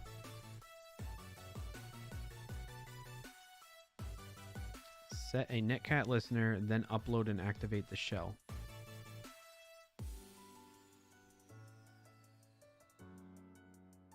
All right, so how do I, the next question, so I can get a netcat listener again, right? Which was, what did we do? We did 4,000. And now I need to somehow upload and activate that shell. How did we do that before? Oh, I've done it. What's that drop sound? It's when I make a error or a backspace. It's not in the backspace anymore. I need to upload this web shell somehow. Is there, I need to see what's like PS aux maybe? What's running on here?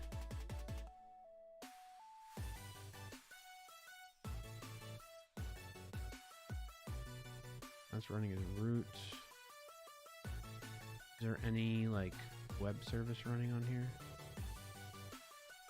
I try and hit.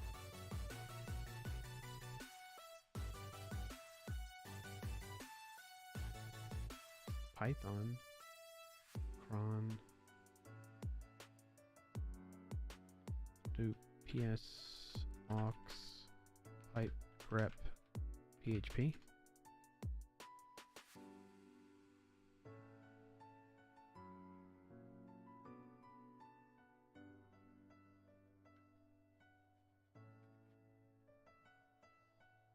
Yeah, it is pretty cool. Mile Night. Does that say it's running on port 1000? I forget how this lays out. It's like the process ID. RSS. I don't know what that means. When it started, the stats, the command that's being used to run. Oh, that's my command. So that's the only thing that's PHP. So there's not, is there a server running somewhere?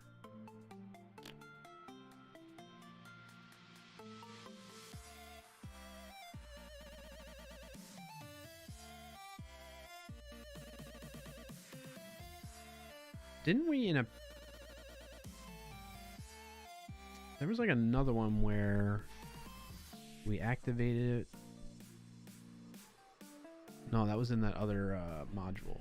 Which module? It was this one. The Vulnerability module where we used... What did we use? We used that software. This is the one I was stuck on, by the way. We used Compromised Web to Burp Suite. That's what it was. To send over like a file upload. We figured out that there's an upload server like that. Yeah. But I don't know if anything's running. How did I figure out if something's running on this? Reconnaissance. Scan the box. Nmap. Let's try doing Nmap on it. Let's cancel that. Actually, I could just do it on itself, right? Nmap? Is that there? No, it's not there. Alright, so I gotta do it from this box. Nmap. And then we're gonna do... It's the attacker box again.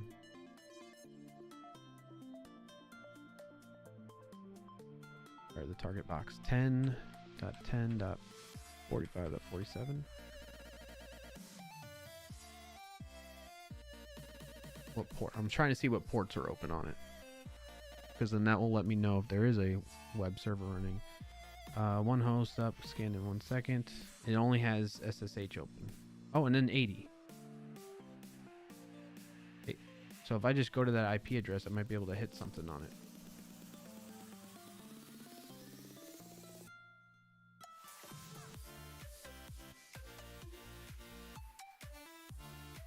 If we go to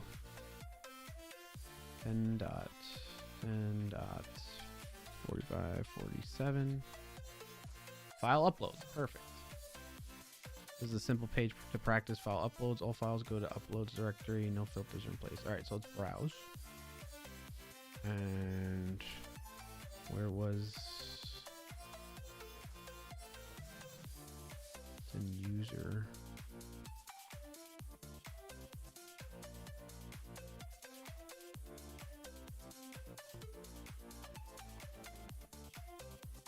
User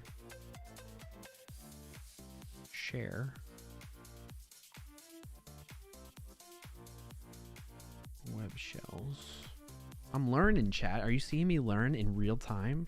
I know it's kind of slow, and maybe if you know what to do already, you know, but like I'm figuring out in real time right in front of you all. It's very intimidating. It's been a while since I've done like raw learning in front of people. It's been a while. All right, so remember we changed this. So I'm going to upload this via this interface. Submit. And then we're going to try and activate it. How did we do that before? We compromised it.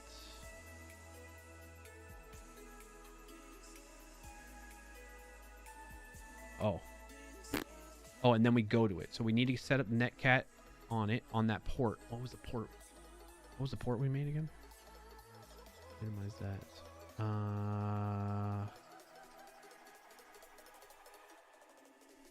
What was the port? 4,000. Quit. So now we're going to say netcat port 4,000 again. So we're going to listen on that.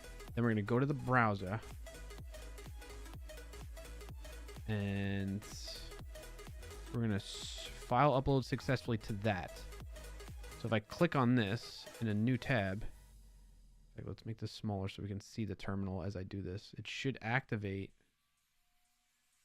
We should see the listener on the bottom here get triggered. If all is done correctly. Can I freaking scroll down, man? Get out of here. Open a new tab. Yeah! Can't access TTY, job control turned off, but I got a shell. I got an active web shell.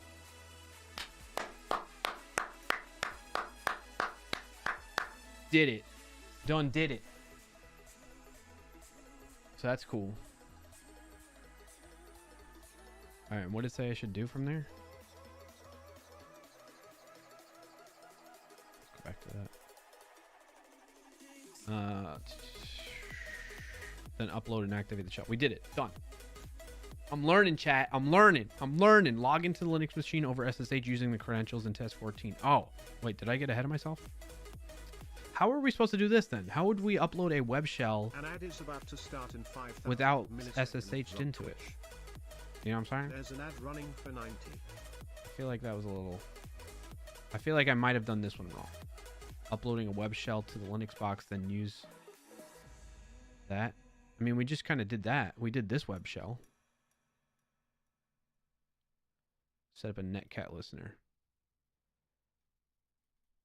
I mean, we kind of did it in just different roundabout ways. It may just look like a blinking LED, but we learn a lot doing it. Yes, absolutely. Thank you for the clap, May. Yeah, that's... Yay, that's why we were doing it. Yes. Isn't that the CMD thingy? It's slightly different, I think. But yes, I think it's like... It's similar, yeah.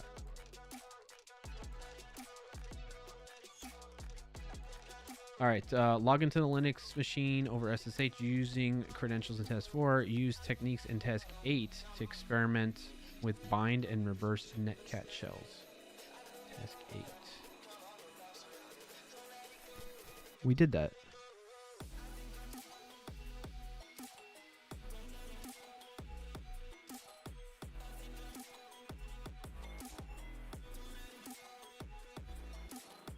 That's Windows Server. We're not doing Windows.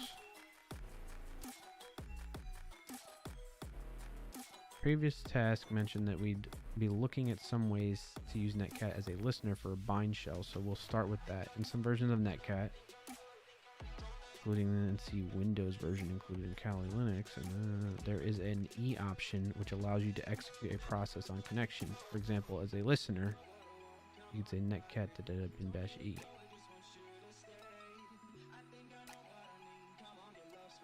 So what if I do that? Like,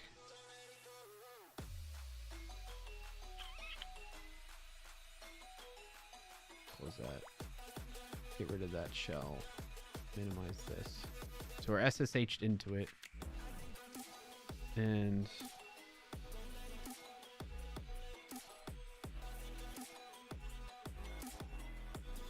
clear.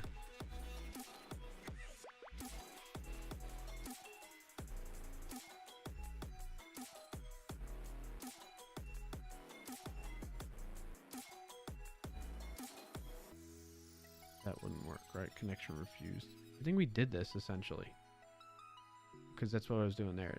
Sometimes it lets you execute a command, bin bash. So it opens up a bash shell that way via. Back from the ad. Welcome back, Frank. I don't feel like this is anything I need to do, really. There's not anything different than what I did. I feel like I've done that already. Practice reverse shell and bind shells using SOCAT on the Linux machine. Try both the normal and special techniques. Alright, where's SOCAT again?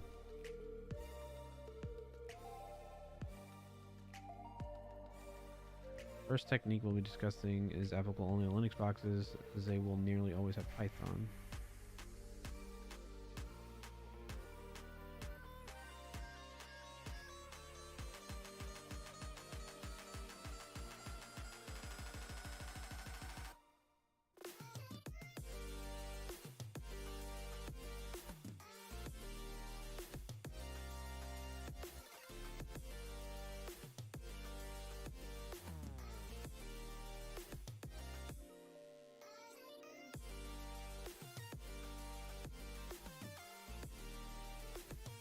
Alright, reverse shells. As mentioned previously, the syntax for SOCAT gets a lot harder than that of netcat. Here's the syntax for basic reverse shell listener in SOCAT. So we're going to say TCP listener and port hyphen. As always with SOCAT, this is taking 2 points, a listening port and a standard input, and connecting them together. The resulting shell is unstable, but this will work on either Linux or Windows and is equivalent to netcat that.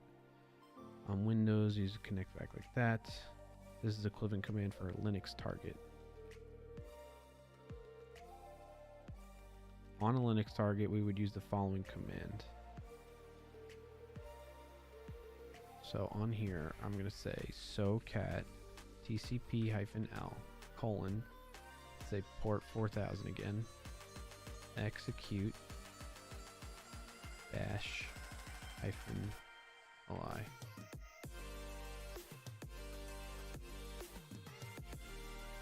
And then on here,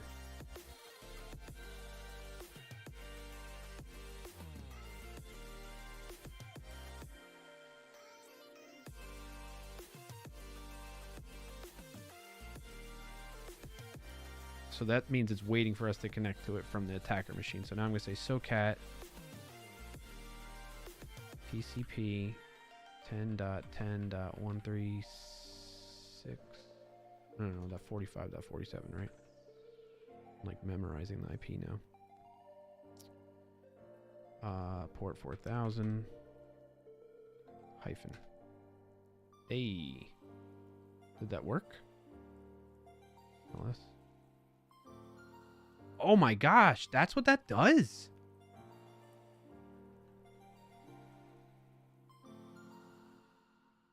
Holy shit, really? I didn't realize how that works. So you see the top above up here, that's the target, right? And then this terminal right next to my face that my head is covering is the attacker machine that I'm using. So basically what that does, that's sweet seeing that in action. Anything I type in the bottom here, even though it looks weird, like I feel like I'm not connected, you know what I mean? What it does is it actually executes that command on the target machine and then spits back the result to us all remotely. That's insane. I mean, like reading about it, I like understood it, but seeing it in action like really makes it click. I'm so glad I'm practicing this like this. I'm like, it's very tempting to just kind of skip it and not do it, but like that was good. All right, practice reverse and bind shells. I forget what's the difference between reverse and what is the shell? Where's types of shells? Reverse is when the target is forced to execute code that connects back to your computer. On your own computer, you would use one of the tools mentioned in the previous test to set up a listener, which would be used to receive the connection. Reverse shells are a good way to bypass firewalls. Bind shells are when the code executed on the target is used to start a listener attached to a shell directly on the target. So this is a bind shell, right? This would then be opened up to the internet, meaning you could connect to the port that the code has opened and obtain remote code execution that way. Yeah, so this was listening, and then I binded to it from my attacker machine. Whereas reverse shell is when my attacker machine is listening for the target to attach to me.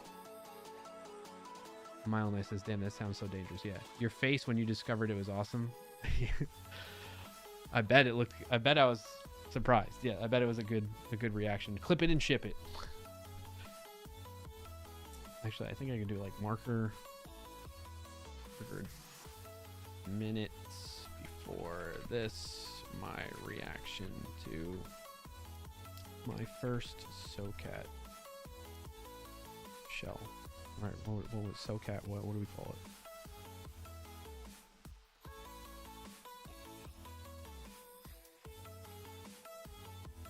SoCat bind shell, we'll say. It should work.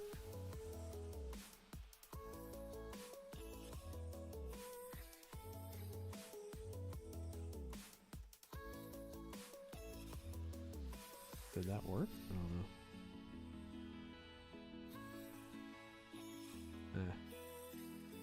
I don't think it worked in my stream logs. It should have. I think it was marker, right? Streamer bot. Did I not activate reminder? Yeah, exclamation point marker. Oh, I didn't. Oh, I know. Commands. I gotta turn marker on. Enable. That's why. Alright, so now if I try doing that in chat again.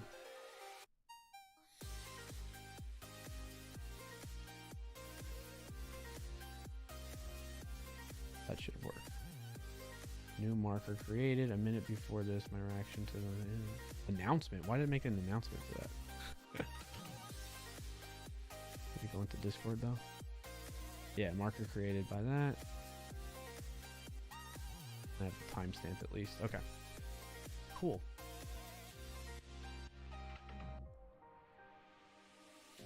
All right. I think any of you can do that marker command, by the way, in case I ever need that, like where I'm like, oh, I want to capture that moment. Oh, it says only moderators are allowed. Never mind. Can I make it so anybody does it? Grant type. Allow all. Yeah. Somebody try it. May or Milenite or Nafron or Rugmat. So you're getting into cybersecurity now? What you cooking? Milenite's asking. So I've been in cybersecurity, just more focused on the defensive side as for application security has been my focus area. So what I'm learning or diving into here is more pen testing on the attacker side of things to get an understanding of that a bit more. So that's what you're seeing me go through in Milenite. Let me see if that worked, May. Thank you for testing it out. That did not work. What if I move this over?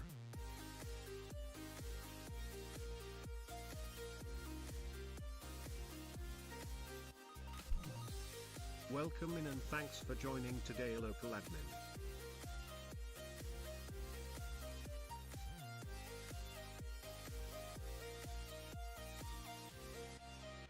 All right, try now, May. What did local admin say? Welcome in. Happy to have you here.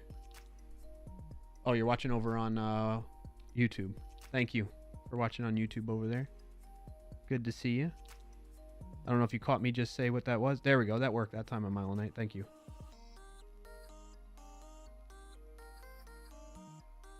New marker created with no text. All right, that way it gets saved. And there's May's too. Okay. Thank you for tuning in over on YouTube. You're watching me learn more about pen testing and that type of stuff and going on the attack via TryHackMe.com to teach me that. And what I just, for the first time, completed was I was able to get a a bind shell using SOCAT, which I didn't realize what that would entail. And log out. That's so crazy. All right, practice reverse and bind shells using SOCAT on Linux machine. Try both the normal and special techniques. So we did the normal, right? What's the special technique? Maybe like an encrypted shell? I don't feel like doing that. Welcome in and thanks for joining today, SMC May. I'm also a lurker over. I appreciate that, May. It's very kind of you. Extra support on another platform. So we did the reverse shell on a Linux target. We did the bind shell. Let's try doing a reverse shell first. So as mentioned previously, syntax for SOCAT is a lot harder. This is to connect back.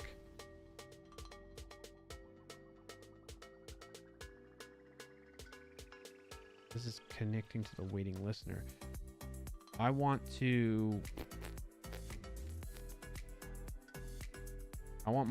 my attacker machine to be listening.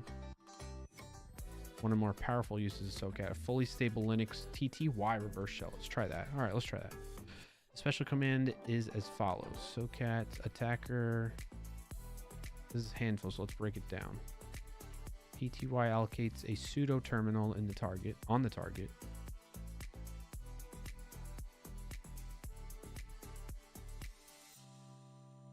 All right, so let's try this. Welcome in and thanks for joining today, Bald Bearded Builder. What's up, Triple B? Excuse me, sir. Can I ask a question on this channel? Can you tell me how I can become a programmer? Like, I want to create cool houses in Minecraft. Do I have to go to college to learn how to do that with code? That's not a typical question from you. What's that about? What's that about, Triple B? How you doing, buddy? What's new? What's happening? No, you don't have to go to college to do that, by the way. That's the short answer. All right, SOCAT. It's clear. Bloop, bloop. SOCAT TCP. My attacker IP, which is 10.10.136.225. Attacker port, we're going to say 4000 again. Execute. Bash. Interactive.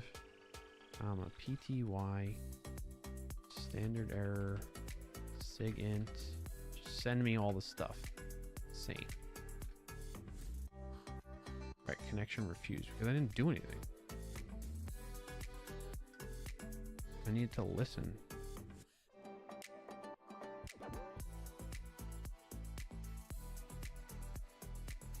Here's the new listener syntax, that's why. All right, SOCAT TCP-L port 4000 file backtick TTY backtick comma raw comma echo equals 0. I feel like a lot of people probably just like assign these things to an alias, right? All right, so that should work on that. We clear this and we try that again. Still connection refused?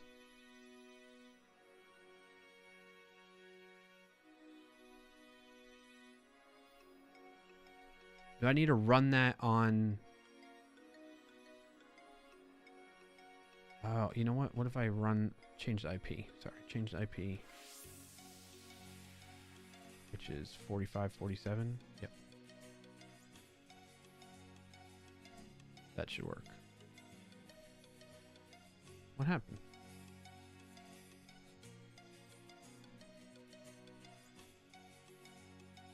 Is it connected or not? Oh. This channel is great. If you'd like to get more followers and subscribers, click here. Are you serious? Triple B, did you get hacked?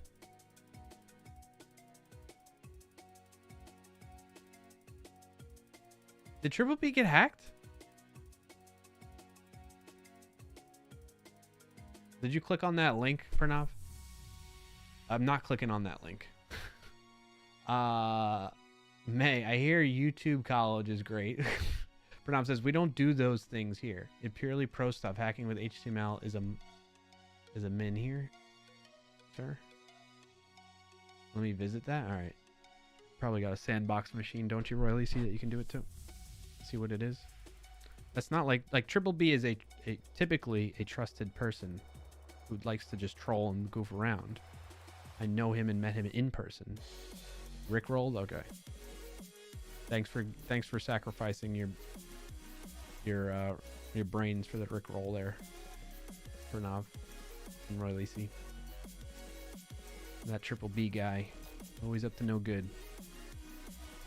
I can't tell if this worked or not. It seems like it did work.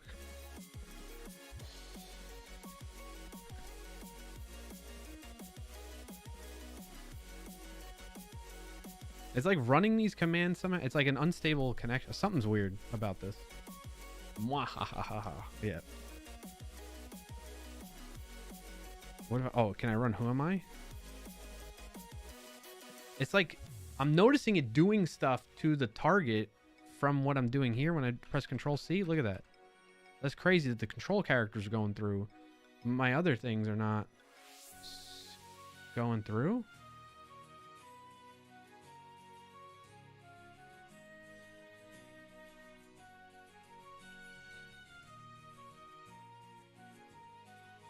Also, notice this. You don't have to capitalize this stuff like I was. TCP-L.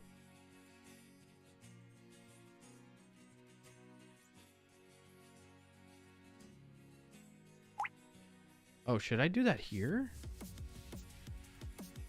No. I feel like I did something wrong. Yeah. The target machine connected to my attacker machine. I think that's what I was doing there. Oops. Whatever. That was cool though. I just did it in reverse. On the left, we have a listener running our local attacking machine. On the right, we have our simulation of a compromised target. So yeah, on the compromised target, we're going to run sudo rl wrap nc-lv np 443. Password for shell.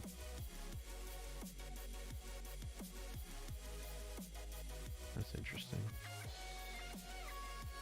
If I don't run it as sudo.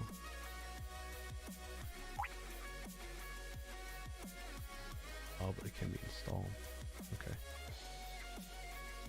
All right. I feel like I feel good about that one. I'm gonna mark that as complete. Look through the payloads, all the things, and try some of the other reverse shell techniques. Try to analyze them and see why they work.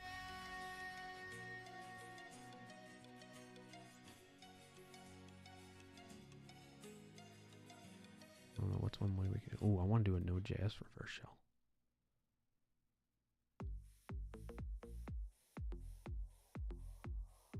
Is Node on the remote machine? Node not found. Sudo apt install Node.js. What was it again? It's like hacker or something. I'm in the wrong freaking thing anyway. It's crazy that it keeps the same like right hand session. That's really nice that it does that.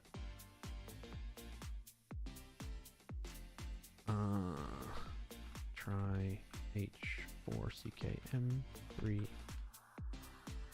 Hey, yeah, we're getting Node on here. Let's do it. I thought I've missed my Friday stream so much that if I come in weird and send a follower message, he's going to say, has Triple B been hacked? It worked. You got me good. 100%. Triple B, well played. How you been, man? What's your win of the week, month, year? Got him. Holy shit, it's 5:40. I need to stop, chat. I think I'm gonna stop here.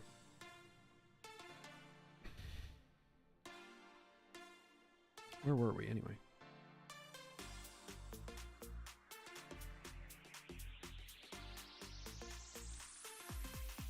We're gonna stop here. Made me spin up a VM for that. We'll never forget. You got more than just me, Triple B. I don't think this is actually working anyway. Yeah, all right, we'll leave it be. Let's stop the target machine. Terminate. Yep. Can I stop that one? Now I shut this bad boy down. Bald Bearded Builder says win of the month. 10 Windows Dev YouTube channel views / subs / likes / etc. are going through the roof. Them Windows Dev YouTube channel views, sub likes, etc. going through the nice, man. That's awesome to hear. Congrats on that. Let's go check it out real quick before I go. The Microsoft Developer channel, or is it a different channel? Or just link it if you want.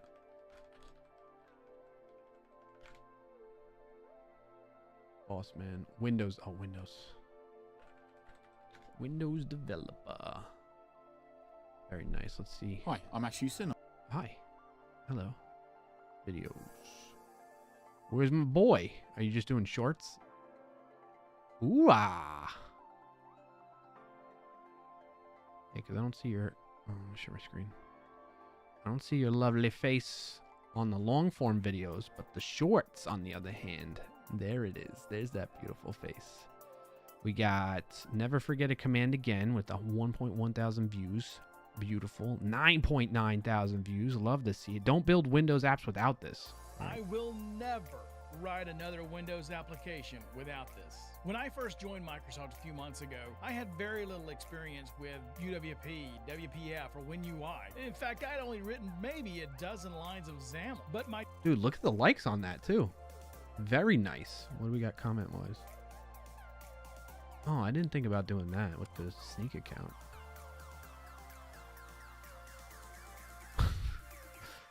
Windows Control Toolkit all throughout the videos. Tell me you're really Michael.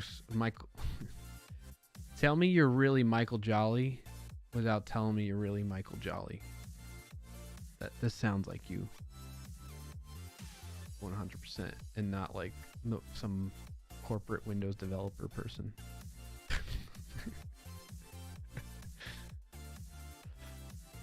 Appreciate the loop at the my team end was to start. building Okay, a let's see. WinUI app that you'll get to see here in a few weeks, and I needed to get up to speed really quick. And that's when someone turned me on to the Windows Control Toolkit and the gallery that comes along with it. The toolkit is an open source collection You're the only one publishing, managing it?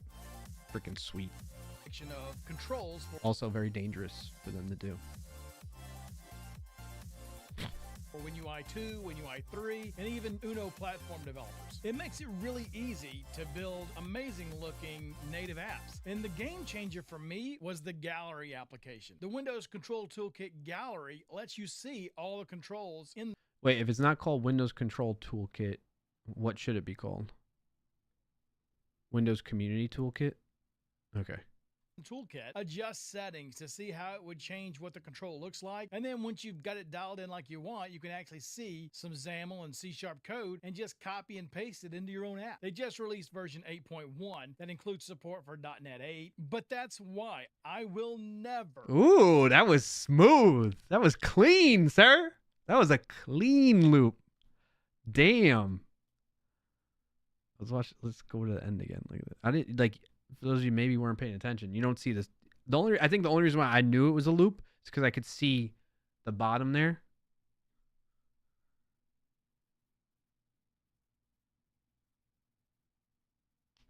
I gotta preheat the oven, chat, so I do have to get going here. I could see the bottom progress bar. They just released version 8.1 that includes support for .NET 8, but that's why I will never. Damn. Sick. You know, I need to start doing this with the sneak channel. Not the loop thing, but like making dedicated shorts. Because all we're doing right now, Mr. Jolly, as you probably already noticed since you were checking out I know you've commented on the channel. Yes, nice job. Nice job. Round of applause. Shout out to Bald Bearded Builder Michael Jolly, who not too long ago joined Microsoft and is now, as he mentioned in the chat, running the Windows Developer YouTube channel, which is fantastic to hear. Our YouTube shorts that I've been doing are all derived from our long form content, and I have not been doing standalone like clips like this just yet. Great sill, by the way. What do you mean? Oh, still. Yeah, it's a good spot to pause right there. Look at him. He's feeling it. This is Michael Jolly when he's like perfectly. Michael Jolly's that feeling when Michael Jolly has tried the Windows Community Toolkit for the first time. Perfection. Chef's kiss. He's about to do chef's kiss. Ah, lovely. That feeling when Michael Jolly gets a perfectly looped YouTube short. Perfect. Lovely.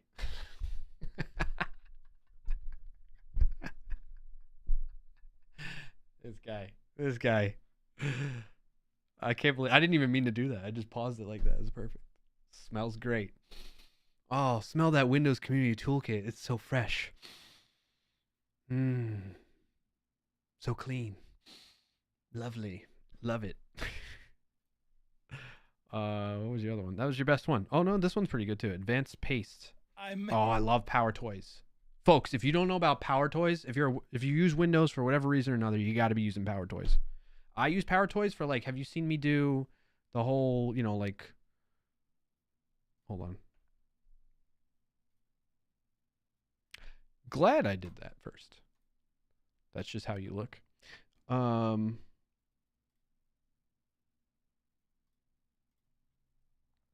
my gosh, this is bad pause point too.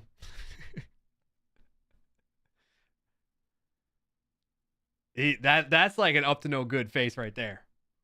He's about to do something. He's about to do something.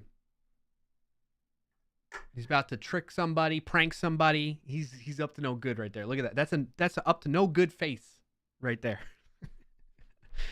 So what I was gonna say is like one of the things that I think I use Power Toys like daily for is like I created, see that purple square? There's also one over here and then one down here. On all my monitors, I have those set up. They're called fancy zones. And they help just like resize things on Windows. I use Spectacle on Mac OS, which is a free open source tool, and Power Toys is free too. That's just one thing I use Power Toys for. There's a bunch of stuff you can do with it. Anyway, let's see what he has to say. Advanced Paste. Have you ever used Power Toys in Windows? It's basically an incubator of new features that may come in the future based on your feedback and usage. But today, wait, may come in the feature of Windows? Is that what we're saying?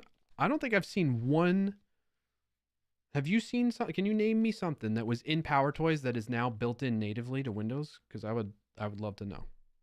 I want to talk about one specifically. It's called Advanced Paste, and it's basically copy paste on steroids. Check this out. I could copy some XML and then paste. Why is Michael Jolly promoting steroids on the Windows Developer channel?